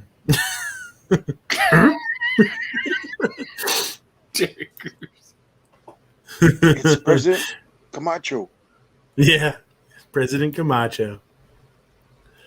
So fucking stupid. National Geographic. What the fuck does National Geographic have to do with fucking anything? They got to try and stay relevant. Show some more pictures of penguins or something.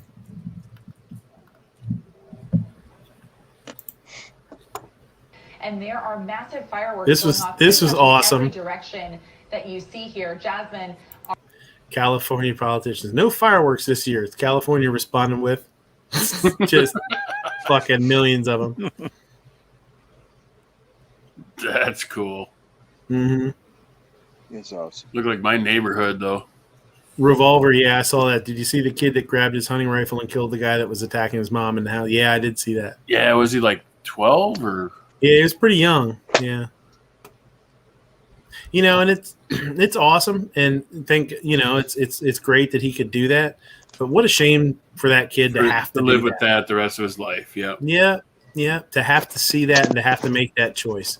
And that's what I don't think people really say enough is, like, they'll say, some people will say that's awesome that he did that, and other people will say, oh, I can't believe that, the kid had a gun, anti-gunners or whatever. They won't give a shit that the dude was going to kill the mom or whatever.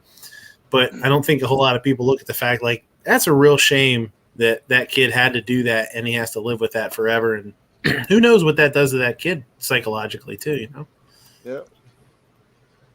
So the 8-year-old and 9-year-old story is true. It's real. Oh, yeah? Yeah, it was South Carolina. They shot a farmer on his tractor while he was bush hogging. I don't know what that means. They're just a bush hog is like a mower that can handle like saplings and all sorts of stuff, not just grass. So they found him dead on his lawnmower while it was running. He had a 22 shot to the back, and the kids got charged for reckless handling of a weapon and involuntary manslaughter. So did they shoot him on purpose, or was it an accident? Doesn't say. They don't know. The wife says he didn't have training, so he never should have picked up that gun. Right? Yeah, he didn't. He had no idea what he was doing. People for hundreds and hundreds of years have been teaching themselves and each other how to safely handle firearms. Don't tell me I shouldn't have a fucking firearm because I've never taken a goddamn class. I took an English class once. Yeah, me too. Me good at it also. I'm more gooder. Distressed. These pants are traumatized. There's less. This is like the roads in Pennsylvania. There's less pants than holes. There's less road than potholes. So Mo, Mo, you're gooder than better. I'm more gooder. You're more gooder than better. This is actually a lot of people don't know. This is actually a pair of pants that Moo was wearing before he ate that chili dog, and this is what they look like after. They used to be white. They used to be white. Yeah. With my snaggle tooth nail or my toenails, I can never get those on. Yeah, he ate too many chili dogs, and they're pink because he actually some of his colon actually came out with him. It was actually the secret sauce. That's actually made out of my colon. It looks like it. It does look like an old dead body. You got to stop sticking stuff up your butt. Wait, who's making these rules, man? What the hell is this? Spider-Man mask. Oh. What? I just remembered what this was. This shit's I'm not gonna ruin a perfectly good pair of granny panties. I got these bad boys. Yeah. Ugh. Oh my god. Jesus. Oh god, turn it off. Jumping jacks, please. Then we can play a game of 101 because it's sports. Yeah. Come on, Queen. Dance.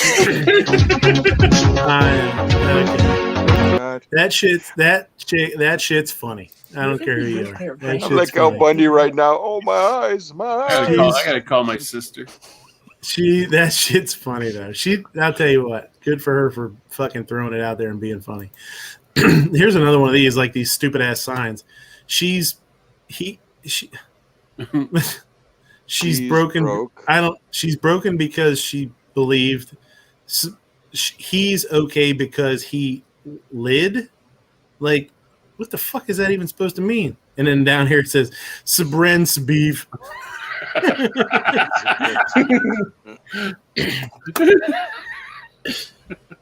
Because he lied. Yeah, it doesn't even make okay. So he's okay because he lid, or she's. It's. I don't even get what it's supposed to be. I don't know. Maybe somebody can explain it to me. I don't know. Maybe they messed up. Maybe it's the. Oh, I saw that. Oh, the poor goose. Send it. Feel bad. What an asshole. She What an forgot asshole the for him. 4. Ugh. What, the Forgot goose the was the 4. asshole? Germany discovered the world's oldest dildo, 28,000-year-old and highly polished. Here I thought Yankee Marshall was the oldest dildo. Yeah, he's not very polished. Yeah. You should write that in the comments. Tag him. Yeah, Yeah, and tag him. I should tag Pincus in there. Like, I thought you were the oldest dildo ever found. Why does everyone? Okay, I don't know anything about Pincus really. Forgive me. Watch the beginning of my show. Yeah. You'll learn a little bit about him. I'm not trying to talk shit and make the guy look like an asshole, but Well, a lot of people talk shit and make the guy look like an asshole. I'm just I know he's my favorite instructor guy. That's Carrie. Oof. No bueno. Boy, I'll tell you what. This is good. You wanna talk about an uncomfortable podcast? Fucking Roll Call's podcast when he had Carrie on it. Oh my God, I was there on that one. Holy shit, dude! I was watching that shit and I froze. It was a cringer. I didn't even know what to say. I was all like, "What?" Yeah, I felt bad for Roll Call. They did Roll Call dirty, man, she did Roll Call dirty because I mean, she shouldn't have been saying some of that shit on somebody else's show. That's disrespectful. The thing that got me mad. Well, the thing was that when Roll Call had his show, the topic of Pincus came up, and she went all wild because she had some confrontation with him, some run-ins with him. She hates. Yeah, him. she had a run-in with him, and she had ran into him at a certain conference that he just showed up for the last 10 minutes to make it like if he was there the whole time, and he was taking pictures and talking to people and stuff. And when he saw her, he said, "Hey," he said, "Hi," and she got mad and said, "Hey, you're supposed to stay away from me." And then from there, she went through the whole story, and she was getting so mad that oh my God, she got the chat did not say anything to her, like being on her side. That she got mad at us because we weren't defending her. We weren't going like, "Oh my God, Pink is such an asshole. Why would he do that to you?" and stuff.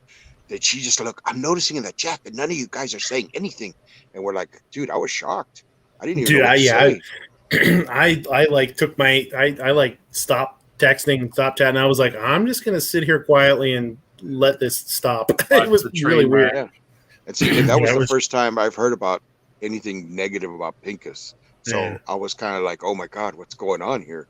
I don't know what's going on." And then she just took off because she got mad that we weren't defending her or anything, or like agreeing with her. That she just like, fine, and she left. Roll Call was just like, he was like strapped to a rocket that he was trying to steer, and it was just, it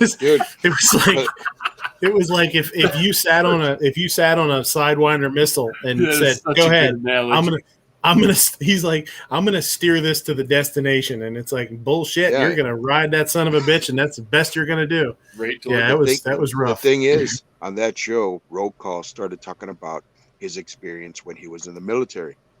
And Roll Call is very private on that. Unless he volunteers information to you, that's fine.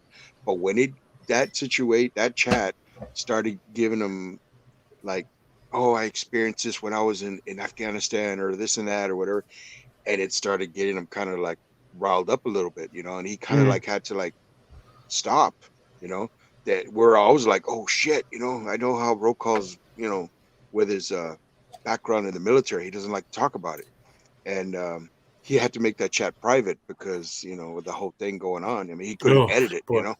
Yeah, it was a mess. Yeah, I think I messaged him after. I think I messaged him or emailed him. I was like, "Dude, that that's out of line. Like, you wanna excuse yourself from a chat or a conversation, fine, do what you got to do." But yeah, I felt bad for him on that one. I did like when he had the magician on. Yeah, that was a good one. That was a good one. I forget what this one is. Oh no! Oh no! What the fuck? What the fuck? Oh, dude, this one. Ugh, this hurts just looking at it. Oh God. Dude, that is so painful to I watch. mean, you can already tell the guy on the bottom's like, this is bad. Dude, his that right there. Look at his neck.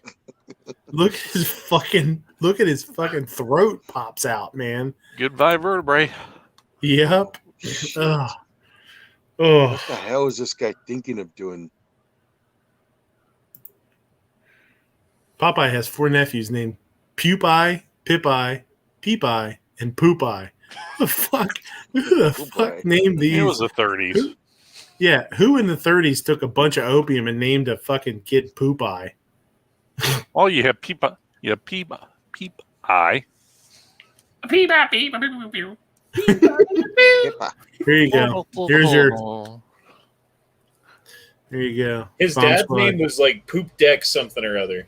Poop Deck. Yeah. Poop Dick. I thought that was your nickname. It's Poop Dick. Who put the poop on the dick? 17. Who put the cools out of my flow? That's a pretty good picture, man. That's a hell of a fireball. I like the before and after of the truck. Yeah, that was a mess. Fireball.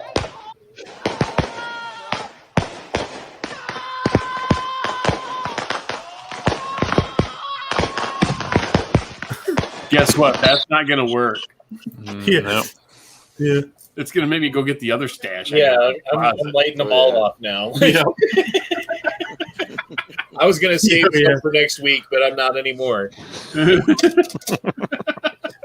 Firefighter. Proper way to deal with redcoats. You got to give them a stunner.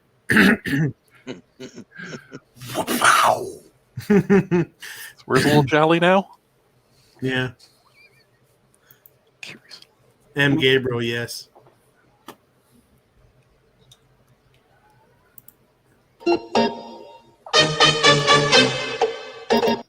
Oh, whoa, no. whoa, whoa, whoa, whoa, whoa. Is that my daughter's car? Yeah, right? I don't know. She was probably driving a cement mixer, huh? That's a good driver of the car there. That whatever He that was. is. Yeah, he almost got out of the way. He barely got any damage at all. So the whole Bill Cosby thing, yeah, damn, what a mess. Like, you got to have 2 points of view on it, or you could have multiple. One, should he have gotten out legally? It sounds like it. Should he have gotten out? No. But Judge Joe Brown here had some interesting viewpoints on it. Put the pudding in the pot. Accountable for what he represents and for What acts about of these women and for being predator-like accountable? behavior. What about Say these that again? women being accountable for their own behavior? They were groupies.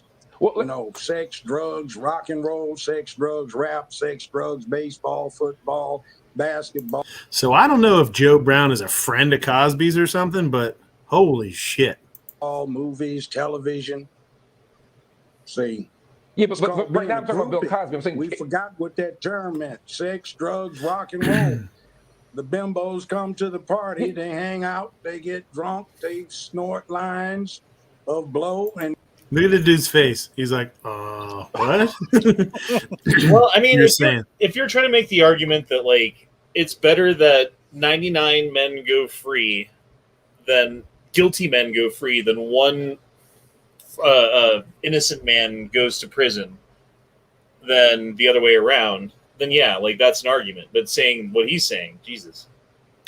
Yeah, I think he's really throwing that old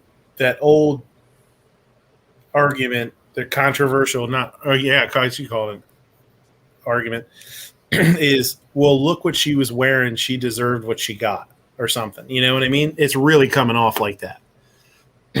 And they have a good time. They use the hall closets to give head, the bathrooms to get down, and you go in to get your coat off of the bed, and they're laying on top of it doing somebody. See, that's what that's about. So, yeah, I mean, but let's not it get has to be, so it has to be consensual. I think you let him go too long. 50 years after something Yeah. was in big time style. When this stuff started out, the sexual revolution was going on. And a lot of women got into it deeply. Okay, but so there's two things you raised. But first, but first, let's talk about Bill Cosby. We can talk about the women, but let's talk about Bill Cosby. Let's talk about Bill Cosby for a second, because that's the person we're talking about. My question was: is there room to? What did he do? Well, according to the deposition, he gave women pills, and in one deposition, he specifically said he didn't know whether. Force it down their throat, No, let me finish. He didn't take advantage of them. Look at that interview Whoopi Goldberg did with that model Johnson.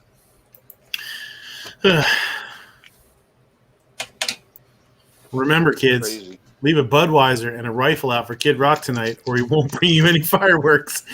It gets the pudding pop. We had some bitchin' fireworks at camp last week. And some fucking slamming fireworks. I like fireworks, but I don't like spending money on fireworks. Is that wrong? Yeah, you got to go the right time. The wife loves to go like the day before. She went the day before, got a whole bunch of stuff for like half price and stuff. You know, it's like going to the gun show on a Sunday afternoon. I've seen people spend like $600 or $1,000 on fireworks. Just like, geez. Yeah.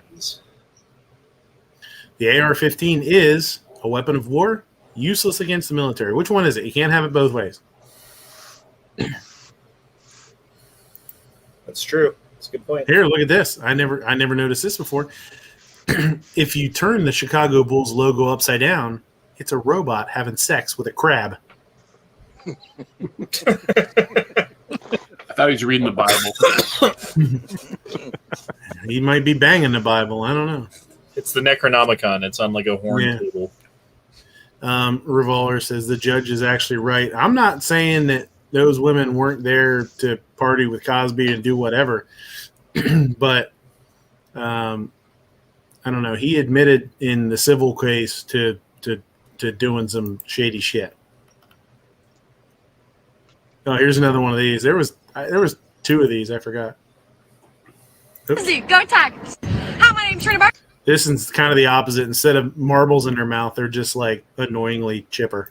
My name's Taylor, and I'm going to the zoo. Go Tigers! Hi, my name's Trina Barker, and I'm going to University of Arkansas. Whoop! My name's Taylor, and I'm going to the zoo. Go Tigers! Hi, my name's Trina Barker, and I'm going to University of Arkansas. Whoop!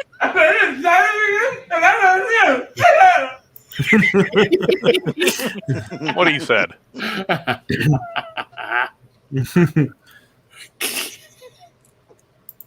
Do you think this could possibly? This couldn't go bad, right? I mean, this seems. Nope.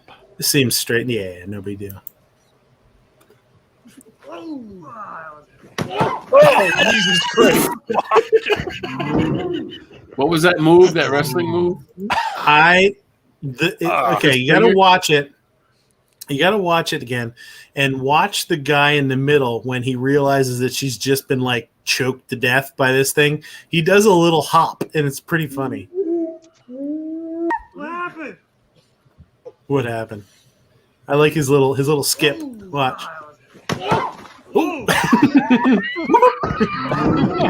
Oh, it's almost Three Stooges like. Are you concerned that someone you know is becoming an extremist? We care about preventing extremism on Facebook. Others in your situation have received confidential support. Well, of course I know him. He's me. I've seen that one. That's cool. I think that's why I haven't gotten that notification. Yeah, right. Former correctional officer sentenced for having sex with inmate. Oh, sentenced? Wouldn't you just get fired? I don't know. I don't know what kind of she says 2 years probation and 7 months behind bars she's gonna get. I mean, if you were like a correctional officer at like a I don't know, thing for adolescents, or whatever it's called. Yeah. The juvenile hall. Yeah, that juvenile makes detention sense because center, you're actually yeah. breaking a law. That's not a law. Well, I will tell you this: when I I'd fuck her. first saw this, and this is why I ended up saving it. When I first saw this, I was actually going to comment that in the comment section. I was going to comment and tag Budget in it, Mike, and say like, "Oh, I heard you got busted doing the same thing, haha." And like as I was typing, I was like, "Oh shit." He's a corrections officer in a juvenile detention center. So I like erased it. I was like, nope, I'm not. Yeah, I was like, abort. Yeah, I was like, backspace, all the way, and I was like, I'm out of here. Well, I guess that chick's going to have sex with the correctional officer when she's in. I don't know. All the I didn't pornos really- are wrong. Like, how many pornos are there where it's like the dudes are all in jail and then like the guard comes by? You've seen it. Yeah, there was a movie back in the day where something stupid happened, and they were like, "This is how murder horror movies start." Oh, fucking what movie? Detroit City Rockers. Is that what it was? I think that's Detroit what Rock it's City. called. Yeah, They were doing something stupid, and the one kid was like, we can't do this. This is how horror movies start. Or slasher flicks start." It was about picking up a girl off the highway. Hey, this is how porn movies start. Yeah, this is how horror movies start too. Yeah, that's a hell of a conundrum. Someone in the United States has no clue that this is their last weekend with all 10 fingers. Yeah, this is from 4th of July. That guy called it the Florida grip.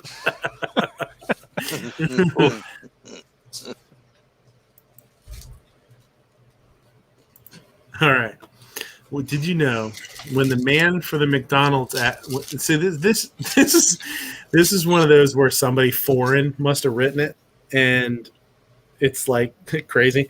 When the man for the McDonald's asked and had the mayonnaise and the employee when and the put on the side burger and not know how when the picture was taken it was mayonnaise and the McDonald's. Godzilla had a stroke trying to read this and fucking died.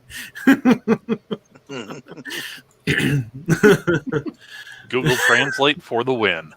Good luck. You would shut down Google trying to do that.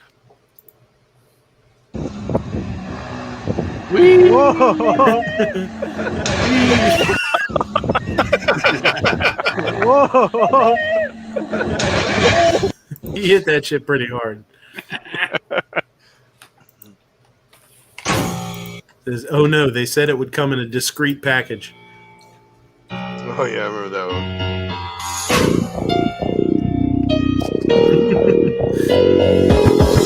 It's the Terminator 9000.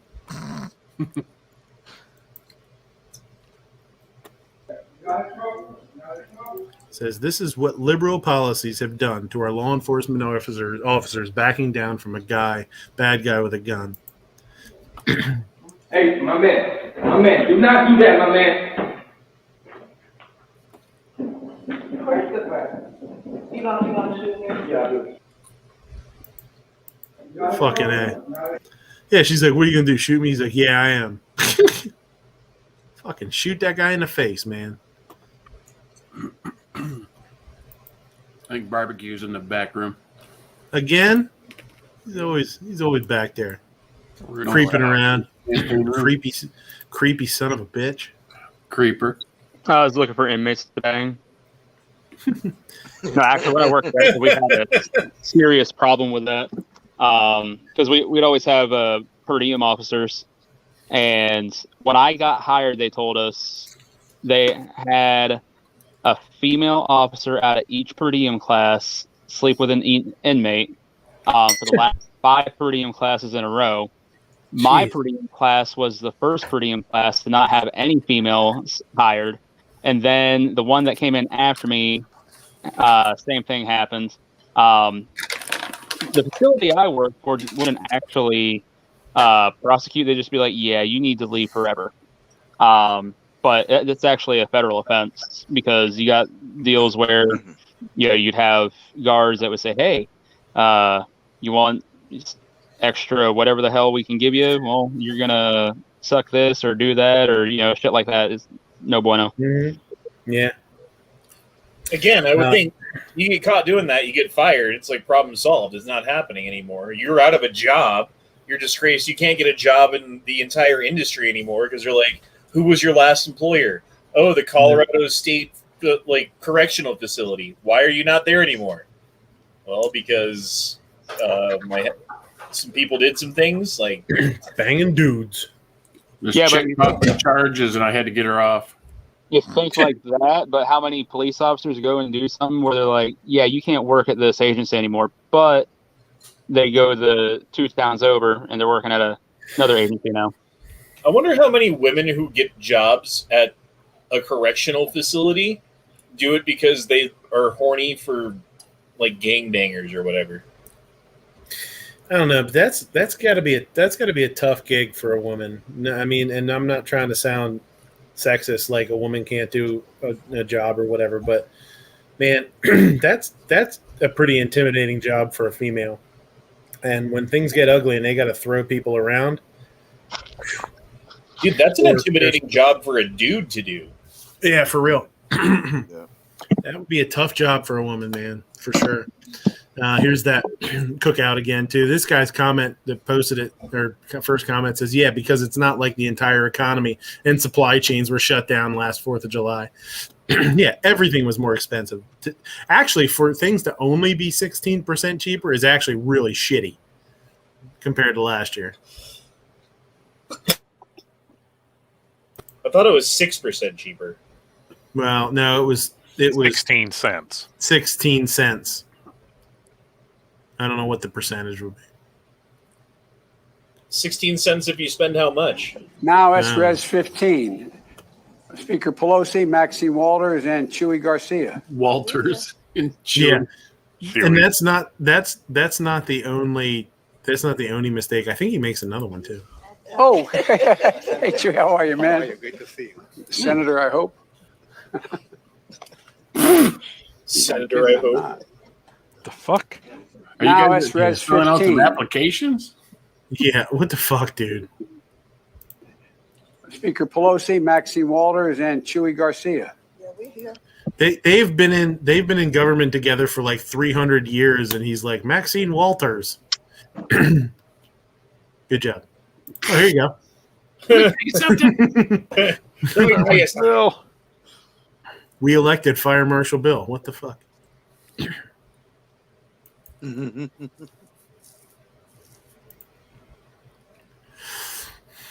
I'd vote for Jim Carrey over Biden. Jim Carrey's super anti-gun too. You're 6 of one, half dozen of the other. 6 of one, half dozen of the other. They're the same person. Purpose of the number. Person. Yeah. Just the numbers. I just, you probably hate them too, man. Being a bartender. Do these stickers drive you freaking crazy or what? Ours come with stamps on them. Oh, really? Yeah, it's like a little green stamp that says whatever it says. Yeah, I've like forever seen stamps. But I've had people get angry because they'll get like their iced tea or their like whatever drink that has a lemon in it, and it just happens to be that slice that has a little bit of green ink on the skin, and they're all caring about it. Tough shit. Yeah, these stickers are a pain. We have everything with a sticker here. That's interesting that you have the stamps on them. I mean, that must be a state-to-state thing, I guess. Maybe the state requires that versus the stickers. But yeah, this is telling me I never knew this either. There are 4 digits in the first 3 or 4. It means it's sprayed with pesticide, or it's organic, or it's genetically modified. I didn't know that. I do know they're a pain in the fucking ass, though. Especially when the stickers are not plasticky and they're more papery and they get wet and then they, like on a tomato or something, what a pain in the ass. Oh, this was pretty awesome. It's the Special Olympics or whatever, and this dude's a blind runner, so he has a runner run with him. It's pretty awesome. Oh wow, that's cool. So they're actually holding. They actually have like a string or something, or a little piece of something between them. Keep them synchronized. Yeah, it's pretty cool. Did you see that there's going to be no fans at the Olympics because of increase in COVID or whatever? Well, Japan couldn't even get enough people. They had I think it was 11,000 volunteers who were supposed to work the Olympics for them, and then they were like, okay, if you're going to work the Olympics, you have to be vaccinated. And then 4,000 or 5,000 people who had volunteered were like, nah, I'm good.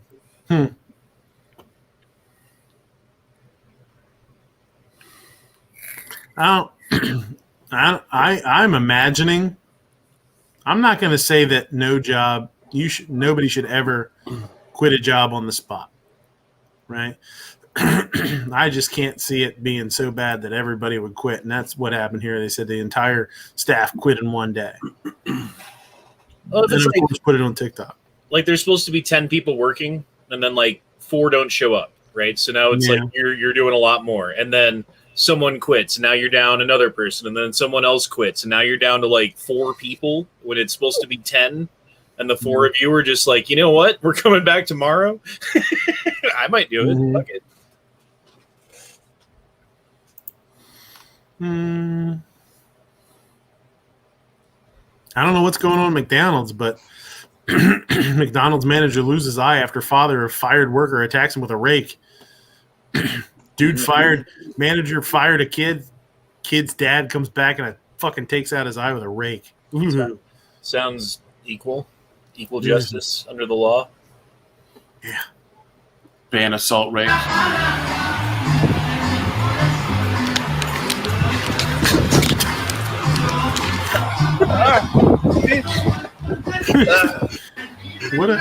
He drank quite a bit of that before he knew what was going on. What a weird reaction, though. He comes after. He's like, "I'm gonna get some of that. I'm gonna go get it." I guess waterboarding won't work on him.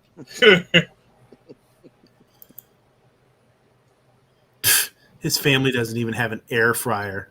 Laugh my ass off. Ha ha, make fun of him. My kitchen doesn't have room for an air fryer. I want one. I don't have one. This is George's bathroom in his house. A lot of people don't know. Hey. How do I get one of these? Your butt napkins, my liege. That's awesome.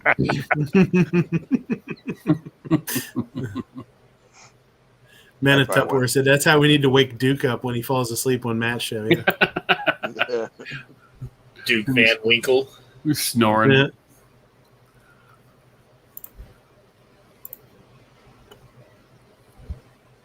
He said the other day that, in fact, that you're not allowed to have a cannon, he said. Well, you know what? In Texas, there was a moment when we had a cannon, and we looked at the Mexicans and we said, come and take it in 1835. And that is what I say to the President of the United States. Come and take it, because it's our Second Amendment rights, and we're going to defend ourselves. And when he asks why we need 20 rounds of ammo, maybe it's because he's saying that he wants to come after the American people with F-15s and nuclear weapons. The President of the United States actually said the other day. What is that Planned Parenthood brie cheese thing? Matt was talking about that. It's a joke. It's a meme. Okay. It's just it's a joke thing. Plan brie.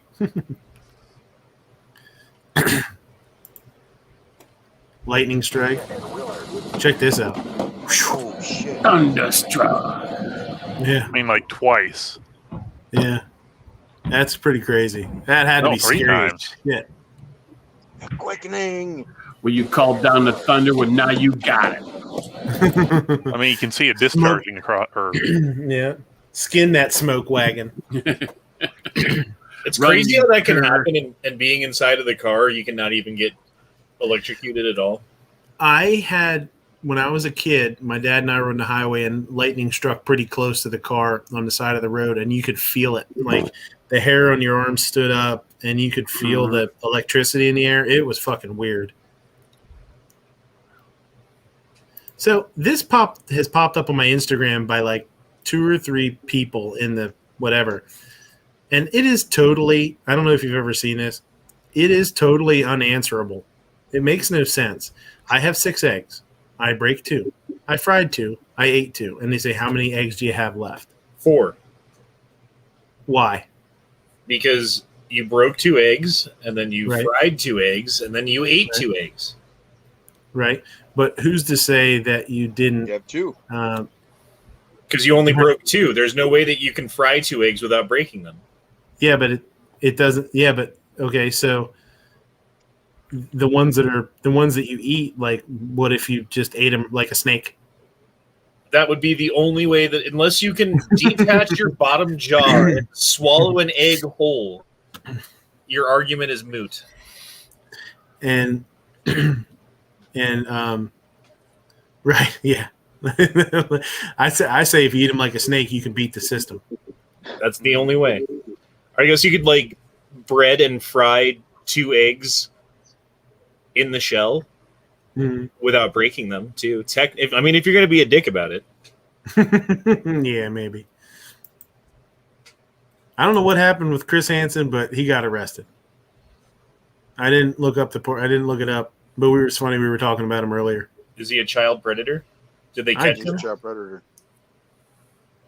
I doubt it. How ironic would that be if all of this time Chris Hansen was just like a self-hating child predator? Yeah. He wanted all the children for himself. I've been trying to convince my wife this isn't a fake meme. This is not a fake meme. It says, did you know massaging your breast with olive or coconut oil helps increase blood flow? Helps the lymph do their job. And, treats stress and some other good stuff. Prevents cancer. All sorts of fun stuff. So play with your boobies. Mm-hmm. Or better yet, have somebody else do it. Yeah, get some oil. Right. Oh, yeah. Get some ginger oil. Oh, So there's something I can't what it is. Something hanging down from the top, like the lines there. How would you like to be driving and have that shit happen? I'd be like, what in the just happened? Yeah, exactly. It's like Magneto just destroyed your car or something.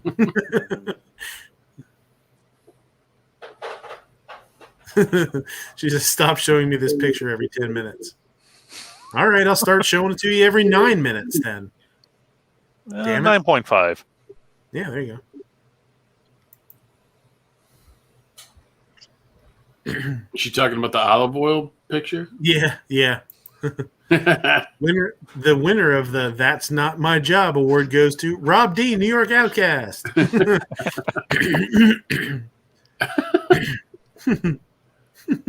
like that. I like the 2x4 going through the ladder. I thought that was pretty nice. Yeah. And then they painted it so it didn't rust or oxidize.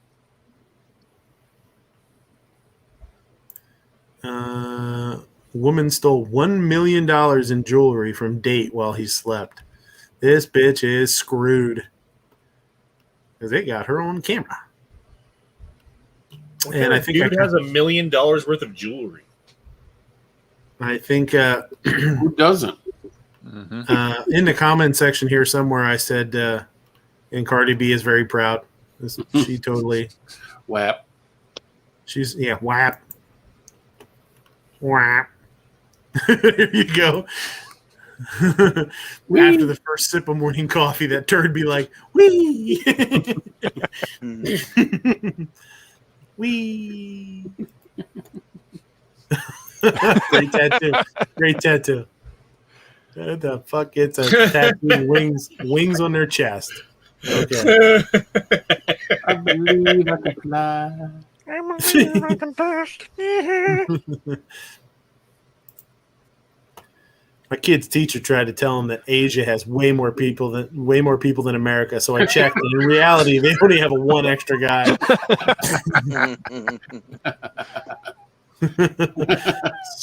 That's a fucking turbo mullet there down in the bottom left. That shit's pretty. And is that Ashton Kutcher there? And I didn't know. Yep. I don't know. Bottom left's got some like character in his face. Like he's seen some shit. I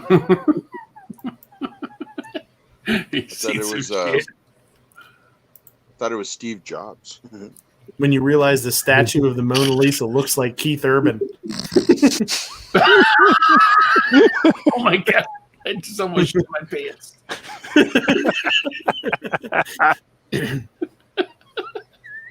There's two jokes in one because that's.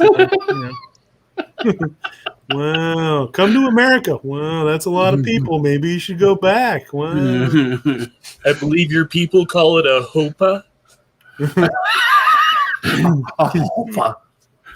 So I'm not sure. This is the windshield repair process, I guess. So I'm a little skeptical because this dude looks like he's using a jailhouse tattoo machine to do this.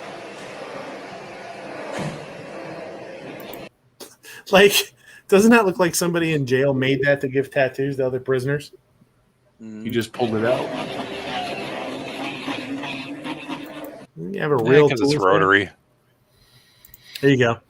When you're 2 blocks from your house and you begin to lose the battle. Oh, gotta poop. Gotta poop. Prairie dogging. Yeah. Turtle head. It's a turtle head. I'm crowning. There you go. A hand axe. Oh, that's awesome. Yep. Yeah, that's pretty neat. Oh, shit. It's a pretty serious melee weapon there for the old zombie apocalypse. Seriously. That's like a boss weapon. Yeah, it's pretty cool.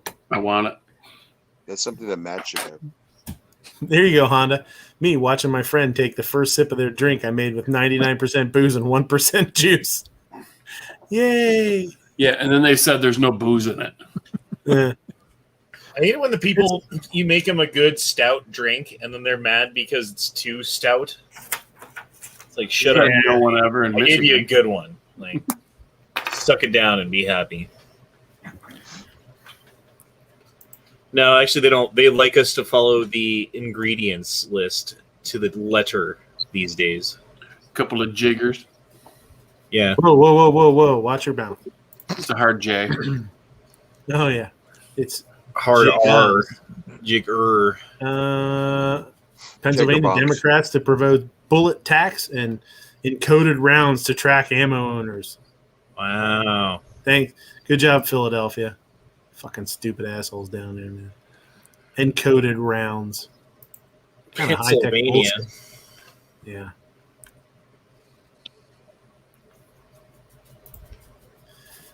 Listen, if you refuse to understand and or believe that bars and restaurants are understaffed, overworked, and there are tons of products we can't get, and you're going to complain about it, I don't give a single fuck about your dining experience. Prepare for a bumpy ride, fucker. Every restaurant in my area has help wanted out right on their billboards. Everybody. Everybody. And there's places that I know, I mean, around here, that are doing like $500 sign-on bonuses if you last like however long. 3 months. Yep. Dude, the Crazy. freaking Subway in the little town of 500 next to me has that $500 bonus on its side. Mm-hmm. Bro, we're working like harder than ever. Yeah. I worked at the same place for like 8 years now. And this last 7 months of my life has been progressively harder and harder. And it's gotten to the point where it's the hardest job I've ever had. Like most stressful, craziest, most business, least staff, least help, out of everything. It's terrible. Experts and doctors see rise in sexually transmitted diseases now that folks are out of the house post-pandemic. You can actually go out and meet people. No shit. Yeah. MEAT. Yeah, there you go. All right, everybody. I went camping but forgot to bring a shot glass, so you make your own. Oh, I was thinking something entirely different. Well, if you get the black label rum and light it, you can cook your shot glass at the same time. Be a good way to cook your meat with spiced rum. Give it some flavor. Spam in the place where you live. As you were. Spam and eggs. Think about direction, wonder what. You never. Fish light. Oh, shit. I misspelled fleshlight. Damn it. I misspelled fleshlight. Oh, well. Flish. Fleshlight. Fleshlight. Something I like, It's something I like about fleshlight Instagram. You can't edit No, you your spelled it right. comments. Oh, now this thing, I'll tell you what. This thing looks, talking about food, this thing looks fucking slam. Talking about. A little bit of that fresh made tortilla, homemade. Oh yeah. Put some cheese in there. Get that sumbitch melted, and then pile on some of that beef. Jesus Christ, that looks great. Little onion, cilantro. Almost like a La Bamba burrito, as big as Verde sauce, little guacamole. See, that's how you want your kitchen to work too. Just like boom, boom, boom, boom, slap, boom, Yeah. boom, done. Dude, that thing looks fucking awesome. That's why there's a lot of This guy chubby Mexicans. This guy said, I thought I'd had some good quesadillas in my time. Then I saw this. Yeah, that thing looks... Dude, I don't know where that is, but fucking I won't... Or George, mail me one of those sons of bitches. Probably in Texas somewhere. Just fax it. When she asks you if she looks fat and you reply, no, but it autocorrects to moo.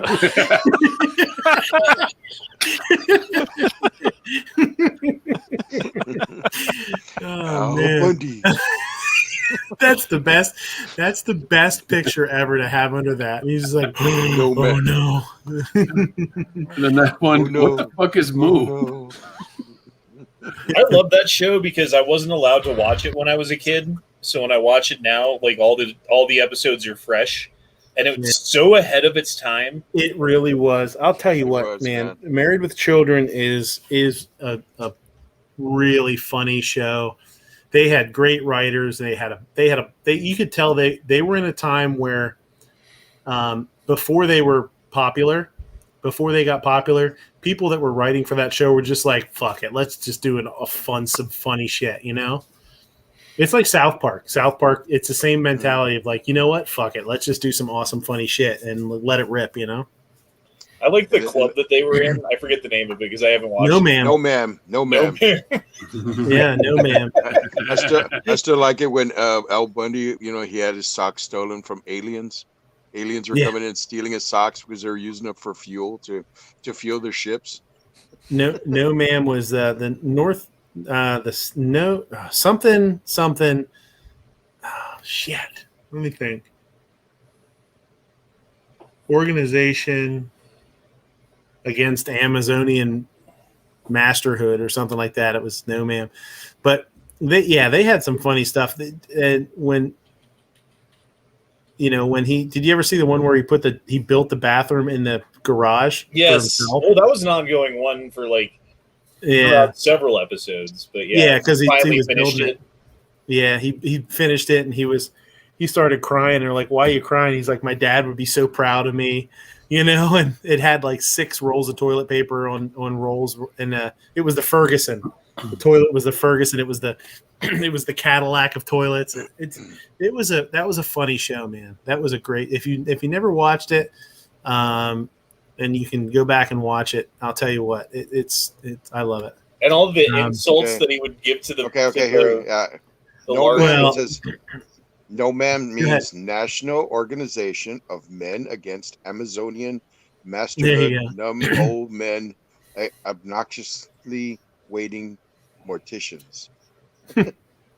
One of the best lines that he had was when the fat chick was trying on shoes. She goes, "Don't you want to see it from the back?" He goes, "I would, but I only have a half a tank of gas." Yeah, I don't have if you go onto YouTube. Go onto YouTube and search best Al Bundy insults, and there'll be a bunch of videos, compilation videos come up, and they're fucking funny, man. That's you get to hear from my attorney. Is that from the law office of Hagen Dazs? And then one chick comes up and goes, "Excuse me." He goes, "Hey, do I go to the hag shop and bother you at work?" Yeah. Yeah, that's funny shit, man. It's stuff that, man, Al Bundy was can't, so obviously, awesome, man. obviously, you could only do like 5% of that show now. It would suck. Oh, Yeah. And it was hilarious. So let's see. It says the girl I babysat asking if I was queefing. What the?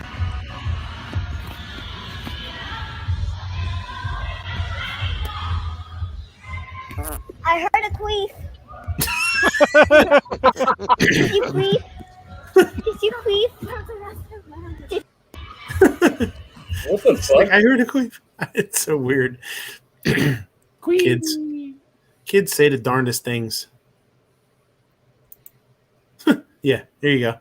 Prior authorizations be like, my doctor, you need this medicine. Doctors to the pharmacy, she needs this medicine. Pharmacy to insurance. Her doctor says she needs this medicine. Insurance. Does she, though? Let's ask her doctor. Who do you think called in the goddamn prescription? Idiot. So fucking stupid. Your doctor calls in a prescription, then you get to the pharmacy and they're like, well, let's call your doctor and make sure. Yeah, she's the one that wrote it. It's like it's like at the restaurant when you can't do something. Honda, I don't know if you've ever had to do this. Customers will want something and you're not supposed to do it. You don't do it. It's policy not to do something. I had this happen. I've had this happen a couple of times, but one time I actually replied back with, they said, oh, they know the owner. It's like, oh, I know the owner, and and the owner said I could, I know the owner, and I was like, yeah, he's the one that told me that I'm not supposed to do this. So you better go talk to him. That shit's annoying as hell, man. Yeah, there's a whole litany of house rules that really don't get enforced most of the time, to be honest, because if you did, it would just be more of a hassle than it's worth. This thing, I don't know. So there's some restaurants. I don't know if you ever go to a restaurant and the glassware, some of the glassware seems like you can tell when something's not tempered glass. You can tell when something's cheap glass. This thing just explodes. He was moving rather quick with that drink, though, to be honest. Look how quick he went. Yeah, but I mean, there's no way that should break. Nope, you're right. It shouldn't. They're just using jars. That's just like that's just a jar is all it is. Exactly. That's what I was saying. They're just using. It's like years ago, because we were kind of doing some cool food. It's before square plates and that kind of stuff was really prevalent. You just couldn't find it, and when you found it, it was very expensive. So years ago when we first opened up, the owner went down and bought a bunch of stuff from Crate and Barrel because they did all sorts of cool stuff. Dude, those fucking plates were trash, man. It was porcelain, whatever. It looked okay, like regular porcelain, but the porcelain was such a low quality, like it's real dusty and it breaks easily and it's real brittle. Man, we went through those like crazy and got rid of them and then actually went and got some good ones.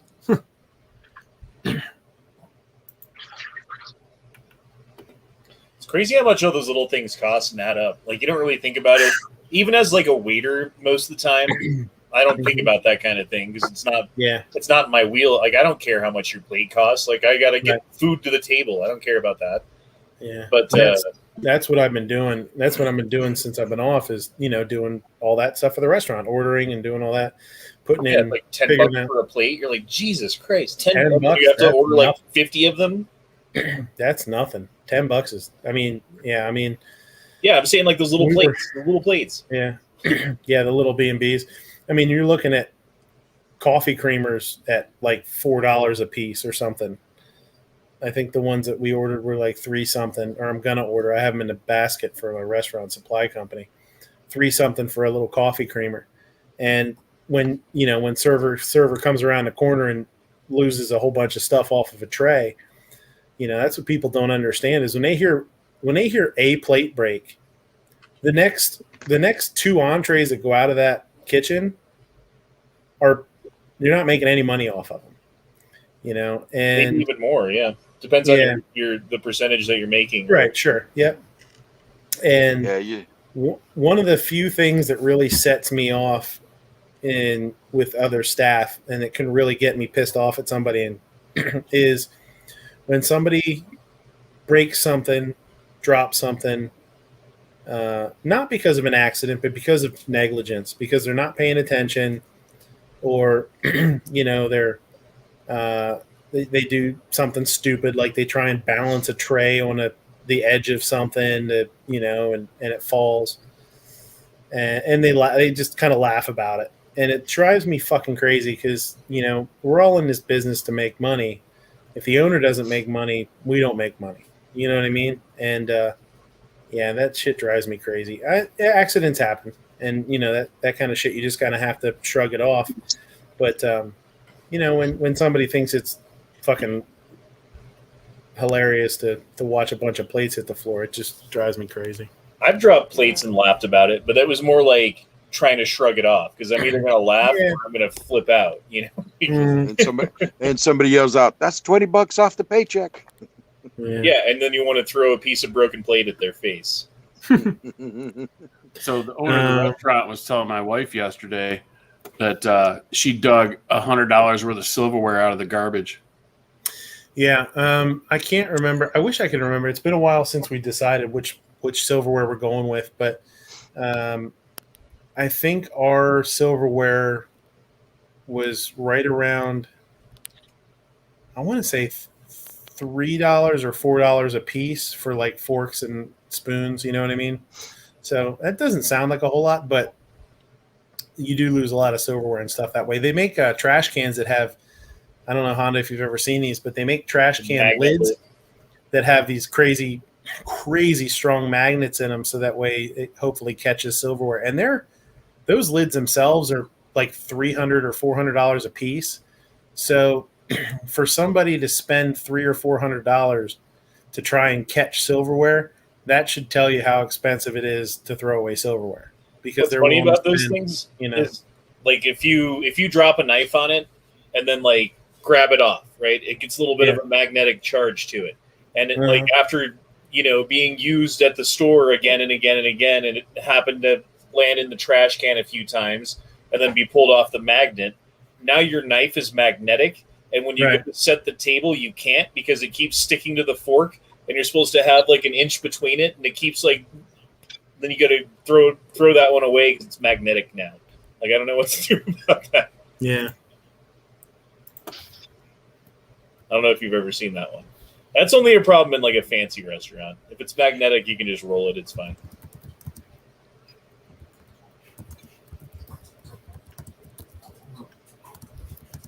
Let's start a restaurant. We'll move halfway between where you're at and where I'm at. What's halfway? Yeah, there you go. Evansville, Indiana.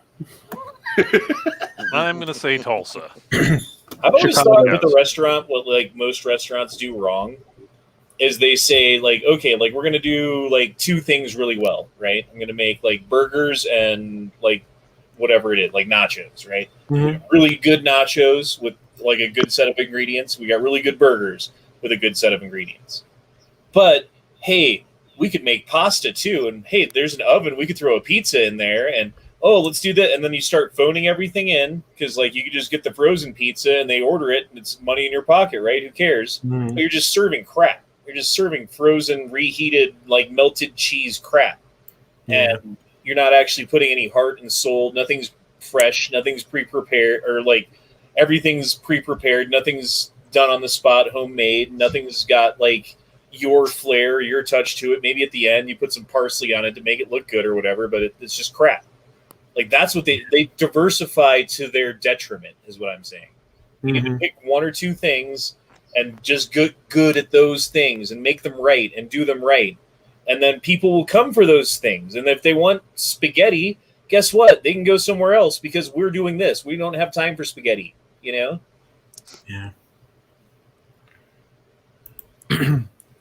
The United States is adding a third gender option to passports. Did you see this? You can pick whatever you want. Yeah, I noticed that on the 4473 the other day. They have non-identifiable or non-binary or something like that. That's what we should all do. Just start all putting that third option in. when they come to pick your guns up, you just be like, oh, that's not me. That was some other person. They, them, he, that, them. Is there a country where you can claim political asylum as an American citizen? No, I don't know. I don't know anything about that shit. I don't think so. Not that which I am aware. So, I don't know if you saw this. This woman has this sign, and they thought I guess apparently they were possibly going to press charges against her. France? You can go to France, says Dead Horse. Oh, that lady with the sign got arrested. Yeah, but they didn't press charges. Oh, she God. wiped out. A bunch of bikers wiped out. Goofy You want to chick. hear a story, dude? They were having a race like that, a bicycle race in Mexico, and in Matamoros. That's the closest town, right there by the bridge. Well, they were having it one Saturday morning, and they started going off. They started the race. Well, all of a sudden, this freaking Charger comes out from the opposite direction, straight to the cyclist, and he hits them, and they all just like fly. They're like all flying all over the place, and people were taking pictures. Well, they caught the guy, they arrested him, and he was drunk. I don't know where he was coming from, but he was drunk.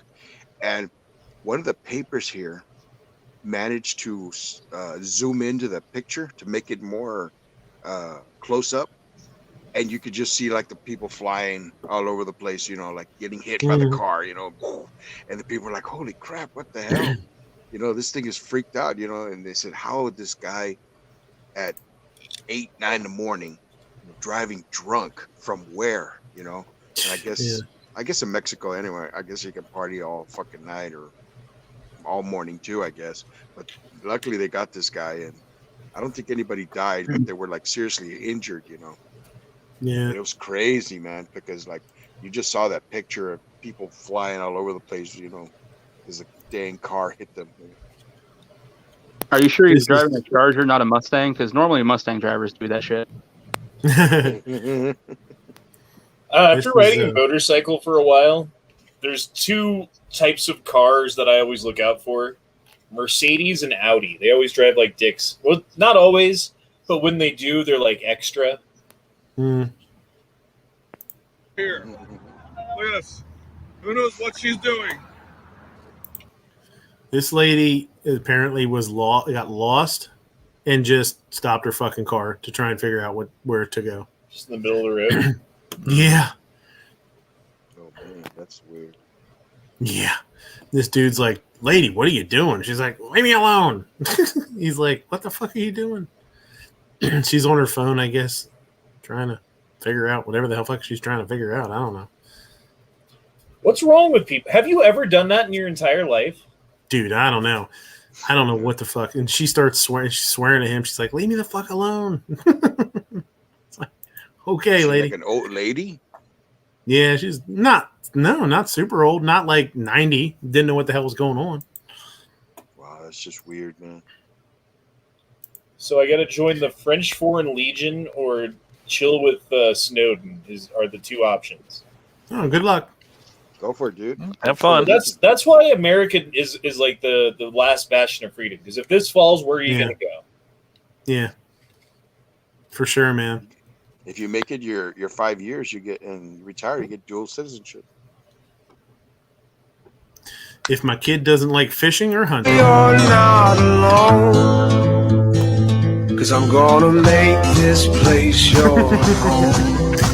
Just know you're not alone. And I think this is the last one. Beating the heat.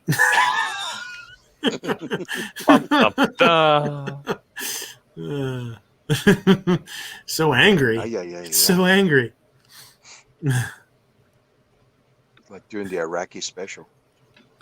Yeah. All right. So we've been on fucking forever tonight. This is like one of the old marathon shows, man. Mm-hmm. We haven't done a long one like this in a while. Yeah, I know. Giggity. You get End it. I see the live saying 4 hours, 58 minutes, and 30 Kill seconds. the chat before you get to 5 hours. Yeah, I know, right? We're pushing it. Oh shit. Yeah, we're jumping on it. So John's life says, well, that's not suggestive at all. No, not in a little bit. So angry, and he's just sweating it out, man. So do you guys, anybody have anything they want to plug before we go? Honda, barbecue, Jorge, Ape, or Moo? You guys have anything going on that you want to talk about? I'll pass. Good. I'll pass. I give mine to Moo. Free lower. All you got to do is be a sub. I don't know exactly when I'm doing it because Paul Meadows taking forever to send out the lowers, but I'm giving away a lower. Well, that's your first problem. Thumb yourself. Cool. I'm doing a giveaway that's not nearly as cool as Honda's, and you gotta make a name suggestion by the end of the night Monday to possibly win some patches and other cool crap that I might throw in. I don't know what exactly it's going to be yet, but then my patrons will pick the name of the character that I've come up with. Oh yeah, cool. There you go. I don't know. I got to have some kind of qualifier though, right? Because like you can't just be a subscriber. Like, what if you live in England or something? Well, I mean, it is nice to have some sort of something fun to do with it too, not just be a subscriber. I mean, that's a really cool giveaway, dude. I mean, I know they're only, I don't want to say only, but they're $80. I mean, that's a lot of money, but you know, it's not like you're giving away a gun or anything, but still, I think it's always fun to have people do something. Well, the only idea that I came up with is a Muhammad drawing contest. Oh, Jesus. Oh, God. Jesus Christ. Well, it's been nice knowing you, I The guess. idea Nice was knowing you, shot Honda. down by many people, so that idea. Nice knowing you, Honda. Jesus. Rip Honda. Nothing much. Just check out my Instagram channel, South Texas Air Guy. Yeah, thanks for Bruce. the invite, and I'm glad to always be here. Always, man. Glad to have you. Thank you very much. Ape, you got anything? If not, and if you guys don't have anything else, Ape, you can take us out, buddy.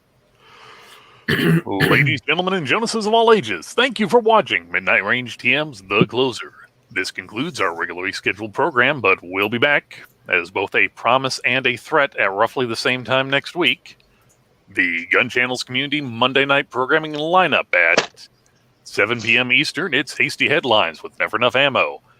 Get all your news, commentary, and find out what is racist this season. Clovertac ain't doing anything. Yankee's still doing his yanking stuff. He's still yanking it all the time. Yep, every day, even bitches about it. That much. Mm-hmm. At 9 p.m. Eastern, it's Never Enough Ammos. I'm assuming it's going to be a free-for-all chat. There'll be some geeks, some geek stuff, but mostly it's going to be probably a free-for-all, like in a rock and roll band. Check out guntube.org as a free and unrestricted pro-2A video platform. If you like what you see, go over to Patreon and throw them a few trading currencies, which they can exchange for goods and services. For cool and unique 2A swag, like pretty much any patch you see on my panel here, except that one. That one's special.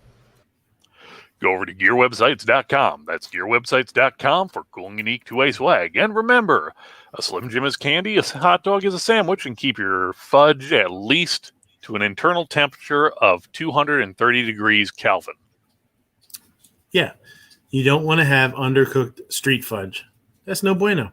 Thanks for watching. Take it easy, guys. See you later.